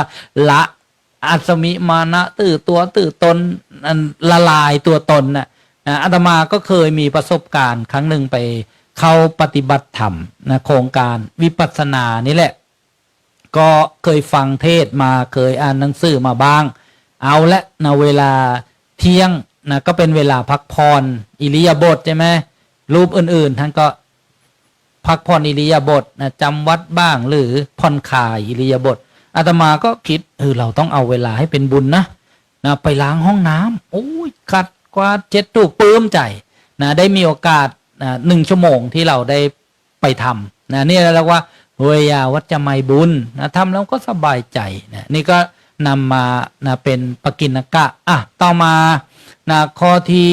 6นะทำแล้วนะได้บุญทำอะไรแล้วได้บุญข้อที่6เนี่ยยกตัวอย่างนะเราฟังเทศ ฟังเทศฟังธรรมเนี่ยได้บุญนะการฟังเทศได้บุญอย่างไรนะเพราะว่านะได้ฟังในเรื่องของนะธรรมะนะสิ่งที่ฟังยากมากที่ได้บอกว่าการได้ฟังธรรมเนี่ยเป็นของได้ยากนะวันนี้ก็ยังยกนะบาลีพุทธศาสนาสุภาษิตของพระพุทธเจ้านะที่มีครั้งหนึ่งเทวดามาถามพระพุทธเจ้าว่าทานชนิดไหนเนี่ยนะเลิศนะประเสริฐสุดพระพุทธเจ้าก็ตรัสตอบว่าการให้ธรรมะเป็นทานเนี่ยเลิศที่สุดนะเพราะเป็นเหตุเป็นปัจจัยเนี่ยให้คนถึงความพ้นทุกข์ได้นะให้ข้าวให้น้ำก็ดีอยู่นะแต่บางครั้งก็หายหิวหายทุกข์เดือดร้อนไปแค่1 วันบ้าง2 วันบ้างแต่ถ้าคนที่ได้ฟังธรรมะแล้วถึงขั้นวิมุตติหลุดพ้นเข้าพ้นทุกข์เลยนี่นะเพราะฉะนั้นเนี่ยนะธรรมทานจึงชนะการให้ทั้งปวงนะเพราะว่าคนจะให้ทานไม่ว่าจะเป็นอะไรก็ต้องฟังธรรมว่านะการบริจาคเนี่ยดีนะเป็นบุญนะเป็นกุศลนะคนจึงทำ เพราะฉะนั้นเนี่ยการให้ธรรมะเป็นทานจึงชนะการให้ทั้งปวงแต่ไม่ใช่ว่าทานทั้งปวงจะไม่ควรให้ควรให้นะตามนะความเหมาะสมนะตามความจำเป็นและนะแล้วก็เทวดาก็ถามอีกว่านะรสอะไรนะรสชาตินะรสชาติเช่นเปรี้ยวหวานมันเค็มเนี่ยชนะรสทั้งปวงนะพระพุทธเจ้าตรัสตอบว่ารสแห่งธรรมะนะธรรมรสเนี่ยชนะรสทั้งปวงรสอย่างอื่นนะหมายถึงว่าเปรี้ยวหวานมันเค็มเผ็ดนะหรือรสชาติของขนมนมเนยอะไรต่างๆเนี่ยคือชั่วครั้งชั่วคราวนะอิ่มแล้วเดี๋ยวก็อยากกินอีกแต่ถ้าเป็นรสแห่งธรรมะเนี่ยโอ้ยนะถึงขั้นวิมุตติหลุดพ้นได้เลยนะธรรมรสเนี่ยแหละแม้แต่นิดเดียวนะเป็นพุทธศาสนาสุภาษิตเนี่ยแม้แต่น้อยเนี่ยท่านบอกว่าอร่อยนานนะบางคนเนี่ยจำคำสอนครูบาอาจารย์ได้นิดเดียวนะพอไปประสบความทุกข์นะสิ่งเหล่านั้นมันพูดเกิดขึ้นมาไม่เที่ยงนี่แหละสิ่งทั้งปวงไม่ควรยึดมั่นถือมั่นนะเนี่ยถ้ายึดมันทุกข์อย่างนี้แหละวางได้มันเบาอย่างนี้นะเนี่ยเห็นไหมธรรมรสนะแม้น้อยอร่อยนานเนี่ยท่านบอกว่านะไม้จันเนี่ยนะแม้จะแห้งนะก็ไม่ทิ้งกลิ่นหัสดินนะคือช้างศึกของพระราชาเนี่ยเมื่อก้าวลงสู่สงครามเนี่ยไม่ทิ้งลีลานะจะมีลีลางดงามนะแล้วก็อ้อยนะเมื่อเข้าสู่หีบยนต์เนี่ยจะไม่ทิ้งรสหวานนะเมื่อโดนเครื่องหีบนะก็ยังหวานเป็นน้ำอ้อยที่สำคัญก็คือบัณฑิตนะเมื่อประสบกับความทุกข์แล้วย่อมไม่ทิ้งธรรมะนะเพราะฉะนั้นเนี่ยรสแห่งธรรมะชนะรสทั้งปวงท่านเทวดาก็ถามอีกนะแล้วความยินดีอะไรเนี่ยนะประเสริฐเลิศกว่าความยินดีในทั้งปวงก็คือความยินดีในธรรมะนะชนะความยินดีทั้งปวงนะทำไมความสิ้นไปแห่งตัณหาจึงชนะทุกทั้งปวงล่ะก็เจ้าตัณหาเนี่ยนะมันเป็นต้นเหตุนะแห่งความทุกข์นะเป็นสมุทัยมี3อย่างกามตัณหาภวตัณหาวิภวตัณหาเนี่ยการชนะได้นะอย่าการนะชนะตัณหาเนี่ยชนะทุกทั้งปวงเลยนะสิ้นไปการสิ้นไปแห่งตัณหาเนี่ยชนะทุกทั้งปวงทุกเกิดทุกแก่ทุกเจ็บทุกตายนะทุกพัดพรากนะชนะหมดอันนี้เรียกว่าบุญเกิดจากการฟังธรรมนะเรียกว่าธรรมัสวนะไมนี่คืนนี้ก็มีบุญเกิดทุกชั่วโมงนะได้ทายาทโยมได้สดับรับฟังกันนะครูบาอาจารย์ก็สับเปลี่ยนนะมุ่นเวียนกันมาเป็นบรรยากาศที่สมัยพุทธกาลก็มีนะการฟังธรรมแบบโตรุ่งซอดแจ้งนะหรือนะจะเป็นการสมาทานธุดงควัตข้อขัดเกลาข้อเนสัชชิกนะเนสัชชิกังคะเนี่ยการปฏิบัติขัดเกลากิเลสนะแล้วก็มีพระมหาเถระหลายรูปเหมือนกันที่ถือการไม่นอนนะหลายรูปนะบางรูปถือไม่นอน40 ปีบางรูป60 ปีมีจริงๆนะในสมัยพุทธกาลที่ลั่งไม่แตะพื้นนะอยู่ด้วยอิริยาบถ3นะ เช่นพระอานนท์นี่ก็หลาย10 ปีนะเว้นการนอนที่หลังแตะพื้นท่านอาจจะนั่งแล้วก็สมาธิบ้างอย่างนี้เป็นต้นสรุปว่านะบุญประการที่6ก็นะการฟังธรรมนะฟังแล้วนะได้บุญฟังแล้วเอาบุญก็ได้ฟังเอาปัญญาก็ได้ฟังให้เป็นอุปนิสัยก็ได้นะสะสมไว้ทำให้เกิดความเคยชินไว้ในการสดับรับฟังไม่รู้เรื่องก็ได้บุญนะเช่นเราไปงานบำเพ็ญกุศลศพบางคนก็อาจจะตำหนิติเตียนว่าสวดอะไรไม่รู้เรื่องเป็นนกแก้วนกขุนทองเขาให้ฟังเอาบุญ ฟังเอาบุญด้วยภาษาบาลีภาษาที่พระพุทธเจ้าสอนธรรมะนะบุญนักบุญหน้าแล้วที่เรามีโอกาสได้ยินคนที่เขาอยากจะฟังให้ได้ยินน่ะที่เขาไม่มีโอกาสนะมีเยอะเกิดมาแล้วพิการทางการได้ยินเขาอยากได้ยินเกิดมาแล้วอยากได้ยินแต่ไปเกิดในที่ธุรกันดารดินแดนห่างไกลอีกโอ้ในแต่ถ้าเราคิดเป็นเนี่ยฟังเอาบุญนะฟังแล้วได้บุญมีตัวอย่างก็เยอะอะนะงูเหลื่อมมาฟังพระสวดฟังแล้วได้บุญตายตอนนั้นไปเกิดเป็นเทวดาเนี่ยข้างข่าวนะที่เป็นเรื่องของลูกศิษย์พระสารีบุตรเนี่ยฟังพระสวดอยู่ในถ้ำนะตกลงมาถึงเวลาตายพอดีจิตเป็นกุศลเป็นบุญไปเกิดเป็นเทวดานะไปเกิดเป็นเทวดาอยู่ไล่ปีไล่นานแล้วมาชาติสมัยพุทธกาลเนี่ยมาเกิดเป็นมนุษย์ที่เมืองสาวัตถีนะแล้วก็นะได้มาเห็นพระพุทธเจ้าแสดงยมกปาฏิหาริย์ก่อนขึ้นไปจำพรรษาบนดาวดึงส์เทวโลกสวรรค์พรรษาที่7ที่หลวงพ่อบุญลือได้บรรยายไปแล้วว่าเกิดเดียรถีท้าฤทธิ์กันพระพุทธเจ้าแสดงยมกแปลว่าคู่เช่นนะพระหัตถ์ครั้งหนึ่งมีไฟออกพระหัตถ์อีกครั้งหนึ่งมีน้ำออกพระเนตรครั้งหนึ่งมีไฟออกพระเนตรอีกครั้งหนึ่งมีน้ำออกนี่เรียกว่ายมกปาฏิหาริย์ที่เป็นคู่นะนักบวชศาสนาอื่นทำไม่ได้ แล้วก็คนที่เคยเป็นข้างข่าวมาเกิดเป็นผู้ชายในเมืองสาวัตถีเห็นศรัทธาเลยมาบวชกับพระสารีบุตรแล้วก็ได้เรียนพระอภิธรรมนะได้เป็นลูกศิษย์พระสารีบุตรนี่เห็นไหมจากกำเนิดข้างข่าวนะมาเป็นมนุษย์มาเป็นเทวดาได้มาเป็นมนุษย์นะมาได้บวชเห็นไหมอานิสงส์การฟังแล้วเอาบุญกบฟังธรรมได้บุญก็มีนะแล้วก็ฟังเอาปัญญาก็ได้นะเพราะว่าฟังแล้วเกิดความรู้แจ้งเกิดความโพลงขึ้นมาประหารกิเลสได้ฟังให้เป็นอุปนิสัยเราเคยฟังแล้วเราก็จะนะมีใจมีอุปนิสัยนะเป็นนิสัยนะที่ทำบ่อยๆทำซ้ำๆนั่นแหละเป็นนิสัยเป็นนิสัยแล้วก็จะเป็นวาสนาเป็นความเคยชินนะสิ่งเหล่านี้จะเป็นเครื่องกำหนดชะตาชีวิตของเราจะดีนะจะไม่ดีจะสูงนะหรือจะต่ำเอาแล้วก็นะมาถึงว่านะการฟังธรรมะนะแล้วได้บุญนะข้อที่6ข้อที่7แสดงธรรมแล้วได้บุญบรรยายธรรมแล้วได้บุญเนี่ยเพราะเวลาพูดเวลาแสดงเนี่ยจิตนะหรือใจเนี่ยก็จะต้องตึกตองนึกคิดนะว่าธรรมะข้อนี้นะมาจากไหนอะไรยังไงนะพิจารณาไปถ้านะถึงโอกาสนะที่เหตุปัจจัยมันพร้อมนะเรียกว่าอินทรีย์บารมีพร้อมเนี่ยผู้บรรยายผู้แสดงเนี่ยสามารถบรรลุธรรมตอนนั้นได้เลยนะเหตุปัจจัยที่เราเคยฟังพระสูตรมาวิมุตตายตนะสูตร5อย่างนะการฟังธรรมนี่ก็ทำให้บรรลุธรรมการแสดงธรรมก็ทำให้บรรลุธรรมการตรึกนึกคิดธรรมะเนี่ยนะก็บรรลุธรรมนะการสวดมนต์นะเรียกว่าสวดสาธยายธรรมะเนี่ยก็บรรลุธรรมได้นะเป็นพระโสดาบันได้พระสกิทาคามีได้พระอนาคามีได้พระอรหันต์ได้แล้วก็การเจริญวิปัสสนาภาวนานี่บรรลุธรรมได้เพราะฉะนั้นเนี่ยข้อที่7ก็คือแสดงธรรมนะแล้วเกิดบุญเกิดกุศลเห็นไหมนะไม่ต้อง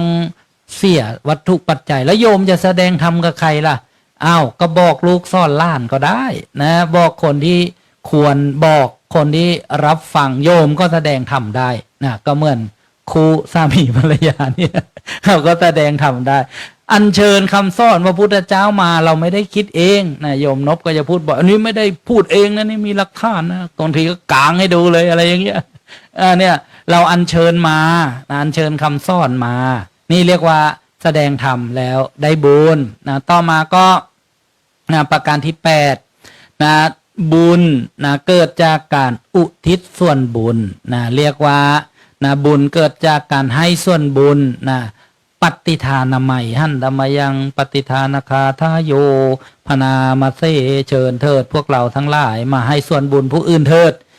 ได้บุญแล้วให้ส่วนบุญผู้อื่นได้อีกนะหรือใช้คำว่าอุทิศนะอุทิศะเนี่ยแปลว่าเจาะจงแปลว่าให้ใครได้บ้างล่ะญาติทั้งหลายเทวดาทั้งหลายเจ้ากรรมนายเวรทั้งหลายนะเปรตทั้งหลายอสุรกายทั้งหลายสรรพสัตว์ทั้งหลายให้ไปเลยนะใครรับได้เขาก็รับใครรับไม่ได้ของเราไม่เสียหายไม่ต้องกลัวนะว่าให้แล้วบุญจะหมดให้แล้วบุญเพิ่มนะมีอุปมาว่าเมื่อเราเนี่ยมีเทียนไขนะอยู่1 เล่มเอาไปต่อให้คนอื่นแสงมันเพิ่มขึ้นบุญเป็นอย่างนั้นเมื่อให้บุญก็เพิ่มแล้วบุญจะหมดไปตอนไหนล่ะพอให้คนอื่นบุญก็เพิ่มนะ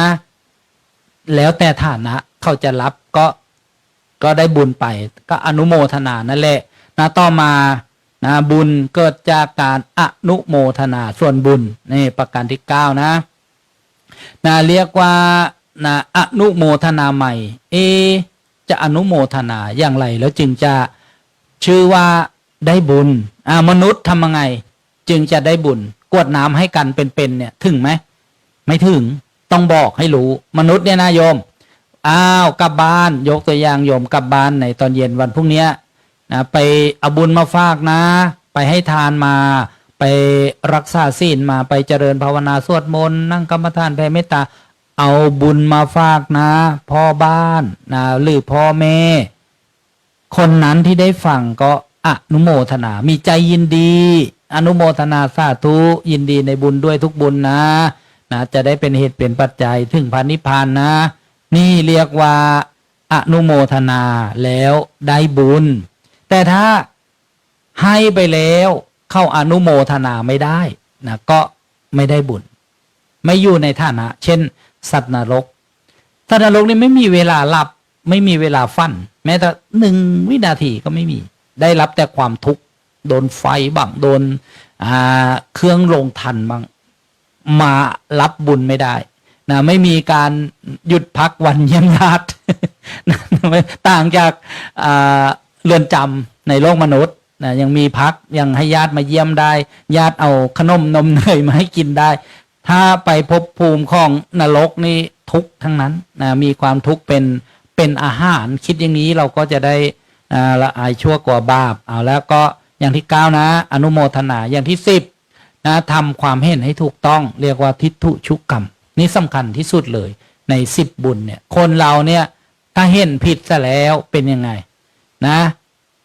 ทำก็ผิดพูดก็ผิดจะเรียกว่าดำริผิดหมดนะมิจฉาทิฏฐินี้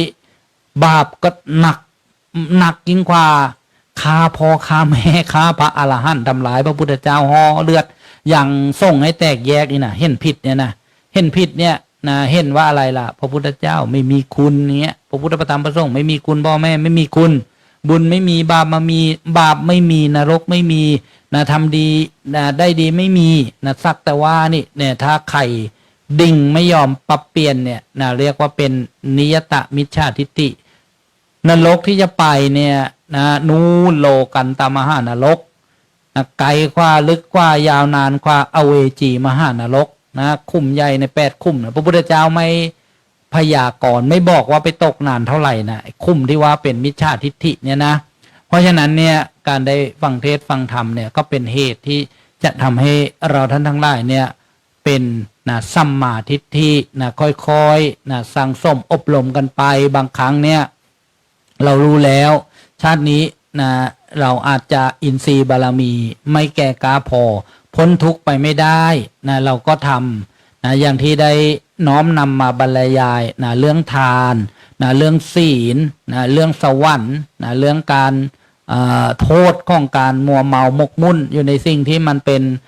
ไร้สาระแล้วก็อานิสงส์นะจากการออกจากความเพลิดเพลินหลงไหลนะความบำรุงบำเรอนะเรียกว่าเนกขัมมะเนี่ยเป็นหนทางนะเป็นหนทางที่เราควรประพฤตินะเราควรนะปฏิบัตินะในบุญกิริยาวัตถุเนี่ยนะจะทำให้เราเนี่ย ประสบความสุขความเจริญนะจะเกิดนะก็เกิดในที่ดีๆนะมีกินมีใช้กินไม่ไหวใช้ไม่หมดนะมีรูปร่างกายที่สมบูรณ์นะไม่มากไปด้วยโรคภัยไข้เจ็บนะแล้วก็มีทรัพย์โภคทรัพย์จะกินก็มีกินจะใช้ก็มีใช้จะให้ทานจะบริจาคก็มีให้มีบริจาคได้บำเพ็ญวาสนานะบารมียิ่งขึ้นไปนะเราเกิดมาพบนี้ชาตินี้อย่าไปน้อยอกน้อยใจนะว่าไม่มีเหมือนใครไม่รวยเหมือนใครไม่หล่อเหมือนใครไม่ฉลาดเหมือนใครนะไม่เก่งกาจสามารถเหมือนใครเราต้องให้กำลังใจตัวเองคนเราเนี่ยนะมาจาก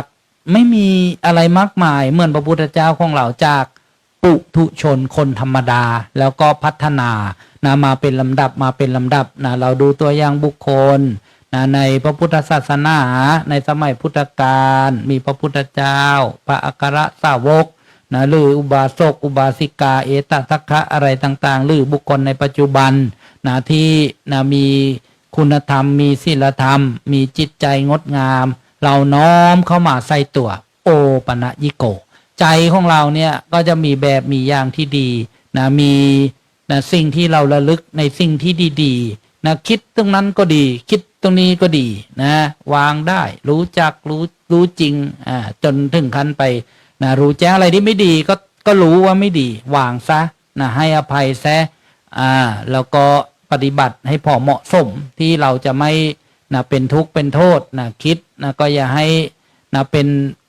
กรรมทำก็อย่าให้เป็นภัยใจนี่อย่าให้เป็นทุกข์นะอย่างนี้เป็นต้น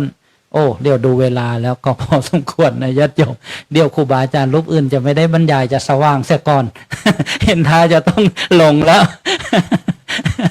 วันนี้ก็เลยได้นะมาแสดงธรรมบรรยายธรรมก่อนจะจบการบรรยายนะหรือบางท่านก็จะเรียกว่านะแสดงพระธรรมเทศนาแต่เป็นในบรรยากาศนะของการเสริมธรรมนะกับนะผู้ประพฤติปฏิบัติธรรมซึ่งนะมีความคุ้นเคยกับครูบาอาจารย์นะที่นะบรรยายธรรมะนะที่เรียกว่าแบบไม่ได้ถือคัมภีร์นะไม่ได้มีรูปแบบสลับซับซ้อนอะไรนะเป็นแบบที่เข้าใจง่ายเข้าถึงง่ายนะอย่างเช่นนะหลวงพ่อนะสนองกตะปุญโญอดีตเจ้าวาดวัดสังฆทานนะหลวงพ่อนะไพลินหลวงพ่อบุญลือนะหลวงพ่อผาสุกหรือว่านะพระอาจารย์พระประหลัดชำนาญต่างๆเนี่ยนี่ก็นะเป็นนะรูปแบบนะแบบเสริมธรรมเสริมปัญญานะเพราะฉะนั้นบางอย่างนะก็นะลดขั้นตอนลงเช่นการถือคัมภีร์นะอารัมภบทอะไรต่างๆก็เพื่อให้เหมาะสมนะกับเวลาด้วยนะเพราะฉะนั้นวันนี้อาตมาภาพได้อัญเชิญพุทธศาสนสุภาษิตขององค์พระสัมมาสัมพุทธเจ้าเป็นภาษาบาลีที่ว่าสัพพะทานังธรรมะทานังชินาตินะสัพพะระสั่งธรรมะระโสชินาตินะสัพพะระติงธรรมะระติชินาติตันหักขโยสัพพะทุกขังชินาติซึ่งแปลเป็นภาษาไทยว่าเนี่ยการให้ธรรมะย่อมชนะการให้ทั้งปวงรสแห่งธรรมะย่อมชนะรสทั้งปวงความยินดีในธรรมะย่อมชนะความยินดีทั้งปวงความสิ้นไปแห่งตัณหาย่อมชนะทุกทั้งปวงก็ขออนุโมทนาสาธุการกับครูบาอาจารย์ทุกรูปกับขอบพระคุณครูบาอาจารย์ในความเมตตาที่ได้นะเดินทางมาแสดงธรรมแล้วก็มาเป็นเนื้อนาบุญให้ญาติโยมได้บำเพ็ญทานศีลเจริญภาวนาอนุโมทนากับนะผู้ที่มีความสำคัญนะในการจัดการประพฤติปฏิบัติธรรมครบรอบ14ปีมอเตอร์ธรรมสมาธิเซ็นเตอร์แห่งนี้นะโยมนบโยมตุ้ยนะแล้วก็โยมแม่โยมแม่ชีแล้วก็ญาติโยมทุกท่านแหละถ้าโยมไม่มานะบารมีก็ไม่เกิด บารมีเนี่ยไม่เกิดนะก็จะประเสริฐไม่ได้นะจะประเสริฐไม่ได้ก็จะเป็นหนทางพ้นทุกข์ไปไม่ได้นะเพราะฉะนั้นก็อนุโมทนาสาธุการนะทุกท่านนะที่ได้มาร่วมกันประพฤติปฏิบัติธรรมท้ายที่สุดก่อนจบพระธรรมเทศนาข้ออาราธนาคุณพระตรีรัตนตรัยมีคุณพระพุทธเจ้าคุณพระธรรมคุณพระสงฆ์คุณงามความดีบุญญาบารมีของครูบาอาจารย์กรรมฐานทุกรูปทุกองค์ที่ได้ เผยแผ่สั่งสอนพระพุทธศาสนามาครูบาอาจารย์ทุกรูปทุกองค์ที่ได้แสดงพระธรรมเทศนาเผยแผ่สั่งสอนพระพุทธศาสนามาตลอดถึงบุญกุศลบารมีที่อาตมาภาพได้บำเพ็ญเพียรมาดีแล้วและบุญกุศลของญาติโยมทุกฝ่ายทุกท่านที่ได้บำเพ็ญเพียรมาดีแล้วขอจงมาเป็นตบะเป็นเดชะเป็นภรวะปัจจัยเป็นร่มพุทธธรรมปกปักรักษาปกป้องคุ้มครองให้ทุกท่านมีความสุขมีความเจริญสูงส่งยิ่งขึ้นไปเจริญไปด้วยจตุรพิธพรชัยทั้ง4ประการคืออายุก็ขอให้มีอายุยืนยาวนานวรรณะให้มีผิวพรรณผ่องใสสุขะให้มีความสุขกายสบายใจพละให้มีกำลังกายกำลังใจแข็งแรงจะคิดนึกปรารถนาสิ่งใดที่เป็นไปโดยชอบประกอบได้ทำแล้วไซขอให้ความคิดความนึกความปรารถนาทั้งหลายเหล่านั้นจงพันสำเร็จผู้ใดมีทุกข์ก็ขอให้พ้นจากทุกข์ผู้ใดมีโศกก็ขอให้หายจากโศกผู้ใดมีโรคก็ขอให้หายจากโรคผู้ใดเป็นหนี้ก็ขอให้หลุดจากหนี้ได้เป็นเศรษฐีมหาเศรษฐีผู้ใจบุญค้ำจุนพระพุทธศาสนามาร่วมบุญร่วมศรัทธากันสร้างที่ดินไว้สถานที่แห่งนี้จะได้เป็นศาสนสถานพุทธสถานสืบต่อไปได้ศึกษาธรรมะและประพฤติปฏิบัติธรรมนำตนในพ้นทุกข์ถึงสุขอันไพบูรณ์กล่าวคือมรรคผลพระนิพพานด้วยกันทุกท่านทุกคนเถิดสาธุสาธุสาธุเดี๋ยวก่อนนะเดี๋ยวจะนำแผ่เมตตาทุกท่านบนมมือว่าตามนั่งเงียบมานานแล้วให้ใช้เสียงว่าตามนะอาหังสุขิโตโหมิอาหังสุขิโตโหมินิทุกโขโหมินิทุกโขโหมิอเวโรโหมิอเวโรโหมิอัพยาปโจโหมิอัพยาปโชโหมิอนีโคโหมิอนีโคโหมิอโรโคโหมิอโรโคโหมิสุขีอัตตานังปริหารามิสุขีอัตตานังปริหารามิขอให้ตัวของเราเองขอให้ตัวของเราเองจงมีความสุขจงมีความสุขปราศจากทุกข์ปราศจากทุกข์ไม่มีเวรไม่มีเวรไม่มีภัยไม่มีภัยไม่มีความเบียดเบียนไม่มีความเบียดเบียนไม่มีความเดือดร้อนไม่มีความเดือดร้อนไม่มีความลำบากไม่มีความลำบากปราศจากโรคภัยปราศจากโรคภัยมีความสุขมีความสุขรักษาตนอยู่เถิดรักษาตนอยู่เถิดสัพเพสัตตาสัพเพสัตตาสัตว์ทั้งหลายทั้งปวงสัตว์ทั้งหลายทั้งปวงจงเป็นผู้ไม่มีเวรจงเป็นผู้ไม่มีเวรไม่มีภัยไม่มีภัยไม่มีความเบียดเบียนไม่มีความเบียดเบียนไม่มีความเดือดร้อนไม่มีความเดือดร้อนไม่มีความลำบากไม่มีความลำบากมีความสุขมีความสุขรักษาตนอยู่เถิดรักษาตนอยู่เถิดกายกรรม3กายกรรม3วจีกรรม4วจีกรรม4มโนกรรมมโนกรรม3กรรมดีอันใดกรรมดีอันใดที่เป็นบุญกุศลที่เป็นบุญกุศลที่ข้าพเจ้าได้บำเพ็ญมาแล้วได้บำเพ็ญมาแล้วในอดีตชาติก็ดีในอดีตชาติก็ดีในปัจจุบันชาติก็ดีในปัจจุบันชาติก็ดีในวันนี้ก็ดีในวันนี้ก็ดีขอให้ถึงแก่ท่านทั้งหลายถึงแก่ท่านทั้งหลายที่มีภพมีภูมิที่มีภพมีภูมิมีชาติเป็นแดนเกิดมีชาติเป็นแดนเกิดมีชรามีชรามีมรณะมีมรณะมีจิตมีจิตมีชีวิตมีชีวิตมีวิญญาณมีวิญญาณมีขันธสันดานมีขันธสันดานมีวิบากแห่งกรรมมีวิบากแห่งกรรมมีการกระทำมีการกระทำมีกฎแห่งกรรมมีกฎแห่งกรรมเจ้ากรรมนายเวรเจ้าการบัญชีเจ้าการบัญชีจตุโลกบาลทั้ง4จตุโลกบาลทั้ง4มียมพบา ล มียมบาล มนุษย์หนึ่ง มนุษย์หนึ่ง สวรรค์หก สวรรค์ พรหมยี่สิ พร บ หม20 อบายภูมิทั้งสี่ อบายภูมิทั้ง บัด สี่ นี้ บัดนี้ ข้าพเจ้าทั้งหลา ข้าย พเจ้าทั้งหลาย ได้สร้างกองการกุศล ได้สร้างกองการกุศล มีผลทานผลศี มี ล ผลทานผลศีล ผลภาวนา ผลภาวนา ผลแผ่เมตตา ผลแผ่เมตตา ขออุทิศให้แก่ท่านทั้งหลา ขอย อุทิศให้แก่ท่านทั้งหลาย ที่ได้กระทำกรรมกันไว้ ที่ได้กระทำกรรมกันไว้ ล่วงเกิน ล่วงเกิน ด้วยกายก็ดี ด้วยกายก็ดี ด้วยวาจาก็ดี ด้วยวาจาก็ดี ด้วยใจก็ดี ด้วยใจก็ดี ต่อหน้าก็ดี ต่อหน้าก็ดี รับหลังก็ดี รับหลังก็ดี แกล้งก็ดี หรือไม่ได้แกล้งก็ดี หรือไม่ได้แกล้งก็ดี ขอให้ท่านทั้งหลาย ขอให้ท่านทั้งหลาย โปรดอโหสิกรร โปร ม ดอโหสิกรรม ให้แก่ข้าพเจ้า ให้แก่ข้าพเจ้า ขอให้เราทั้งหลา ข ย อให้เราทั้งหลาย โปรดอโหสิกรร โปร ม ดอโหสิกรรม ให้ซึ่งกันและกั ให้ น ซึ่งกันและกัน นับตั้งแต่บัดนี้ นับตั้งแต่บัดนี้ เป็นต้นไป เป็นต้นไป อย่ามีเวรภัย อย่ามีเวรภัย เกิดชาติหนึ่งพบใด เกิดชาติหนึ่งพบ ขอให้ ใด ข้าพเจ้า ขอให้ข้าพเจ้า สร้างแต่กรรมดี สร้างแต่กรรมดี สร้างบารมีของต สร้าน งบารมีของตน ให้พ้นภัยพา ให้ น พ้นภัยพาน ลุล่วงบ่วงมาร ร่วงบ่วงมาร ถึงพระนิพพาน ถึงพระนิพพาน ในที่ทุกสถา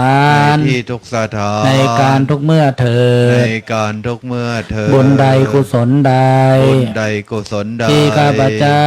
ที่ข้าพเจ้า ได้บำเพ็ญมาแล้ว ได้บำเพ็ญมาแล้ว ขอจงได้เป็นพระวะปัจจั ขอย จงได้เป็นภรวะปัจจัย เป็นอุปนิสัยตามสง เป็น ฆ์ อุปนิสัยตามสงฆ์ ให้ข้าพเจ้า ให้ข้าพเจ้า เกิดสติปัญญา เกิด ญา สติ ณ ปัญญาญาณ ได้บรรลุฌานสมาบั ได้ ติ บรรลุฌานสมาบัติ ผลสมาบัติ ผลสมาบัติ นิโรธสมาบั นิ ติ โรธสมาบัติ วิชชาสา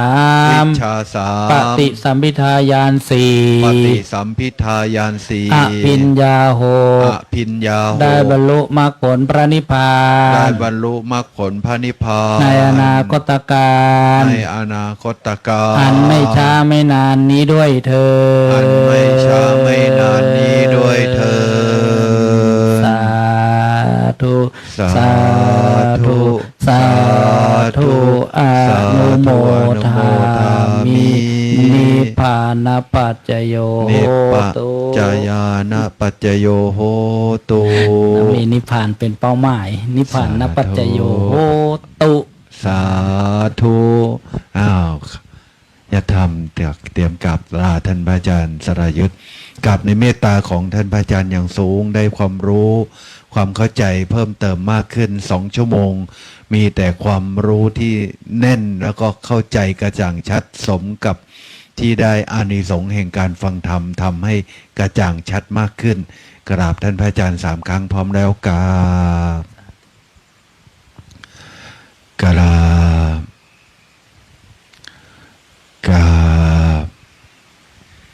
ก็ในส่วนของค่าน้ำมันแล้วก็ค่ากันเทศถ้ายังไงแล้วขอเป็นตัวประกันไว้ก่อนเผื่อพรุ่งนี้เช้าไม่มา โอเค พระอาจารย์ต้องกลับมารับปัจจัยพว เป็ ก น นี้ กันเองเป็นกันเองนะครับ ผม หยอกกันได้อนุโมทนา สาธุครับก็ให้ครูบาอาจารย์เดินทางปลอดภัยนะครับ แล้วพรุ่งนี้เช้าก็ครูบาอาจารย์จะมารับบาตรตอน8:30พร้อมกับคณะสงฆ์หมู่ใหญ่20 รูปเดี๋ยวพรุ่งนี้ครูบาอาจารย์สาขาวัดสังฆทานเจ้าวาดมาหลายสาขาเลยนะครับโดยการนำของหลวงพ่อไพลินสิริวัฒโน ตอนนี้มีอยู่2 สาขาอะไรอยู่ที่นี่กับอีกหนึ่งสำนักก็คือวัดป่าจริยธรรมพรุ่งนี้ก็จะมีพระมหาเถระถ้ารวมพรรษาน่าจะเกือบ1,000 พรรษานะพรุ่งนี้นะพระ รวมพรรษาแล้วก็เป็น1,000 พรรษาเอาใครจะไปนอนยกมือให้สิทธิ์ตอนนี้ยกมืออยากเข้าเต้นกลับนอนแล้วพี่แก้วคนเดียวท่านพลพัฒน์พี่แก้วยกมือครับ สู้ตายนะสู้ตายกับเมตตาครูอาจารย์นะครับอาจารย์เดี๋ยวก็ฟังธรรมอาจารย์นิรุตอาจารย์ชำนาญ2 รูปนี้ท่านจะ ขับเฟอร์รารี่ไล่คู่ขี้กันมาใครจะเข้าเส้นชัยตอนเช้าส่งไม้ให้พระอาจารย์ตีเล็กแป๊บเดียวเที่ยงคืนครึ่งแล้วพี่น้องจ๋าเดี๋ยวแป๊บเดียวพวกเราก็ได้บุญกุศลที่สามารถทำความเพียรฟังธรรมค่ำคืนเนี่ย1ขันติธรรมเกิด2วิริยะเกิด3ศรัทธาเกิด4ปัญญาเกิดอานิสงส์ที่ข้ามเนสัจจิกได้เนี่ยนะอานิสงส์ที่ฟังค่ำคืนเนี่ยนะมันไม่ใช่ว่าเราได้บุญอย่างเดียวนะบุญชื่อของความสุขแต่บารมีที่เกิดคือขันติธรรมวิริยะธรรมปัญญาธรรมศรัทธาธรรมที่เกิดขึ้นนะครับเพราะงั้นเนี่ยเดี๋ยวก็ฟังอาจารย์นิรุตฟังอาจารย์ชำนาญยังเป็นธรรมะที่ทำให้เราเกิดดวงตาเห็นธรรมได้นะครับ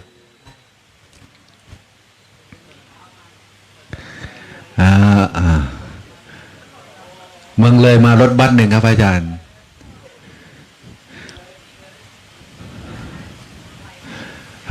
นิมนต์พระอาจารย์ชำนาญครับล้างหน้าล้างตาก่อนได้นะจ๊ะ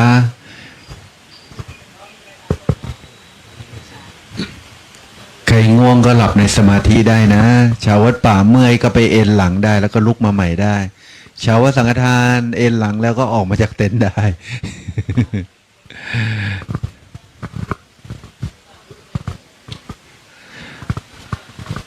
สาธุเรดิโอติดตามได้ใน Facebook พระอาจารย์สรายุทธสาธุเรดิโอ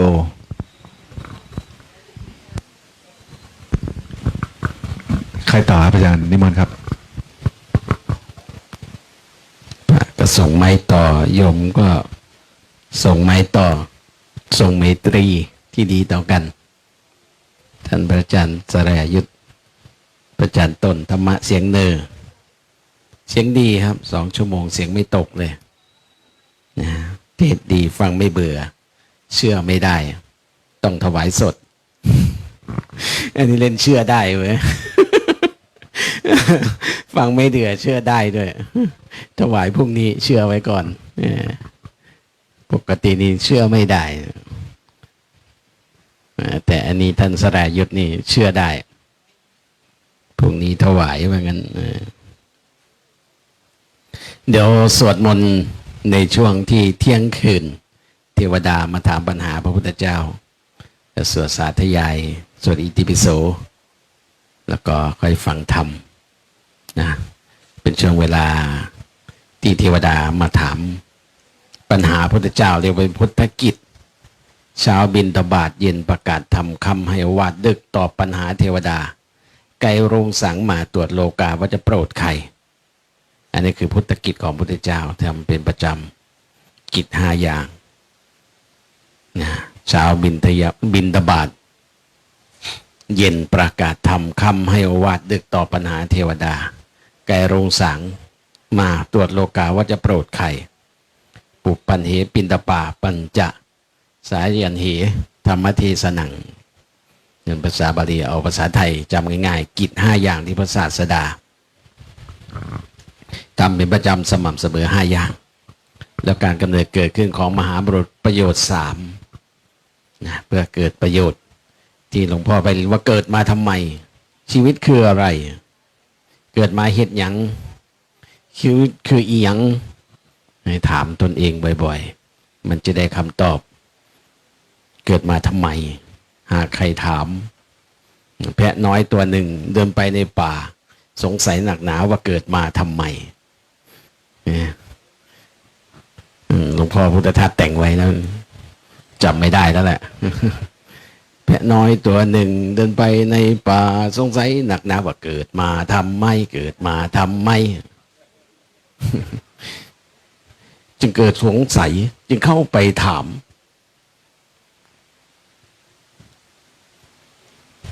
มีการถ่ายทอดสดอยู่ไหมนี่ที่โชคจะหาว่าพระร้องเพลงไม่ได้ร้องนะครับก็สวดสารพันยะก็ยังสวดแต่บางคนไม่เข้าใจมีพระกุมารกัสสปะเป็นภิกษุที่ มีเสียงอันไพเราะขับขานอันวิจิตรเคยเกิดเป็นนกกาเหว่าขาวในสมัยพระเจ้าชื่อว่ากัสสปะคอยร้องเรียกผู้คนมาทำบุญเรียกทักเรียกบอกชี้ทางบอกทางว่าวัดอยู่ตรงนี้กะเว้ากะเว้ามาเร็วมาเร็วฝั่งนี้ฮะกะเว้าโกกีฬาเกิดมาจึงเป็นคนเสียงไพเราะสนอโสดกุมารกัสสปะเดี๋ยวเราสวดสาธยายมนต์นะโยมท่านใดใครไปยืดเส้นยืดสายตรงไหนเดี๋ยวกลับเข้ามาที่จะได้สวดมนต์สรรเสริญคุณพระรัตนตรัยให้เทวดามีศักดิ์หลักเมืองได้ยินได้ฟังในช่วงเที่ยงคืนถ้าเลยเวลานี้เรามันจะหมดเวลาที่พระพุทธเจ้าตอบปัญหาเทวดามาทำกิจอันรีบจะกลับเทวดามาหามาเฝ้าพระพุทธเจ้าไม่เคยนั่งมายืนณที่ควรข้างหนึ่งแล้วก็ตรัสถามเสร็จหายสงสัยแล้วก็ไปแต่บางท่านก็มาไม่ได้มาถามมาสาธยายทำให้ฟังให้พระเจ้ารับรองว่าอย่างนี้ใช่ไหมอย่างนี้ถูกไหมอย่างนี้แมนบออย่างนี้ใส่บอเนี่ยมาถามพระเจ้าก็ตรัสรับรองว่าอันนี้ใช่อันนี้ไม่ใช่อันนี้แก้ไขอันนี้แมนอันนี้ถูกอันนั้นบอถูกพระเจ้าจะตรัสรับรองเทวดาเพราะเทวดาบางตนก็มีคุณธรรมเพราะอายุเกิดยืนยาวนานเพราะเทวดาบางท่านนี่ตกค้างมาจากพระเจ้าองค์ก่อนในการที่ได้ฟังธรรมที่พระเจ้าแสดงธรรมมาจากกัปปวัฒนสูตรครั้งแรกที่ป่าอิสิปตนมฤคทายวันแขวงพาราณสีมีคนได้ดวงตาเห็นธรรม5 คนก็คืออัญญาโกณทัญญะวัปปะพัทธิยะมหานามะแล้วก็อัสสชิ5 รูปที่ได้ดวงตาเห็นธรรมแต่ว่าเทวดาทั้งเทวดาทั้งพรหมอีกแสนโกฏจักรวาลได้บรรลุธรรม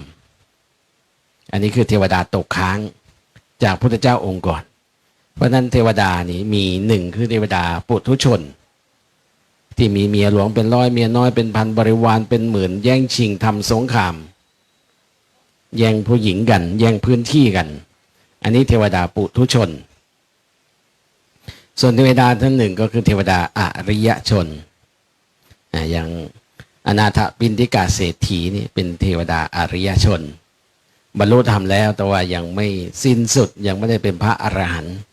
ก็ไปเป็นเทวดาอย่างนางวิสาขาอย่างนี้หลายคนหลายท่าน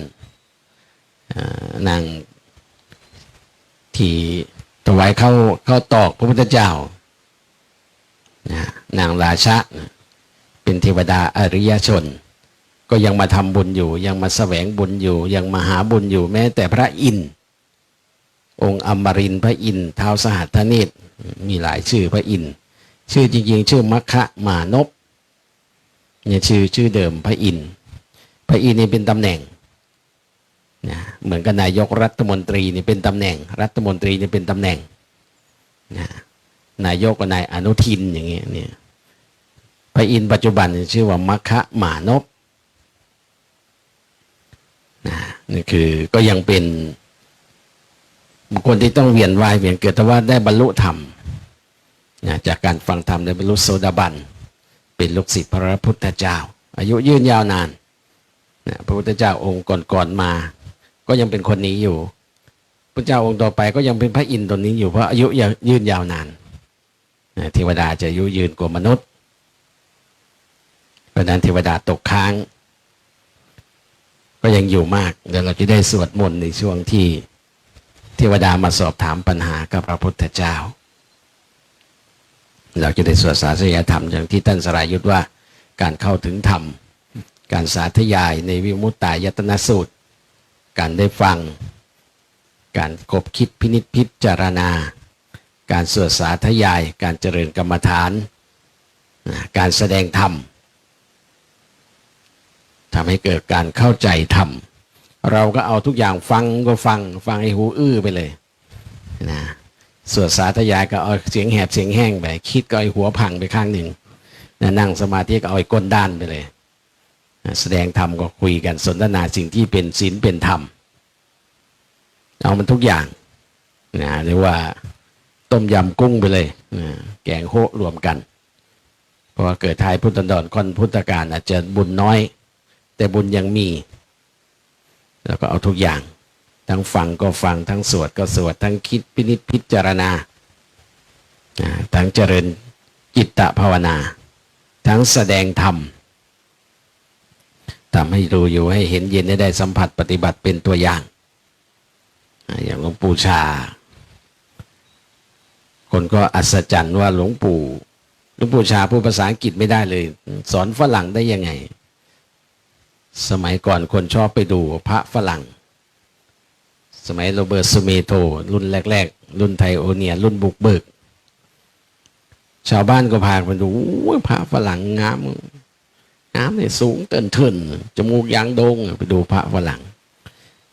อัศจรรย์ว่าหลวงปู่ชาแสดงธรรมยังไงพูดภาษาอังกฤษไม่ได้หลวงปู่ชาบอกว่าโยมไถนาพูดภาษาควายได้ไหมนะก็ยังสอนมันไถนาได้อันนี้มันคนมันฉลาดกว่าควายก็ไม่ต้องพูดภาษาอังกฤษแต่ว่าทำให้ดูอยู่ให้เห็นเย็นให้ได้สัมผัสปฏิบัติเป็นตัวอย่างสาธุวางหลังตีหลังแล้วแต่ก็ขวมนี่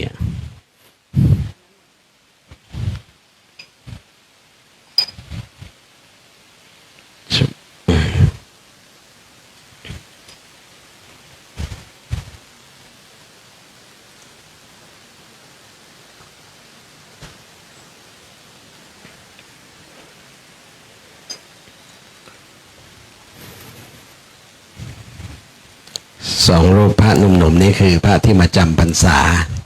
อยู่ด้วยพรรษาที่แล้วท่านสิงห์กับท่านนายฉานสิงห์พรรษา3แล้วมั้งแล้วก็ท่านธนสรท่านนายอีก2รูปไม่ได้มา2รูปนี่เรียนปริญญาโทแล้วอีก2รูปเรียนปริญญาตรีมีการสอบมาไม่ได้ท่านสิงห์กับท่านนายก็มาอยู่จำพรรษาเมื่อปีที่แล้วพรรษาที่แล้วมาสวดมนต์ไหว้พระมาอยู่ร่วมกันตรงนี้ก็เลยมาร่วมปฏิบัติวันนี้ตอนเช้าก็ไปเรียนตอนเย็นก็มาร่วมประพฤติปฏิบัติพรุ่งนี้ก็น่าจะไปดูเด็กมีเด็กนักเรียนพุทธศาสนาวันอาทิตย์ประมาณสัก100 กว่าคนมาโรงเรียนพุทธศาสนาวิทยมหาลัยมกุฏราชวิทยาลัยที่ศาลายาพระติดงานอาจจะได้ไปดูเด็กทางฝั่งนู้นแล้วก็ช่วงบ่ายก็น่าจะได้ไปเรียนท่านไม่รู้จะกลับมาบิณฑบาตทันไหมเพราะตอนเช้าจะนำเด็กไหว้พระสวดมนต์ไม่น่าจะทันนะอยากจะมารวมถวายวัดด้วยมารับวัดด้วยทั้งรวมถวายทั้งร่วมรับเอาไปไหนแล้วท่านสิงห์ด้านในมานำสวดผมไม่มีเสียงนิมนต์เนอะเดี๋ยวมันจะเลย6 ทุ่มแล้วตอนนี้เที่ยงคืน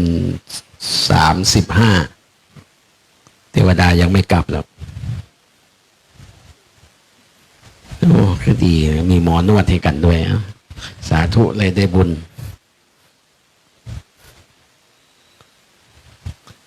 บีบเส้นบีบสายคลายกล้ามเนื้อนั่งรถนานกี่ชั่วโมงนี่มาจากเมืองเลยโอ้ถ้าไม่รักกันจริงไม่มาเนี่ย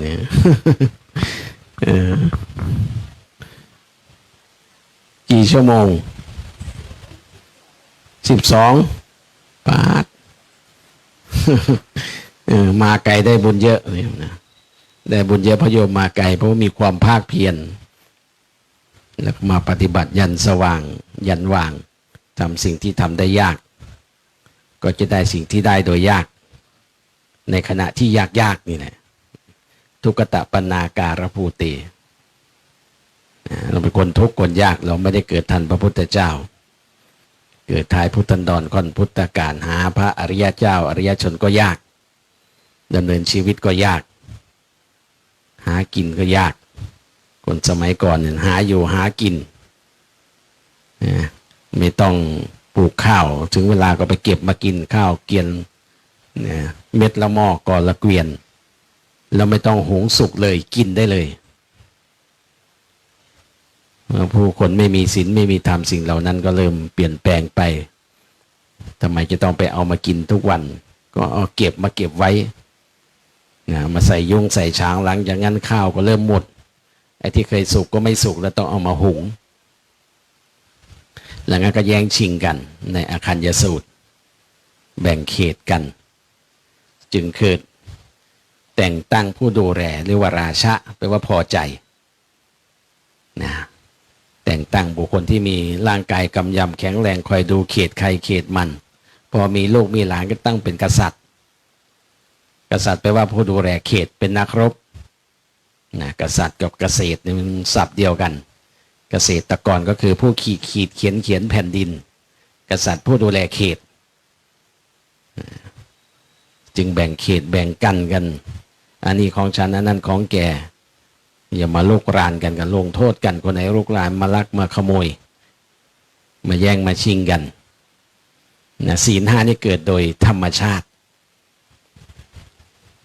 นะทั้งข้อ 1ข้อ 2ข้อ 3ข้อ 4ข้อ 5เกิดมาโดยธรรมชาติพุทธเจ้าไม่ได้บัญญัติแต่ก็ตรัสรับรองว่าอันนี้เป็นคุณธรรมที่ดี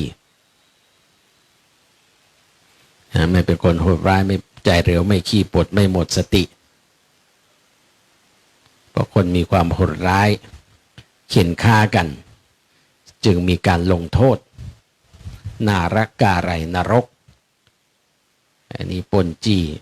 ฆ่าเขาพระเจ้าพิมพิสารก็จับโยนหน้าผาเนี่ยที่เขาชิดกูฏหุบเขาทิ้งโจร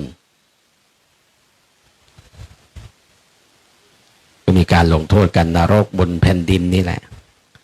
สมัยก่อนนี่ตอกขมับถอดเล็บเอาใส่ตะกร้อใหญ่ๆให้ช้างเตะมะขามานพนี่ก็ห่อด้วยเสือลำแพนให้ช้างเหยียบเป็นการลงโทษเพื่อให้เข็ดให้ลาเพื่อเป็นตัวอย่างเชือดไก่ให้ลิงดูนรกบนแผ่นดินศีล 5มันจึงเกิดในอาคัญยสูตรเพราะคนไม่มีศีลไม่มีธรรมแผ่นดินจึงเปลี่ยนอากาศก็เปลี่ยนผู้คนก็เปลี่ยนพืชธัญญาหารก็เปลี่ยนเรียกว่าเปลี่ยนเพราะมนุษย์ไม่มีศีลไม่มีธรรมโลกจึงเปลี่ยนแปลงไปจนถึงพรหมโลก